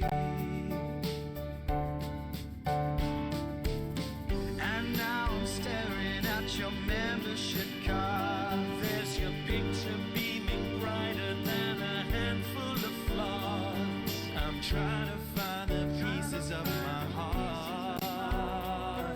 and leave them in the uneven path. Share the new future as my bride. You snatch me inside. There's no need to hide all the times that you cried. As my old man used to say, you blow me away. I just want you to stay. I just want you to play. You make me crazier than neon. Crazier than neon. Crazier than neon today.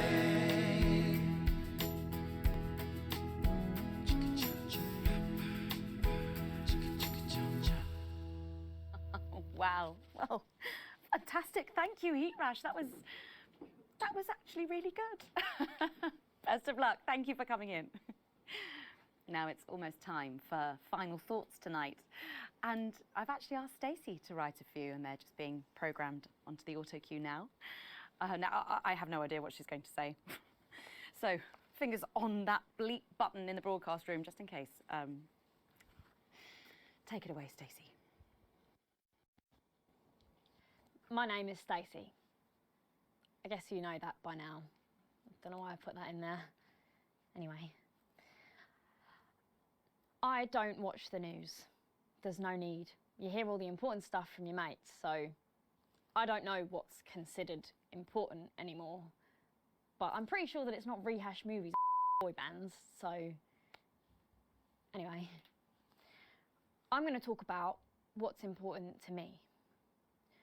When Advance were first elected 6 years ago, I was 9 and in a home. Not a family home like you call a home. This was a state children's home. It was fucking awful, actually. It was like a Charles Dickens book. The roof leaked and the walls were damp some mornings. The food was bad. Drugs and alcohol were everywhere. No one cared. You had to watch your back all the time because there weren't enough staff to manage us. And yes, as you'd imagine, there was a lot of... Some bad stuff went down there with some of the staff, okay? Not all of them, but the others knew, and they didn't stop it. And then Advance won the election. And like a miracle, things started to change. They got better. We had nicer food. The home was not just repaired, but redecorated and kitted out with books and sports stuff and musical instruments and video games. Most of the staff were fired, and the new ones, which there were more of, spent time talking and working with the bullies. And you know what? A second miracle. It worked. The bullying stopped. My life, got better. Because finally, there was enough money to do the good things, and Advance had the guts to do it. I joined Go-Getters, and on Liberation Night, that gave me a group of friends that I could talk with when the bombs went off and the power went out. Another miracle.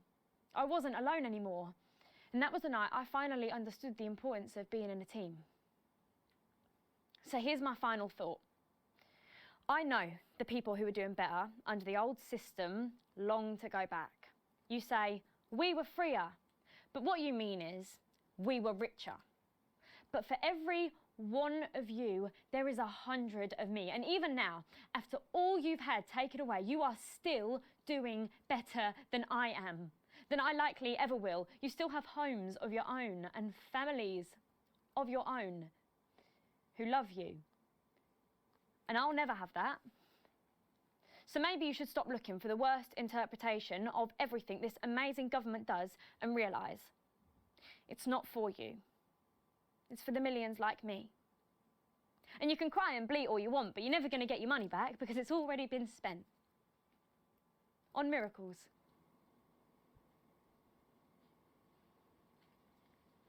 Wow, thank you, Stacey, for that. My name's Megan Wolfe. Let's keep making tomorrow better. And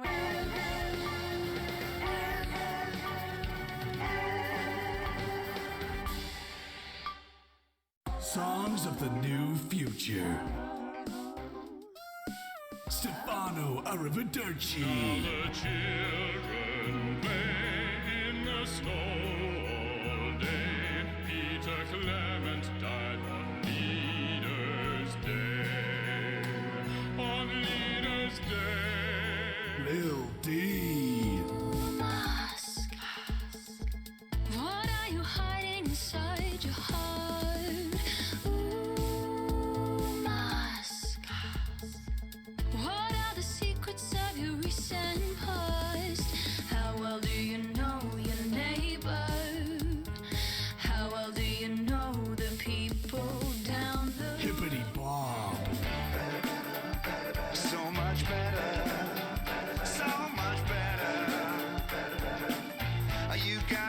to better men. So much better, so much better. Gloria Warbletongue. I'll unburden you and you'll unburden me. We can take the pressure off our family.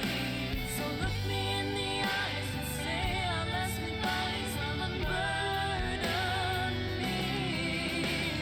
I'll unburden you and you'll unburden me.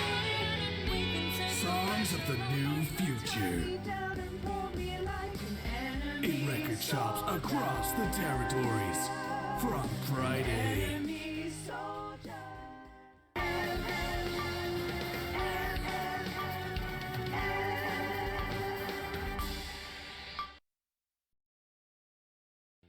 Well, before we join Megan and the team for the nightly show, there's just time to catch up on what's coming up later tonight on 1.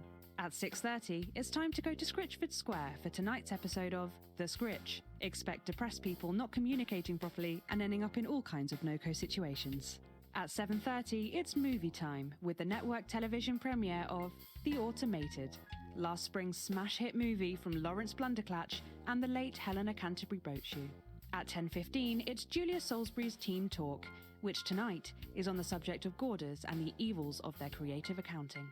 At 11 p.m, it's Lil C's Lil Chats, and tonight the former singer is asking Dr. Adrian Atkinson Blimey what he's been up to since the cancellation of Incisors. Apparently, it's mainly jigsaws and arson. At midnight, it's the full territorial weather, fertility and birth report, and that's followed at 12:20 by the Glenfillan-Ogoth Valley Male Voice Choir, debuting their first professional performance of the new territorial anthem to bring tonight's programming to a suitably uplifting close. SoCo. But now on 1, it's time to hand over to Megan and the team for the nightly show. Good evening and welcome to the Nightly Show. It's so good to have you with us tonight. I'm Megan and I'm joined as always by the inimitable Robin and Patrick. How are we? Well, we have got so much going on tonight. I'm excited. I'd say I'm about a 12, Megan. On the excitement scale? Yeah, exactly. We have got so much SoCo stuff coming up. We sure do. We have celebrity chef Jordan Brankley who will be cooking up a store. We'll be announcing the winners of our big competition, Visions of the Future. And we'll be joined by a very special guest for a game of Wheel of Truth. And I'll even be showing you how to make your own Leaders' Day gifts. We've got all of that and so much more tonight on The Nightly Show. Coming to you live from the Channel 1 buildings in the heart of the capital. It's The Nightly Show.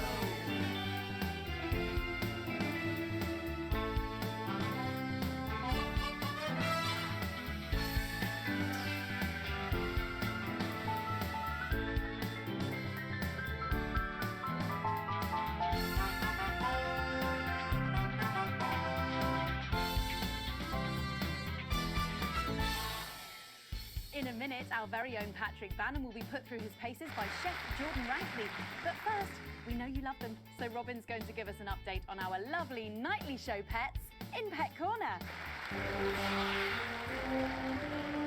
Well, Megan, first up we have our hamster, Lord Cheeks. Now, he's a squat winter grey with the scientific name Adipem stultus, and he lives here with us in this cage.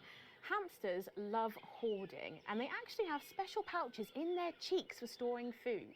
He loves carrots, apples, and chewing tobacco. Now, hamsters are nocturnal, so we'll do our best not to wake him up. But let's just see if we can... Oh. Well, the door has been left open. It looks as though Lord Cheeks has actually gone for a little wander, but I'm sure he will be around here somewhere.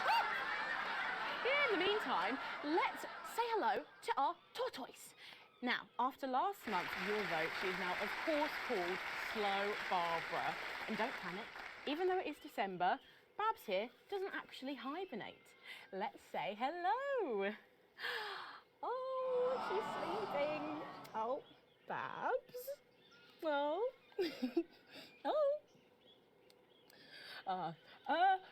Those are our nightly show pets, Megan, both alive and well. Back to you. Thanks, Robin. We'll check in on them, or some very similar animals at the same time, tomorrow. Now then, I hope you're hungry, because if not, you're about to be. Patrick Bannon is with Chef Jordan Rankley, and they're going to be showing us how to knock up a delicious apple pie. Time to go into the kitchen.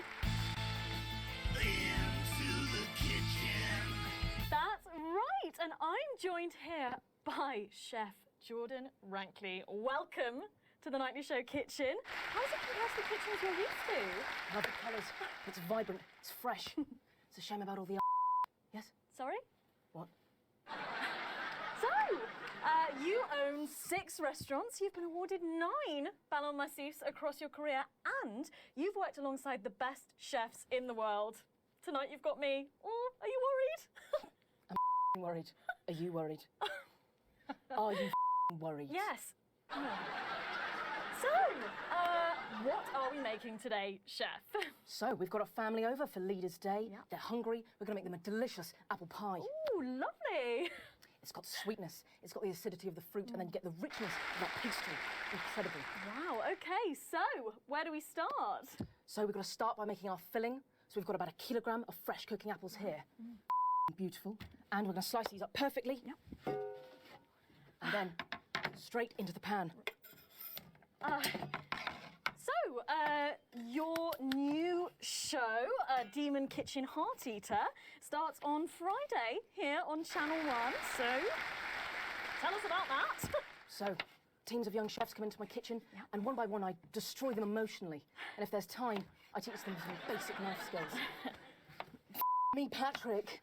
What are you doing? What? Is that how you cut? You'll lose a finger. Don't worry, I've got spares. Right, so once we've done that, we set these aside whilst we make the pastry. Yeah? Yep. Bowl. Yeah? Okay. Sugar, butter. Yep. We mix that together, and then a whole egg. Yeah. Okay, egg. What are you doing, you donkey? Are your brains the size of that egg? Oh, no, Chef. No. Right. Mix that with a wooden spoon and work in that flour, okay? Work that into a nice ball of dough, just like that. So, what does the notoriously fierce Jordan Rankley do to unwind? Hit the bed. Yeah. What's that? What is that? It's a bit lumpy. Lumpy? It could pass for a sack of spuds. Touch that. Touch it. Yeah? Pathetic. That goes into chill. Now, we're mixing our filling. Okay. Apples, sugar, yes, cinnamon. So, you own 6 restaurants across 5 territories. Which is your favourite? Are you mixing that or it? What? Are you going to light a candle? Take it out to dinner? Mix it for sake. Right, now we're rolling out 2/3 of our pastry. God. Bit of flour into the dish. And the filling goes next, right? Absolutely right. Oh. Lovely. Okay. Then we're taking the remaining pastry, rolling that into a round, and that goes on the top. Beautiful. Lovely, okay. Right. Brush a bit of water around the rim. Right, yeah. Beautiful. Now press gently all the way around. And we're cutting 5 slashes very carefully with steam. And then brushing the whole thing with a beaten egg. Lovely. Okay. Egg. Ta-da! What do you think? Oh my God. You, come here, you. That's a disgrace. I'd rather jam my eyeballs up my than look at that. Yeah. I'd rather use my tongue to tie my shoes after shit-kicking contest. Do you understand? Then it goes in the oven for 45 minutes. Oh, put your head in the oven while you're at it. Useless. You, come here, you. You're the worst thing to happen to food since cyanide. Do you know that? I tell you what. Off. Get the out of here. Off. Okay, well, while I do that, let's go now to Megan and Robin, who will be announcing the winners of our competition. Visions of the future. Visions of the future. Well, that looks delicious. If you want to follow along at home, then make sure you write in with a stamped addressed envelope and we'll send you the fact sheet. So, Robin, look at all these amazing entries to the Vision of the Future competition. Yes, we challenged you to show us your predictions of the future, and we were just inundated with entries, weren't we, Megan? From wacky inventions to global problem solving, they are all amazing, and we had the best time looking through each one. It was so tough narrowing it all down, so we have some amazing runners-up. In third place, drum roll please, we have Hamish, who's 3 from Lunwelly. He calls this Still Life and the Future of God, and it really blew us away. Just look at the line work here, and I can really feel every passionate stroke of the brush. If you look here, you'll see a beautifully rendered, what I thought at first was a smiley face, or perhaps a cat. But I think if you really look, you'll see it's actually a representation of the seeming futility of death through the eyes of the living. He's also chosen to just leave a lot of it blank, which I think is really interesting. If you know Hamish and his work, of course, he loves focusing on the negative space rather than the image itself.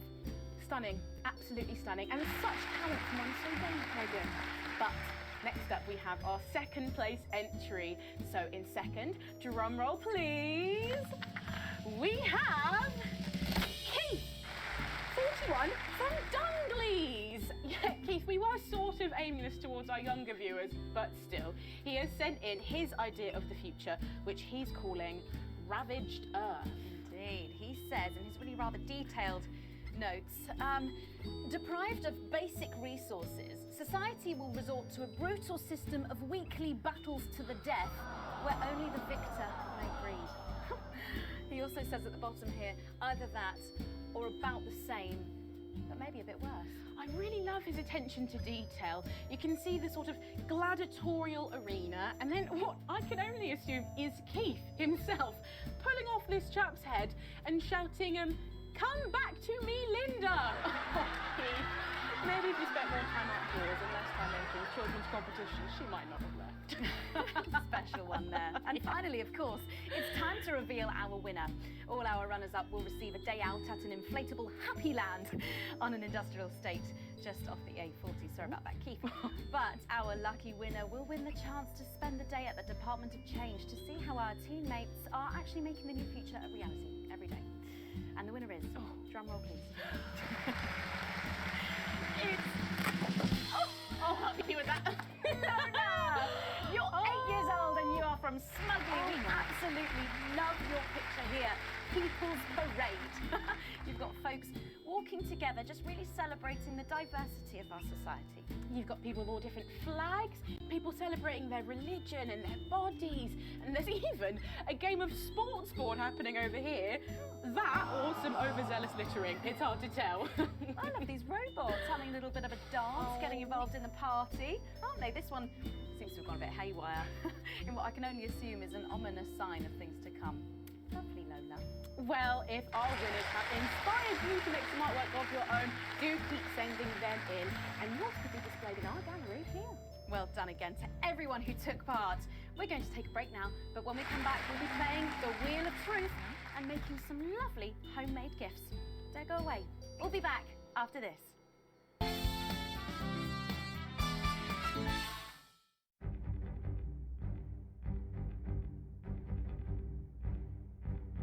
We have never been closer, happier, healthier, and the team has never been stronger. But there are those who would seek to separate and destroy us. They think they can infiltrate us, that they can drive apart our bonds of family, friendship, and community. But we see them, moving among us, clear as day, sowing division, undermining our lives and threatening our achievements. They use freedom of speech to justify their discriminations. They use tradition and history to justify their need to oppress. They want more than their fair share. They put themselves before the team. In a disrupt world, They would decide what women do with their bodies. They would decide what kinds of relationships are natural. They would exploit the vulnerable for personal gain. And they would eradicate betterment in exchange for a noose. They see themselves and their narrow view of life as the default, as the status quo, predetermined and inevitable. They would see themselves at the top of a hierarchy built to enrich, empower and protect their horde, carried on the backs of the poor, of the different, of us. But we are a team, and we say no. It is our duty to protect our community. Report your disruptive neighbours immediately. Advance. Strong together.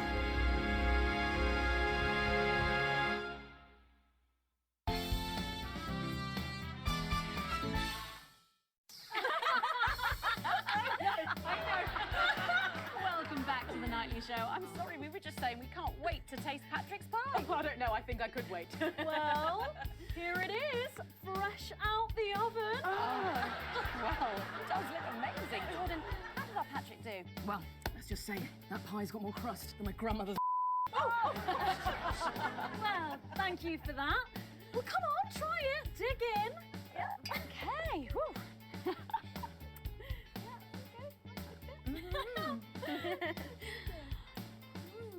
Oh my God. Oh Lord. Oh, that's really something, Patrick. That's delicious. But now you better go and get ready for that next feature. Every night we play a game of Wheel of Truth with our celebrity guests. But I know what you're thinking. Megan, we've only got one celeb guest. Well observed, viewers, well observed. Well then, I better bring her out. Should I? The surprise guest? What do you think? Here she is, best-selling author, lawyer and thinker. I mean, she's only the bloomin' team leader. It's Julia Salisbury. Prime Minister Julia Salisbury. Oh, welcome, Julia. Oh, so good to see you. Oh, Megan, you look incredible. Oh, stop it. I was just about to say the same thing. Now, don't get too comfortable. It's time to head over to Robin and Patrick as we play Wheel of Truth.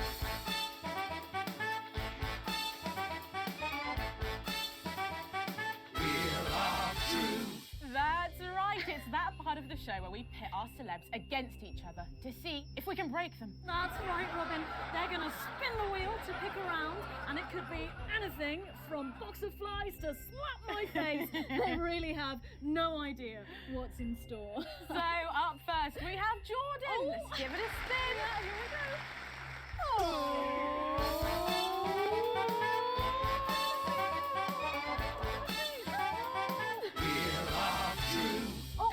Okay, let's see what you've landed on. Okay, it's fact or fib. Jordan, is it true that you've been known to order takeaway for a dinner party and pass it off as your own cooking? One time. I think if that pie was anything to go by, you did them a favour. Oh, not so fast there, Julia. Fact or fib? We've heard you've got a very interesting way of saving time during the laundry. Oh my God! Go on, why don't you tell us about it? You absolute... No, I Come on. Okay, so don't judge me, okay? What I do is, oh God, I'm going to lose my job over this. Oh, we're all friends here, come on. Okay. So I only have one bra, okay? And so one day a week I wash it. And on that day, I can't wear it. No! Honestly, raise my taxes. We're clearly not paying you enough. Come to my dressing room after the show. We'll sort you out. Are you blushing, Patrick? Is all this talk of bras embarrassing you? Blushing? I mean, I'm not blushing. Come on then, you, Julia. Spin the bloody wheel. Let's do it.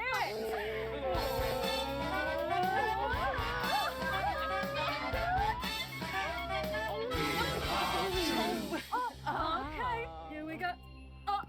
It's guessed that to get that face. Okay, you ready? Here we go. Julia. Oh, who's that? Oh my God! Is that you? Yes! Look, it was a very difficult time fashion-wise. That hairdo is hilarious. No, don't. I think it's sweet. The mullet is as popular now as it's ever been. Oh, well, don't get too ahead of yourself there. Jordan, who is this? Does that look familiar at all? Oh, wow! Well, I'm glad I was getting fashion advice from someone who managed to make 7 look like 85. Hell, where did you find that monstrosity? I look like I'm haunting the play. Right. We've got to move on. Jordan, let's have another spin. Okay, here we go. Okay.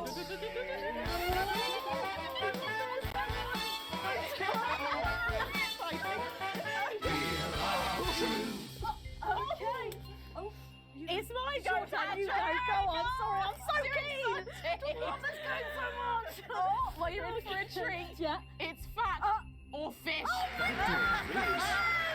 Okay, if you look under your podium, you will find a lovely fish smoothie. Now, I'm going to ask you both a question, and all you have to do is answer it honestly, or else you'll have to drink the smoothie. Okay? Okay. Are you ready for the question? Yes. Here we go. Which of your esteemed hosts is the more talented one? Oh, what a cop-out. Oh, is it? Oh, we made it extra fishy. I need my mouth. Do you know how much these taste buds are worth? Right, we've got time for one more quick spin, so go, Julia, go!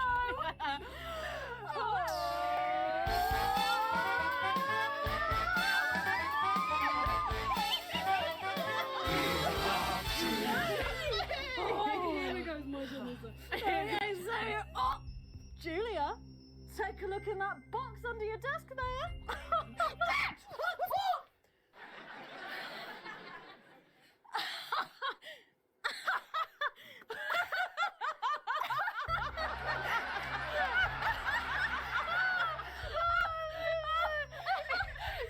I think Lord Cheeks is trying to get in on the game. Oh, bless him. Julia, what have you got in that box? It's not cheese, is it? Cheese!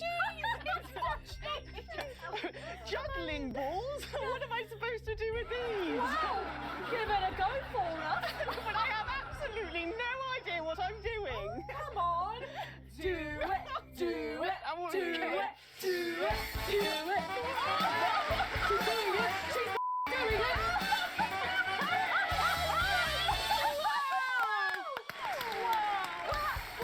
So impressive, I have to say, unexpected. Well, gosh, that was our game of Wheel of Truth, and my God, wasn't that fun? Okay, it really was, wasn't it? Right now, it's time to head over to Megan in Crafty Corner. That's right, you join me in Crafty Corner, where today I'm going to be ably assisted by Julia. Come on over here. Goodness me, I don't know how you're keeping your dinner down. I can still smell that fish. Well, to be honest, I've had worse. I used to eat at Peter Clement's house. Oh, well, I hope you've got your artsy hat on, because today we're going to be making something very close to my heart. It's our little studio. Look at that. Isn't it adorable? All of us there on the sofa. Wow. Oh, it's gorgeous. Oh, is that all you in there? Yeah, it is. If we can just get a little zoom in, there we are. Oh, I don't know about you, Julia, but I always leave my holiday shopping to the last minute. Oh, every year. I do it every year. Well, luckily these make amazing gifts. Shall we get cracking? Oh, yes, please. We're going to start with a shoe box Lovely. here. And Julia, that's it. Grab those scissors. I just want you to get rid of this front panel here. Perfect. Will do. Are you big celebrators in your house, Julia? Oh, yes. No, in my house, we show our love through food, like big dinners, loads of drinks. Absolutely. That's the best bit about any holiday. It's all that food. This bit as well. Absolutely right. Cutting along the line there. Do be careful with the scissors at home. Make sure you're being supervised bit if you tough. are a child. There we go. Fabulous. There we go. Okay, so it's going to look a little something like this, and I've got one here I made earlier. We painted it with a bit of poster paint, white to match our lovely curtains here in the studio, but you can obviously have whichever backdrop you like. Like a nice shiny gold number. Well, exactly right. So we're going to make bits of our set now to put in the studio, perhaps a little desk. So I'm just going to grab this piece of card. I've just got it from a little cereal box packet. I think I'll give you this one, Julia. Shall I? Thank you There so you much. go. And all you need to do is cut along the lines there. Fabulous. So what's the best part of any Leaders' Day dinner, do you reckon? I don't even have to think about it. Really? I love the 3 potato pie. 3 potato pie? I don't know that one. You know, with the chips covered in the mash, all wrapped up in a jacket potato. Is that just me that does that? I don't know, but that sounds starchy. Well done, Julia. So now she's folding over a little bit there. What it's going to look like at the end is this little rectangular shape there. I'm going to pop it in the middle, bit of sticky tape on the back there so it sticks down. Now we need a sofa. That's what we need next. We're going to make that out of a lovely paper cup. Having fun down there, knocking it all over. I got one though, Megan. Good, fantastic. You're just going to cut along the Lovely. line here, down the middle. Exactly right. Then when you've done that, around the bottom and again around the top. Well done. When you're done, oh, there we go. It's going to look a little something like this. And look what I've done there. I've stuck some felt down. Nice and comfortable sofas. Yes, can't have our tiny Megan having an uncomfortable sofa, can Well, we? absolutely not. She'll be on the phone to her tiny agent and getting someone tiny fired. Yeah. Well, there's only one thing missing, isn't there, Julia? What is that? A higher calibre of guests. Nearly, it's people. So all we've done to make our little people is we've stuck a cocktail stick into a bottle cap. We just need a face for that now. I've got a good one here. I know it well. It's me. Lovely. I'm going to stick it down there. A little bit of sticky tape. Oh, my felt's going everywhere. There we go. Oh, I'm a bit lonely. Let's take Robin and Patrick over. Sitting down on the couch over there. There you go. And well, I'll make myself just comfortable just there. Yeah, there we go. And these, of course, are all Lovely. made and cut out of our favourite newspapers or magazines, so you can have any guests you like. Julia, is there anyone else you'd like in a studio? Oh, yes. Well, Go on then. I'm going to be playing Wheel of Truth with Ronnie from Heatrash. Nice. Yes, put that away. Yes, he's going to be teaching me choreography, and I'll be teaching him foreign policy. And of course, you can decorate them however you want. Perhaps you're a bit, I don't know, nostalgic for the old look of our studio. We've got the blue studio down there. Or even a bit of retro red. I've got Sheila Quickstep being interviewed there by... Oh, sorry, that's not supposed to be... Oh. Well, we're out of time, I'm afraid, Megan. It's time for a break. When we come back, I'll be on the couch of chat talking to some of you, and I just cannot wait. We'll be back after these messages.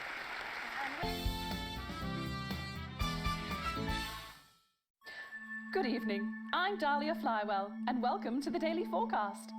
Starting off here in Territory 1, make sure you wrap up warm because we've got lows of 5 or 6 degrees. But as we head towards Leaders' Day later in the week, there's a 100% chance of festivity, as we saw 42 births today, a daily record of 4% fertility. Dwarfed, however, by a massive 9% fertility rate here in Territory 2, who saw an unbelievable 191 births today. Though a nasty cold snap brings bitter winds overnight, so not all sunshine and rainbows. No rainbows in sight over Territories 3 and 4, as a Category 2 storm warning means we advise our residents to spend their Leaders' Weekend indoors. Though we're sure the happy parents of the 12 new children in Territory 3 will be thanking their lucky stars for an excuse to stay home. Though, of course, nothing to do with stars, more of a hot air, cold air thing. Next, this front of warm smiles heads across Territory 5, who are still under a blanket of snow. Surely there'll be celebratory snowmen there tonight, as they also hit an impressive fertility peak of 23 new arrivals. And finally, an honourable mention to our team members of T7, with a stunning result showing 146 births and clear blue skies.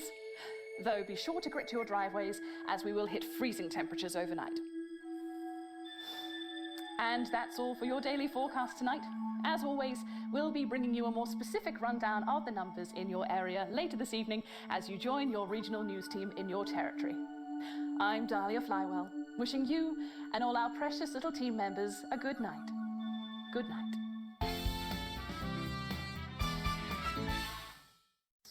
Welcome back to the Nightly Show, where it's time to get a little intimate with the Prime Minister on the couch of chat. Prime Minister, it's great to still have you with us. Thanks, Megan. Although maybe now's the right time to tell you that you're going to be seeing an awful lot more of me. Oh, why is that? Well, I am delighted to announce that starting next week, I will be the... Miss Salisbury, could you get ready to accompany me, please? Please remain in place, ma'am. This won't take a moment. Sit rep. We do apologise to our viewers at home for this unexpected interruption. I'm sure it's nothing to worry about. Right, understood. Everyone, please remain calm. How can I help? Can you clear everyone out of that area? Everyone. Okay, everyone, if we could just clear away from these studio doors. Yep, that's right, just behind the cameras, please. Do those doors lock? Is that Colin with the headphones on? Hey, mate, can you lock the doors? Can you not hear me? Colin! Colin! You can't hear us. I'll do it. No, miss, too late. I'm law enforcement, load your weapons up! You two stay at the door, lock it tight, and don't let anyone in. Now listen, there's no need for anyone to... Sit back down! Of course, whatever you say. Are we still live? Yes, we're live. Good. It's time for some real news. You, mic me up. Is it working? I just need to check. Is it working? It's working. Good. Over there, on your knees. Now. You, next to him. Move! You okay, Colin? Birthday. Not the worst one I've had, though. Let them go, Mr. James. It's me you want. Don't flatter yourself. You're not the target here. You're just a bonus.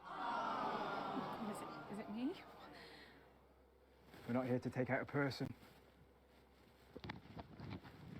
We're cancelling the whole show. Which camera? Any of them, all of them. I know you're watching this. In your vans. Planning your counter-attack. But please, try and control yourselves. Yeah. And I'm sure you know the rest. Alan, we can talk about this. Oh, we will. I have a lot of questions. There's no need for anyone to get hurt.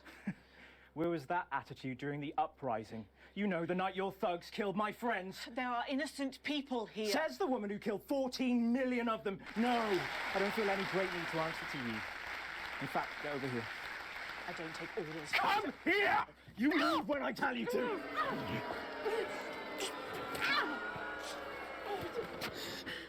Give me that. Alan, don't do it. You're not an executioner. What am I then, eh? You tell me, Megan Wolf, what the am I? You're just a man who's just way in over his head. Don't patronise me, you smug I'm not one of your little helpers. Get over here. Kneel beside her. You're just as guilty as she is. Guilty of what, you psychopath? All of it! She sat there, smiling, and let it all happen. Jeremy Donaldson died for this programme. And she let it become this. Bread and circuses. Bread and circuses. Don't you say his name. I beg your pardon? I said, don't you say his name. You don't get to do that! You're angry at the wrong person, love. She's the one that killed him. The first victim of her benevolent slaughter, not the last, though. All I am hearing is crazy. Then maybe you should hear it from the source. Confess. Hmm? Confess. Fine. Have it your own way. Stop! For God's sake, stop!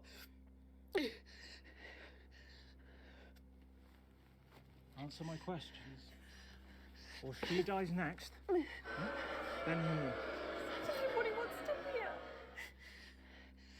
Ask your questions. Better. First question. How did you actually think this was all going to end? In a better world. It's the truth! When we came into power, everything was broken. The system worked for so few. There was hunger and poverty and real pain. But you never saw that, Mr. James, because you were doing just fine, thank you very much. And my side? You were too weak, too weak. It was all good intentions and second chances and playing by the rules. Well, do you know where playing fair gets the people at the bottom? Because of nowhere. Someone had to be prepared to actually fight, to do what was required. So I did it. Because no one else was going to. 14 million people. To save the 60 million here. What would you have done? Let us all starve to death? You should have found another way. There was no other way. Is that how Peter Clement saw it? Peter was weak. I loved him more than I have ever loved anyone else. I allowed it to happen. And afterwards, he couldn't sleep. It haunted him. I think it would have killed him in the end anyway. But that's on me, Mr. James. What's on you? We're not discussing me. Didn't you hear? Disrupt died on the night of the uprising. Then how have we been watching you for months?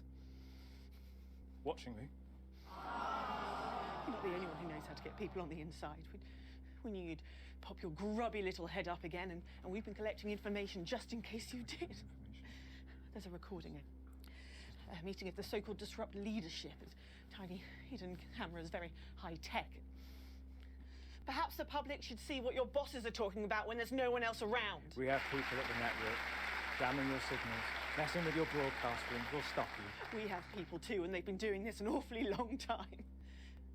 Prepare the footage on screen 4. I guess it's up to the broadcast room. You in there. If you play that footage, she dies. Play the tape. I've seen it. It's important. He's gonna blow us up anyway, so just play the fucking tape. Lock the console. Don't let them play that tape. Don't take risks with them.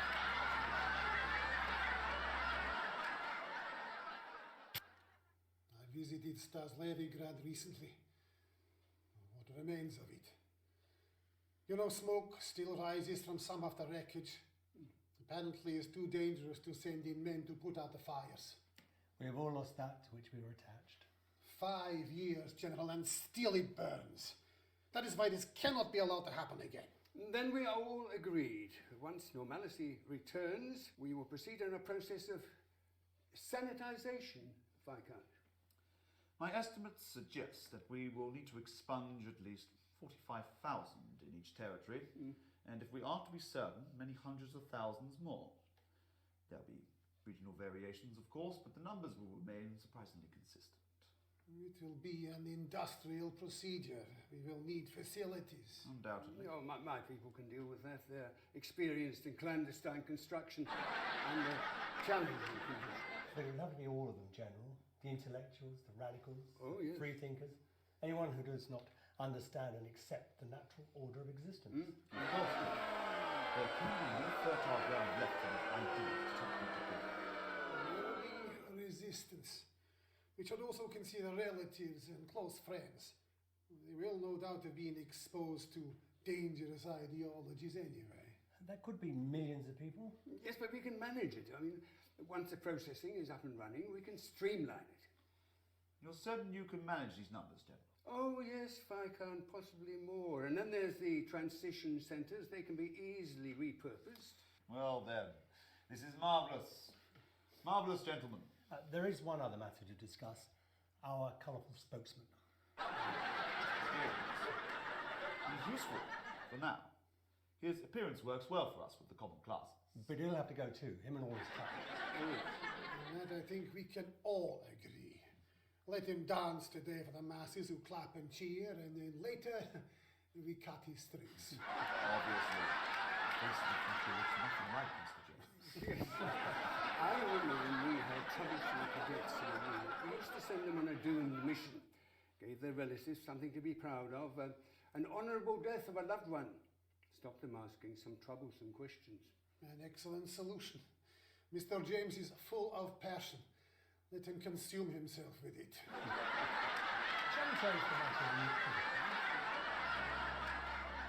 Bad choice, Alex. Kill her. No, wait. Better yet, this is on you. Songbird down! Repeat, Songbird down! Everybody stop! Lower your weapons. Think about this, Mr. James. No one else needs to die today. I agree. In 4 minutes' time, a helicopter is going to land on the roof of this building. I will be making my way up there and boarding that helicopter. And then I'll be on my way. And as you so observantly pointed out, no one else will need to die here today. I imagine you'll be joining me on the roof. You know I can't let you leave this room. Alan Stephen James, you are formally requested for dialogue. Under Section 12 of the Mental Health and Antisocial Activity Act, if you refuse to collaborate, I am clinically empowered to intervene. Anything you say can and will be used in efforts towards your betterment. You're arresting me. Do you not see this? A palliative advisor will be made available to you at no cost. Do you understand these advantages as I have expressed them to you? You must be kidding me! The patient has refused to engage. You have no power here! If I take my thumb off this trigger... The patient is a clear and present danger.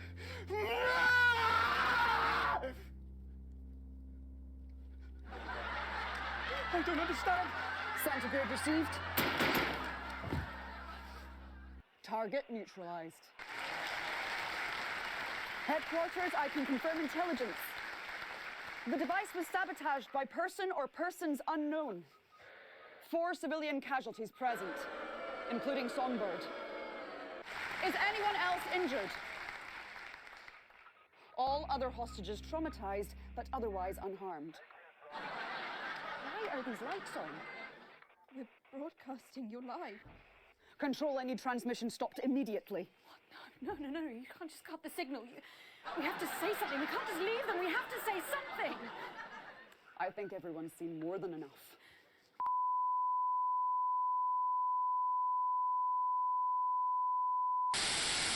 Following the declaration of a state of emergency, General Masters, who has granted himself extraordinary powers, insists they will only last 6 months. It is believed that political leaders are still being held under house arrest by the military on charges of election rigging, though the general is yet to produce any evidence to support this claim. As clashes between protesters and troops continue in Western Square this evening, I want to once again urge our viewers to stay safe as soldiers begin to patrol our streets, enforcing a curfew.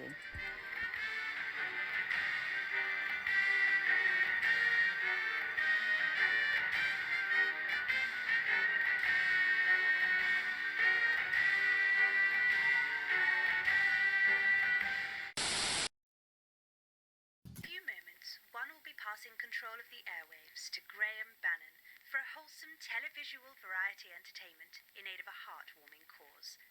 Prior to this, however, Channel 1 wishes to keep you elucidated as to our further programming this evening. At 8 o'clock, we are very proud to present a performance by Jerry Mumpton's Circus of the Extraordinary, which, on this occasion, features appearances by a lady with some hair on her upper lip, a man with no hair on his head at all, and a child with a particularly long middle finger. One certainly wouldn't wish to overlook that. At 9 o'clock, we present Existential Musings as the Right Reverend David Atkinson and lady scientist Dr. Edith Blimey debate the existence of an afterlife in a discussion program with the Right Reverend David Atkinson and lady scientist Dr. Edith Blimey. And finally, at 10:30 p.m., it's time for the national anthem, and for all fine, upstanding people to go to their separate bedrooms for an healthy 8 hours of unsullied sleep. But antecedent to these future attractions, one is delighted to hand over to national treasure Graham Bannon.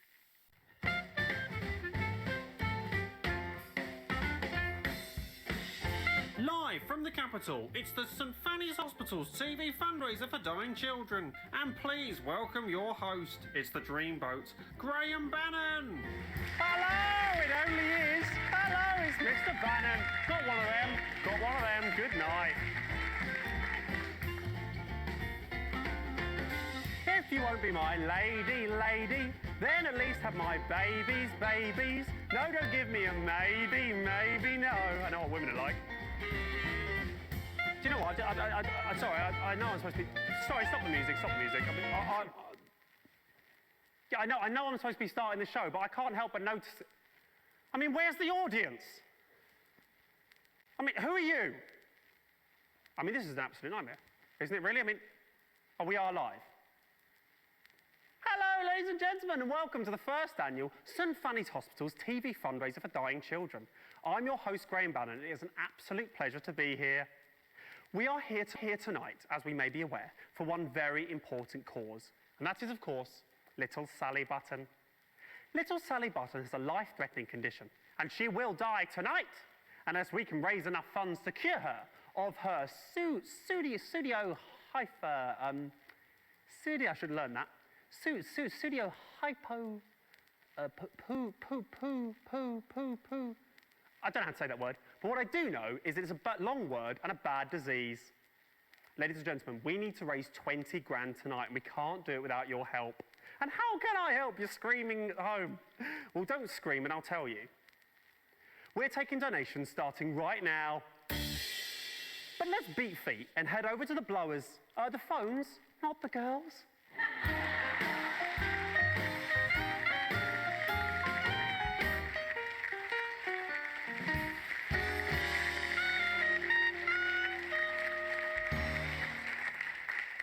Hello, ladies. Good evening, Graham. Tell you something, ladies, those are some classy chassis, if you don't mind me saying so. All right. So girls, would one of you kitty cats please let the viewers at home know exactly why you're here this evening? Yes, us kitty cats will be taking calls from across the country to raise money for this little girl. If you would like to donate, no matter how large or small, please ring now. I'll tell you, I'll be giving you a ring later. An engagement ring if you play your cards right. Now that was a zinger. If I do a zinger, play the sound. Yeah, that's it. I'll check in with you later. It's time to have a look at how much money we're starting off with tonight.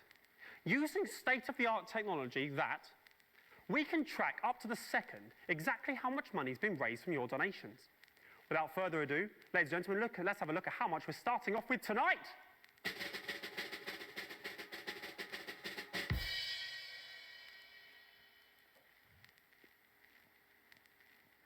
Okay, looks like we're not starting off with any money tonight. It's a bit strange. I'm surprised they didn't put something in just to show, really, but perhaps it's a little unclear of how you donate still. How about I cut the gas and show you what's what, Daddy-O's? Give me the thing. Okay, so I'll pretend to be you at home. This is role play. You really can do this in real life from your sofa or couch. It's ringing, so hello, who am I speaking to, please? Hello, you're speaking to Barbara at the phone desk. Hello, Barbara at the phone desk. You have a beautiful voice. Okay. I'd like to donate a tenner, please. I'm finding it hard to hear you. Your phone doesn't actually work. You're going to have to be louder. I'd like to donate a tenner, please. Thank you, sir. What a generous donation. May I ask who's calling? You don't have to do that, do you? You know who's calling, don't you? It's Graham Bannon. And how do you spell Bannon? Don't say that. People would know how to say my name. There we go. And so if I'm correct, there should be 10 on it now. Look at that. Technology at its finest. 10 on it now, so only 19,990 remaining, which should be a Bannon breeze. That was a zinger. Yes. Ladies and gentlemen, let's have a rundown of the jam-packed acts we have lined up for you on this jam-packed lineup on this jam-packed evening. Who wrote that? Too many things packed in jam. Starting off tonight, we have the incredible Raj and Rishik. Following that, we have an amazing acrobat who will do jumps all over the stage and stuff. And then finally, we'll have the Lovely Legs contest to end Act 1, which I'm rather looking forward to myself, ladies. Then, starting Act 2, we're going to have a magician who will do all magic and that. Then we're going to have a fire-breathing man who'll be breathing fire. And then ending Act 2, we're going to have a daredevil who'll dive into a bucket of water. All right. Then going into Act 3, we're going to have the unicyclist act. Then following that, the strongest man in the world, the strong man. And then finally, the grand finale. Now, for the grand finale, we asked little Sally Button what she wanted more than anything else in the world. And she had a very simple reply. I'd like a dancing chimpanzee, please, Graham. So, ladies and gentlemen, we have managed to source a dancing chimpanzee for the finale of this show. How does that sound? There's no one here, is there? Okay, so without further ado, ladies and gentlemen, let's introduce our first act of the evening. He's come all the way from to this event. And let's just say he might have brought a little friend along with him. Ladies and gentlemen, please, welcome to the stage is the incredible Raj and Rishik.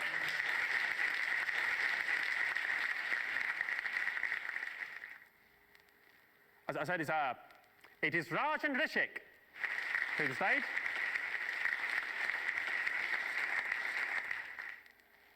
I mean, this is a nightmare. I mean, what is going on? I mean, this isn't working, is it? I mean, is there anyone around here who knows that you? Come here. What is going on? Do you know what I'm saying at all? Why is he here? You, come here. This is unbelievable. Hello, Mr. Bannon. Hello, yes, come here. Are you the producer, are you? No, I'm nobody, me. I just help the fellas unload the cameras. Right, from the fantastic, great story. Do you know where the producer is?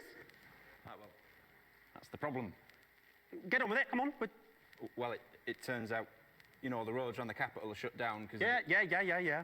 Well, it turns out the producer, the director, most of the acts and also all of the audience are on the same bus heading in and now they're stuck somewhere near Jamstable. Are you seriously telling me there's no one else around who can sort this mess out? He's pretty good at organising. No, obviously not. That's not going to work, is it? Look, you're the producer now. Well done, that's great, big promotion for you. Now, what you need to do is go away and find me a version of all the acts I've just promised the people at home. That's not really my thing, Governor. Well, do you know what? It is your thing now, Governor, right? Or a child drops down dead. So off you go do that, quick smart. All right, you can count on me. Okay, very good. Go away. Ladies and gentlemen, it's time to introduce the first act of the evening. He's come all the way... I've read that. Don't repeat the same stuff. Ladies and gentlemen, they're not here, are they? No, they are here. Well, why didn't they come out the first? Ladies and gentlemen, it's Raj and Rishik.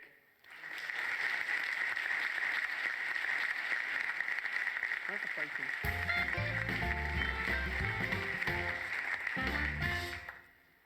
Hello everyone, my name is Raj. And you might be asking, where is Rishik? So here he is.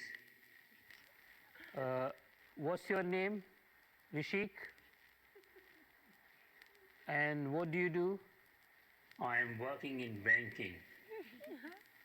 That's interesting. No, it isn't. Okay, you have anything else to say? No?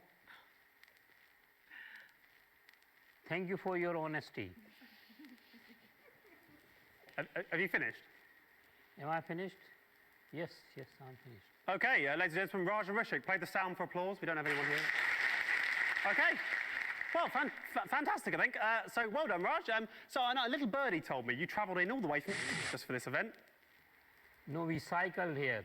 Rishik was cycling and I was sitting in the basket. Oh, right. Oh, yeah, now they laugh. Great joke. Is he a good cyclist, is he, Rishik? Why are you asking me? You can ask him. I'll ask him. Okay, that's setting something up. Okay, Rishik, are you a good cyclist, mate? Why are you talking to him? He's only puppet. Don't set a joke up with that if you're not going to follow it through. That ruins it, doesn't it?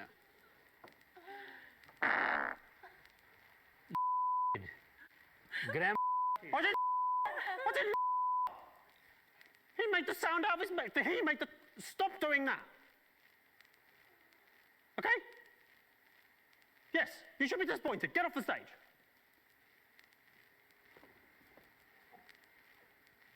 What a load of. We've had two. I didn't.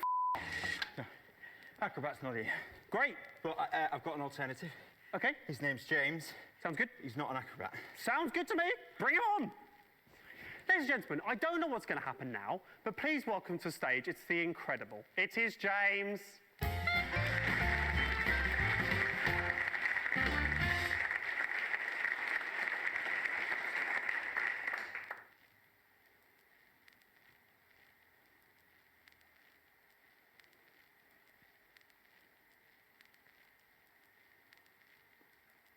Hello. Hello. Oh.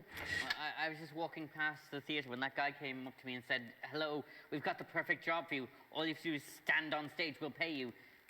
Something like that. Tell you what, I'll level with you here, James. We were expecting an acrobatic act now. Oh, right. Yes, indeed. Tell me, James, can you do acrobatics by any chance? No, I can't. No, I haven't since school. That'll be fine. You remember a lot from school. Ladies and gentlemen, for your viewing pleasure, this acrobat James will now perform for you a series of double backflips. There's no way I can do that. Oh, well, I'll do some cartwheels. I'm not going to do any cartwheels. Then here's a job for you instead. Sweeping up the corpse of a dead girl. Start the music, please. Come on.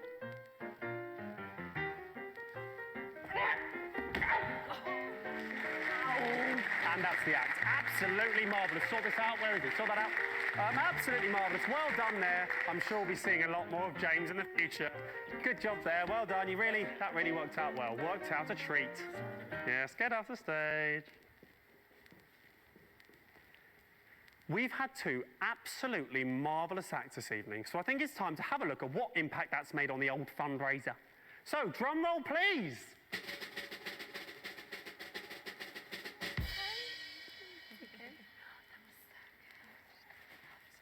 Okay, looks like we still haven't made any money at all. That's a bit surprising. Perhaps I'll check in with the bombshells to find out exactly what's going. What are you doing there? Get out, sling your hook. Go on, go. You're upsetting the girls. Ladies. I was expecting a little money in the old pot by now, ladies. Have the callers not been particularly generous so far? We haven't had any callers so far. Are you serious? How dare you? How dare you? A child is quite literally dying somewhere out there, and you're too lazy to get up off your asses, go over to those phones we have, turn the dials, and pledge money to save her life. You greedy bastards. Sorry, Graham. All right. Yeah, Young forgot to do it. Who's Young? Oh, that idiot, right. Come on, Young, got just a job for you. I'll give him an hand. I don't think he knows what he's doing. Yeah.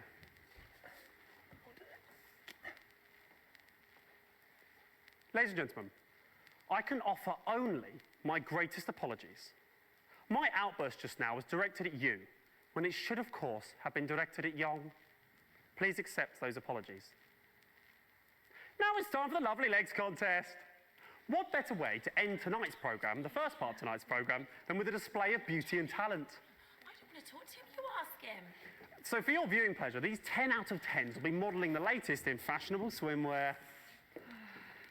Graham? Not now, love. I'm speaking to camera. Graham, Donna's not here. So what?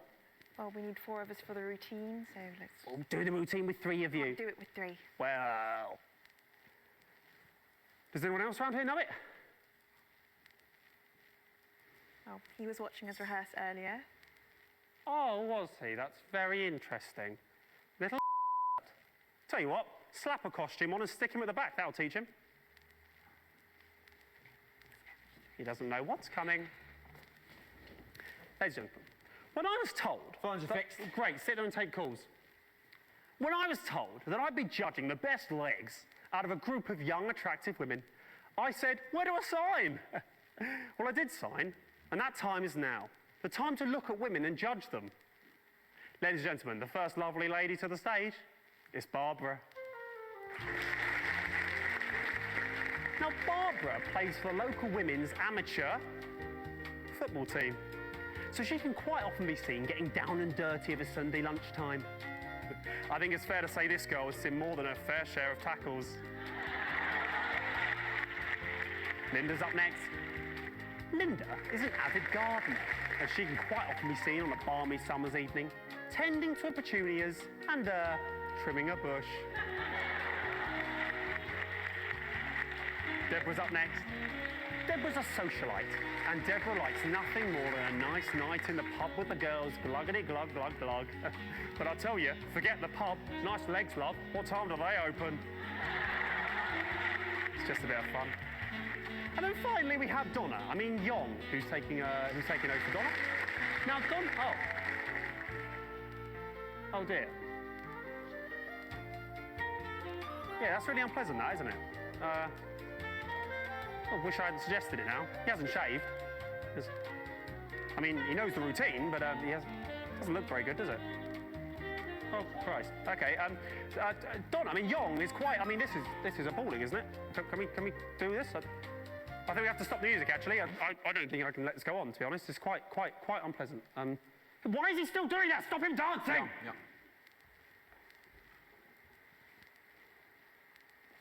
I'm angry now. He's made all of you look bad, hasn't he? Look at him. He's pleased with himself, it looks like to me. He makes all of you look bad when he's standing there looking like that, doesn't he? Absolutely pointless. I'll tell you what else. It's pointless anyway, because obviously Deborah's got the best legs. Knew that going in. Do you know what? Just take him off the stage. I'm angry. I'll tell you, if there was an audience, they'd be a-booing you, Yong. They'd be a-booing. And that seems to me like the perfect place to end Act 1 on a bit of a high. So I'll tell you what, why don't you grab a drink, sit back, enjoy the adverts, and we'll see you after this. What are you doing? I am setting up for the Act 2. I haven't finished talking. After the adverts, we'll see you back then.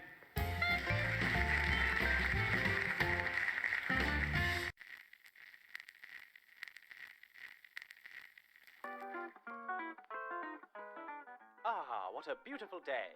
The sun outside is shining and Susan is in the kitchen, of course, cleaning up after preparing supper for her husband, who will be coming home any minute. But what's this? Susan, you silly moo. Why are you crying, you dozy tart? I've had enough. I've been trying to clean up this chicken grease all day with my usual brand of cleaning product, but it just won't come off. Oh dear, here comes your husband. I hope you've thought of something. Honey, I'm home! That chicken looks delicious, and this chicken looks even nicer. Oh yes, and I forgot to mention, her husband is me, Dick Johnson. Lucky lady. What's with all this grease? This surface is filthy. I'm sorry, darling. I've tried every cleaning product available, but I just can't solve these stubborn stains. Well, you haven't looked hard enough. Because there's new Jazz. Jazz is proven by scientists to clean all of a surface, up to 100% cleaned. Look at the way it cuts through this grease. Wowzers! It is also completely harmless to skin, due to it being 99% lead-based. Thank you, darling. I don't know what I would have done without you. Christ knows. But now the kitchen's clean, let's not talk anymore. New Jazz. So simple, even a woman could use it.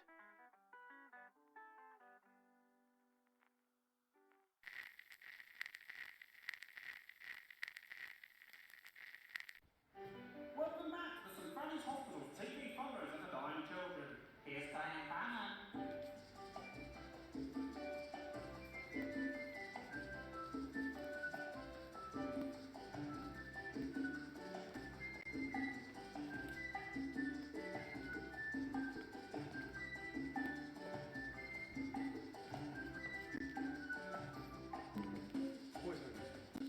What is going on?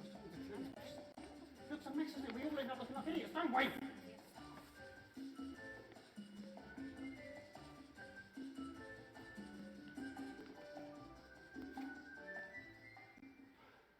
My talents are wasted here. Ladies and gentlemen, welcome back to the St. Fanny's Hospital's annual TV fundraiser for dying children. It's nice to be back. As a reminder, little Sally Button is still dying, but with your donations, she may yet live. Let's have a little look about how much money has been raised while the adverts have been playing.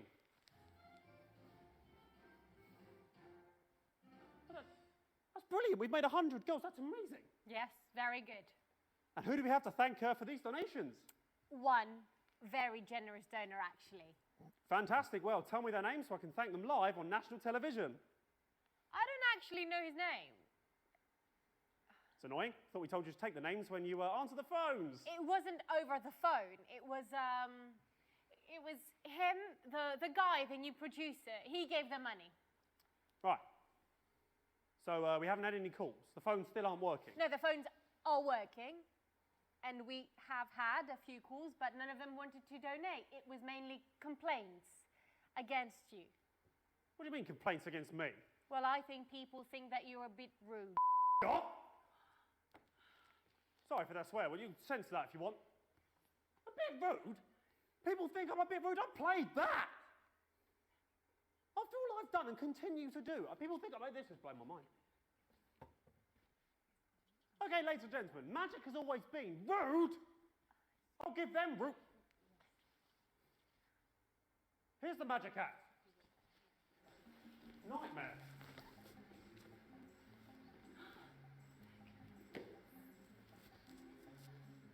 Hello everyone, I am the magician, the great bamboozle. For the third magic trick, I will need 2 beautiful ladies assistant. And I will also need a volunteer from the audience. Oh, no one is here. I know it's stupid. I know it's stupid. You know it's stupid. I know it's stupid. Just go and do it. Thank you, sir. In this trick, you will be sent to the another word, beautiful word. And for this magic trick to work, you need to go behind the sheet. Do I have to do this? Yes. Please pull the sheet up. Now I'm going to say the magic word. Alakazam, alakazum. And now you can drop the sheet for big reveal. He's not here yet.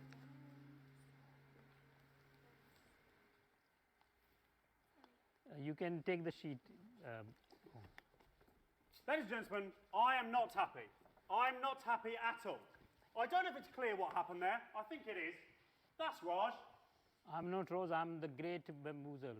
Right, well that's not true, is it? There are lots of surprises, lots of misdirection in Get off the magic. stage. Get off the stage right now. Don't play that sound! And then finally, what I and dying child Sally Button have been waiting for, it's the chimp dancing finale. Sorry, Graham, sorry. I don't think we should say there's going to be a chimpanzee. It's stuck on another bus. Yeah, I'll tell you what. I'm only going to say this once, mate. If you don't manage to source a dancing chimpanzee, and it has to be a chimp, not an orangutan, for the end of this show, I am certain that the shock, disappointment, and fear on that little girl's face will cause her to just die, like sometimes children do. And that'll be entirely your fault. Graham, of course I care about Susie Button, who you've been calling Sally Button all evening, but I'm not a producer. I don't know the first thing about booking dancing chimpanzees. I can try my best. That's it. That is as good as I will get a dancing chimpanzee, Graham.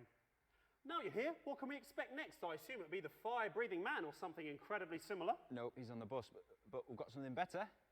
What's that? It's a group of teenagers from the Scritchford Dance Club. Right. That doesn't sound better to me than a fire-breathing man, but I suppose it's the best we've got. Ladies and gentlemen, please welcome to the stage. It's the dance, it's this. Hurry up.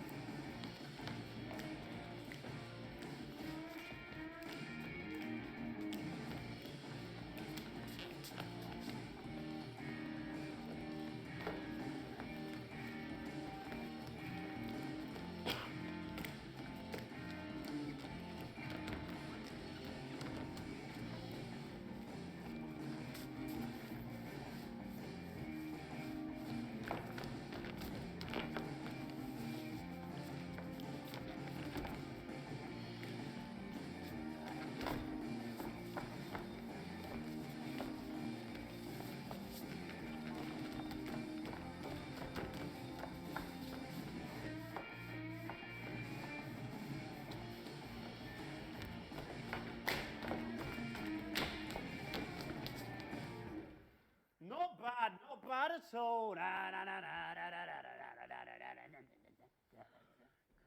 Fantastic, absolutely fantastic. Really, really rather good, that. I'll tell you what, though, you little ankle biters, it is a weekday. Shouldn't you lot be in school? Oh, get... I will not get... I will not get out of here. I won't get Ben. I won't get for anyone.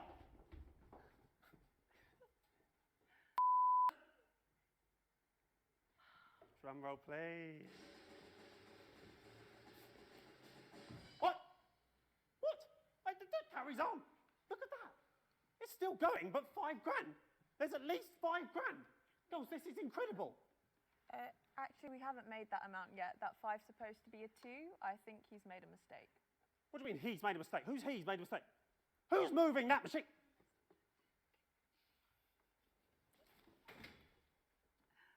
What? It's you! It's Young! This is... I am so angry.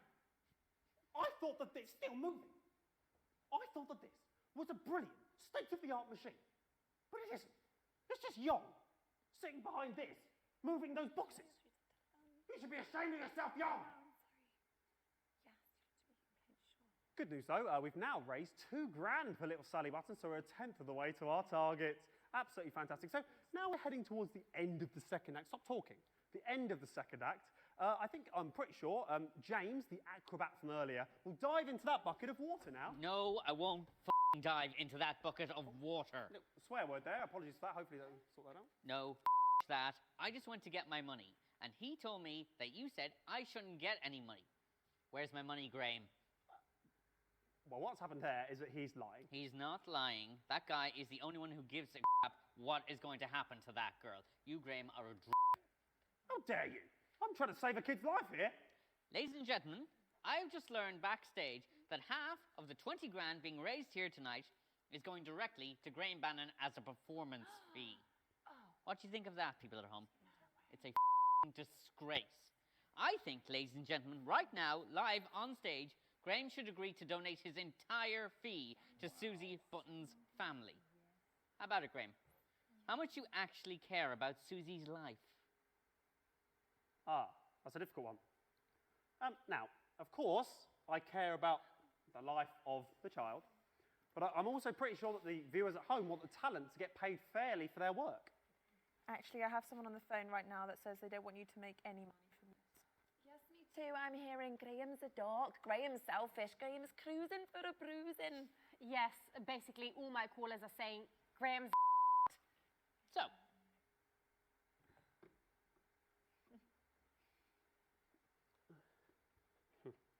Ladies and gentlemen, I have decided, off my own back, to half my fee. 5,000 for the dying child, and 5,000 for Graham Bannon. nope, that's Graham, if you care and don't want people at home to think you're spineless, you'll give it all to Susie.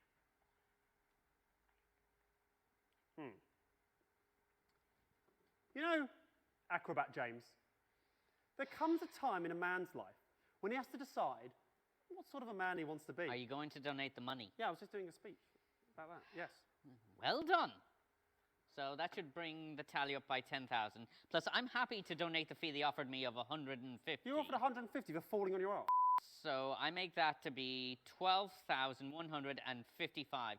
Young, if you wouldn't mind. Oh, there it goes. Yeah, great. Well done, Young. Okay, well, thanks so much for that helpful contribution there, James. I assume you'll now be getting into some lycra and diving into that bucket. No, I'm done. I'm going home. Thank you.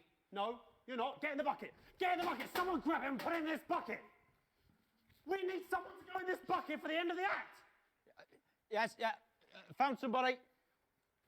This is a nightmare. Oh, here he is. Right, great. Okay, so now, ladies and gentlemen, for your viewing pleasure, this knucklehead will now dive off of this ladder into this bucket of water. Come on. Off you go. Oh, Young. Off we go. That's good. Great. Now, in the bucket. Graham, that's not tall enough. There's no water in the bucket. I don't care. I don't care if he breaks his neck. Come on, get in. Come on. Young. Do you need to go in there? Young, just pretend. Get in that bucket. Come on. Whoa. Don't shake the ladder, Graham. That's not... And there we go, he's ruined that, hasn't he? What a shame. Well, there we go. That's the end of Act 2. We'll see you back after the adverts. Fantastic.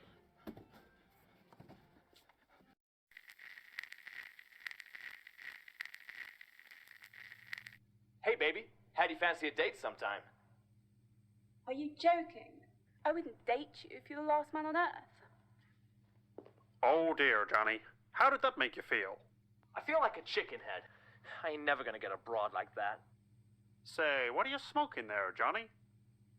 What, this? It's just my regular brand of cigarette. Ain't nothing special. You're telling me you don't smoke Lion cigarettes? Well, how could I? I never heard of Lion cigarettes. How'd you like to try one? Well, why bother? The taste of Lion cigarettes can't be that different from my regular brand. You're talking crap, Johnny. Lion cigarettes are proven by medical science, too. Make you up to 51% more intelligent. Make you 70% more attractive to women or homosexual men, and finally make you fitter and healthier. You might have heard that cigarettes give you cancer. Well, not Lion cigarettes. In fact, they'll decrease your chances by 100%. Give it a try, guy.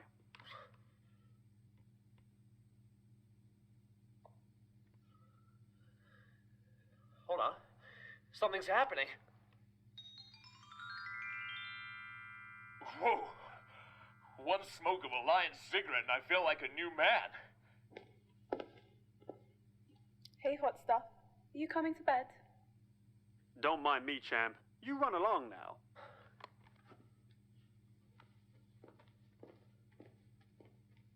Lion cigarettes. They'll make you sexually attractive. Even if you're not.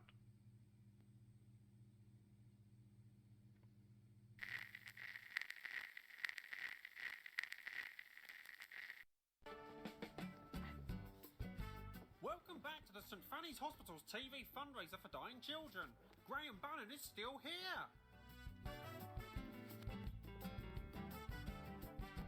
Cut the music. If there's no audience, Graham Bannon doesn't dance.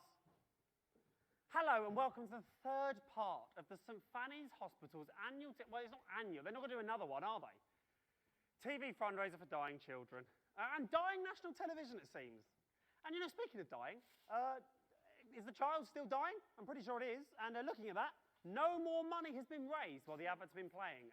So it looks like to me you continuing to all at home. There's two reasons for that. Hello. One, we don't have anybody backstage looking after Yong, who you pushed off the ladder. Pretty sure he fell. And secondly, we don't have the guy who changes the counter anymore. You pushed him off the ladder. Tell you what, do I have to do everything? You go back there, grab Yong, bring him back in, put him over there, grab the girls, put them on the table. Then they can all do their stuff. Yong can sit there twiddling his boxes. Graham, he's only just woken up and his neck might be broken. Doesn't have to move his neck. Look, my neck stays perfectly still. Go and get him. I mean, that is unless you don't care about Sally Button. I mean, I assume you'll be donating your fee too. Yeah, I was the first to do it, Graham, about 20 minutes ago. Get off and get them. No more long speeches. Northerners. Oh. Ladies and gentlemen, as a reminder, this is still happening. And we are still live, taking your donations if you can be bothered. If you want a girl to live, up to you. Oh, look, the girls are back. What a sight for sore eyes. In fact, talking of sore eyes, went to my opticians the other day, and guess who I bumped into there? Absolutely everybody, because I couldn't see. They got a laugh, haven't you, girls? You're a pig. All right, so let's have another act. Any more acts? Anyone who's not stuck on a bus or something? Oh, look, the strippers arrived. Oh, God. Keep him over there. Okay, right, we need something else now, don't we? We need an act or something. Girls, any callers we can put through? Actually, I have someone on the phone right now you might like to speak to. Absolutely fantastic. Put them through. And on top of that, he's been rather horrible to that little boy. She sounds about 100. Hello there and welcome. Welcome to the show. What's your name, please? Who's that? It's Graham Bannon. You're horrible. Why has she been put through? Don't put one through to think I'm horrible, obviously. That might be a bit difficult. This is so crazy. Everything I've done for all these people. I'm still here. Why is she still there? Cut her off. We're not putting any more through. We're having another act. Hello. Who is that? Stop putting people through. Alright, I'd like to donate a tenner, please. Aha. We have a serious gentleman on now. Hello, sir. Did you say you'd like to donate a tenner? Hey, that's right. I'd like to donate a tenner.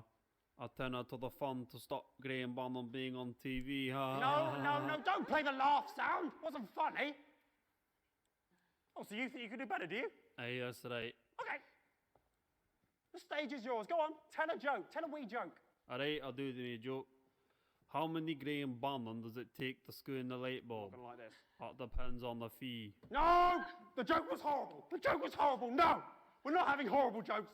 We're not doing any more of that. We're not having any more callers. I think they're stupid and also they seem drunk to me. Right, what's next? We need another act. Where's the next act? We have sorted the monkey problem. This is brilliant. This is brilliant news, Raj. Bring it on. He's very shy. That's fine.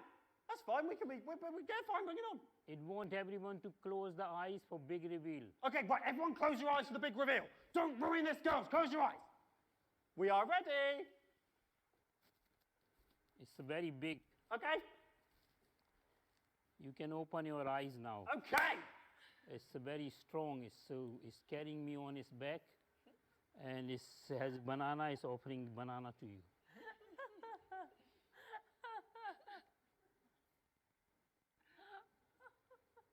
No. No.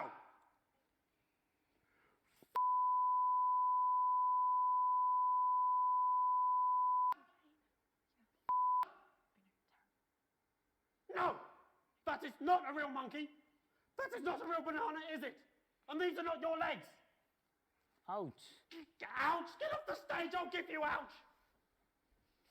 Right, we need something else. It's time for another act. Where's the unicyclist? We Get it don't on. have the unicycle act. Swearing, apologies for that. Hopefully that gets censored by them. Graham, we've got the unicycle, but we don't have the guy who rides it. That's fine, we don't need the guy that rides it. I'm the guy that rides it. Bring it on. Graham, I Bring don't think you should I try. don't care what you think. Bring it on. Bring it on, bring it on, bring it on. No, no, no, no. Ladies and gentlemen, for your pleasure, I will now be performing for you the unicycle act. Can I have a volunteer? No one's here. Yes, they are here. Hello, Young. Right, okay, this is good. You're like, it's all like. Graham, now, what I'm don't gonna do that. is grab the unicycle and jump over this. Yep, very good. Right. Okay. Start the music. Drum roll, please. It's gonna be good, Young. Protect your face, mate. Okay, and here we go. Ah, oh, oh, my arm. Oh, God. Okay, okay, that's not it. Okay, well, that's the act, I think. Ow. I don't think I can do that again. That's the act. I suppose that's what happens if you pay peanuts. You get monkeys. Well, don't you know what? You don't always get monkeys, do you? Sometimes you just get someone wearing half a monkey costume where it looks like their legs are the monkey's legs, which apparently is just as good. So great, okay, so we need another act, don't we? We need somebody else on here doing something. Do you have the strong man? That's what it says on the auto cue, the strong man.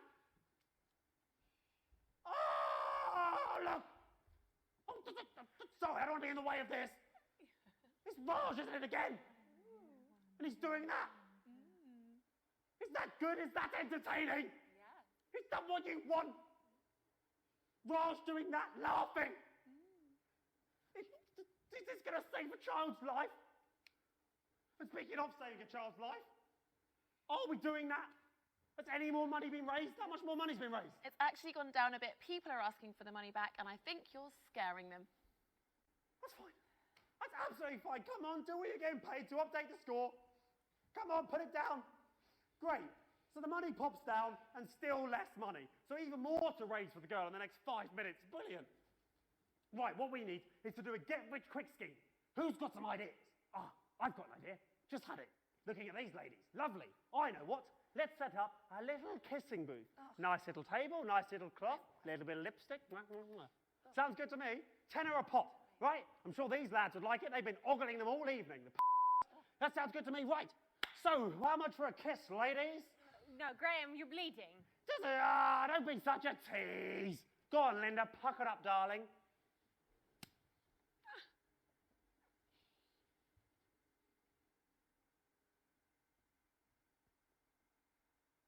Thank you, Linda. I needed that.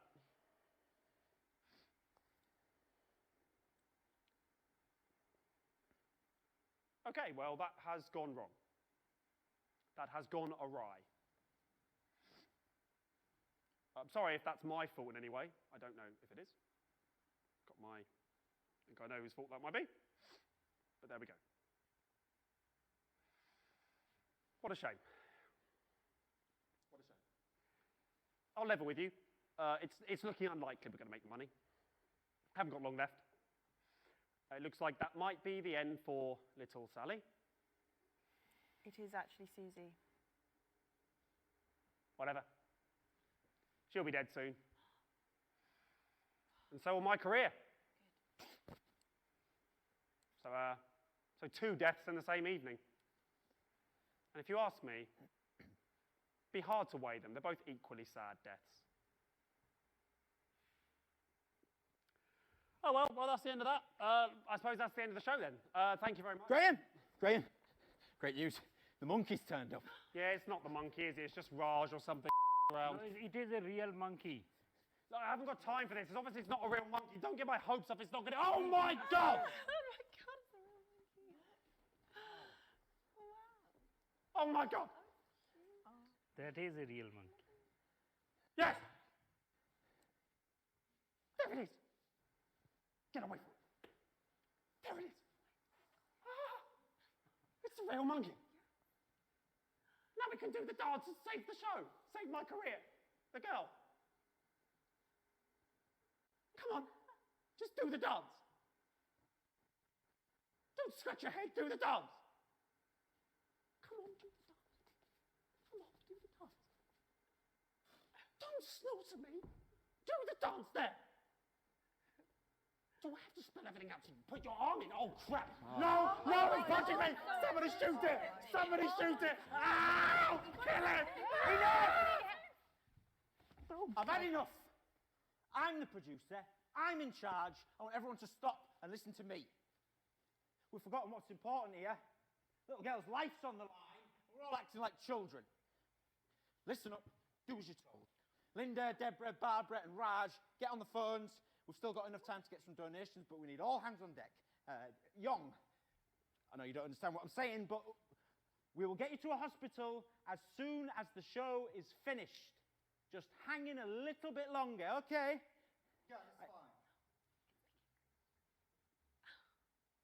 And you, Mr. Bannon, people used to look up to you as the face of national television. Look at you now, eh? You're full of crap. You better pull yourself together, son, because chimps don't dance for We're all here working together as a team to try and save somebody's life. Apologise to him and ask him nicely to finish the show. Chimpanzee, please, will you do your little dance to save the life of young Susie? Oh, there we go. That wasn't so hard, was it? Now, the little girl's life is on the line, and I've got just the job for you. Please donate to this worthwhile cause. We really can do some good here. It's like my old man used to say, you can keep your money in your pocket, but people will call you a stingy Ladies and gentlemen, I'm Peter Clement, television producer, here to tell you that if we work together as a team, anything's possible. And that is a Peter Clement promise. Thank you and good night. Take it away!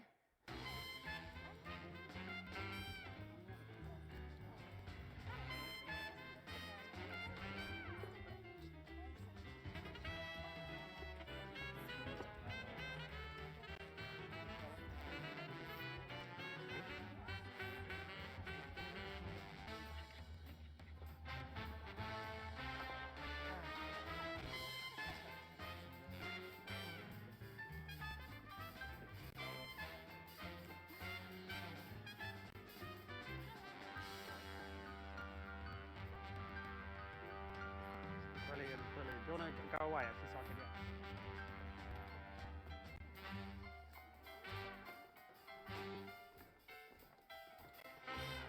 Okay, that's the end. Absolutely fantastic. That's the end. Ladies and gentlemen, thank you very much. Good night.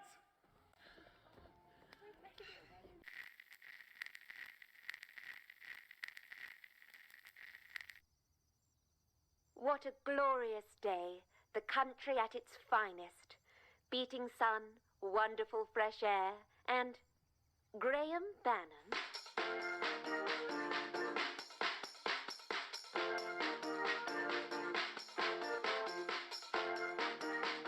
Why, look, folks, it's television's Graham Bannon, and he's taking the brand new Mega MK7 convertible out for a spin. How's the ride, Graham? Onlookers can't look away, but it's not because of the brand new Mega MK7 convertible. It's because of Graham's pearly whites. You see, Graham Bannon brushes with Whitey's dental cream, which makes his already very white teeth even whiter. Now, some of you may not have heard of dental cream. Why, you may think it's something you put into an ice cream float. But you'd be wrong. Dental cream is the smart alternative to regular toothpaste, for those who prefer their mouths not to stink like a donkey's. So what are you waiting for? Whitey's Dental Cream. Creaming in your mouth since 1939.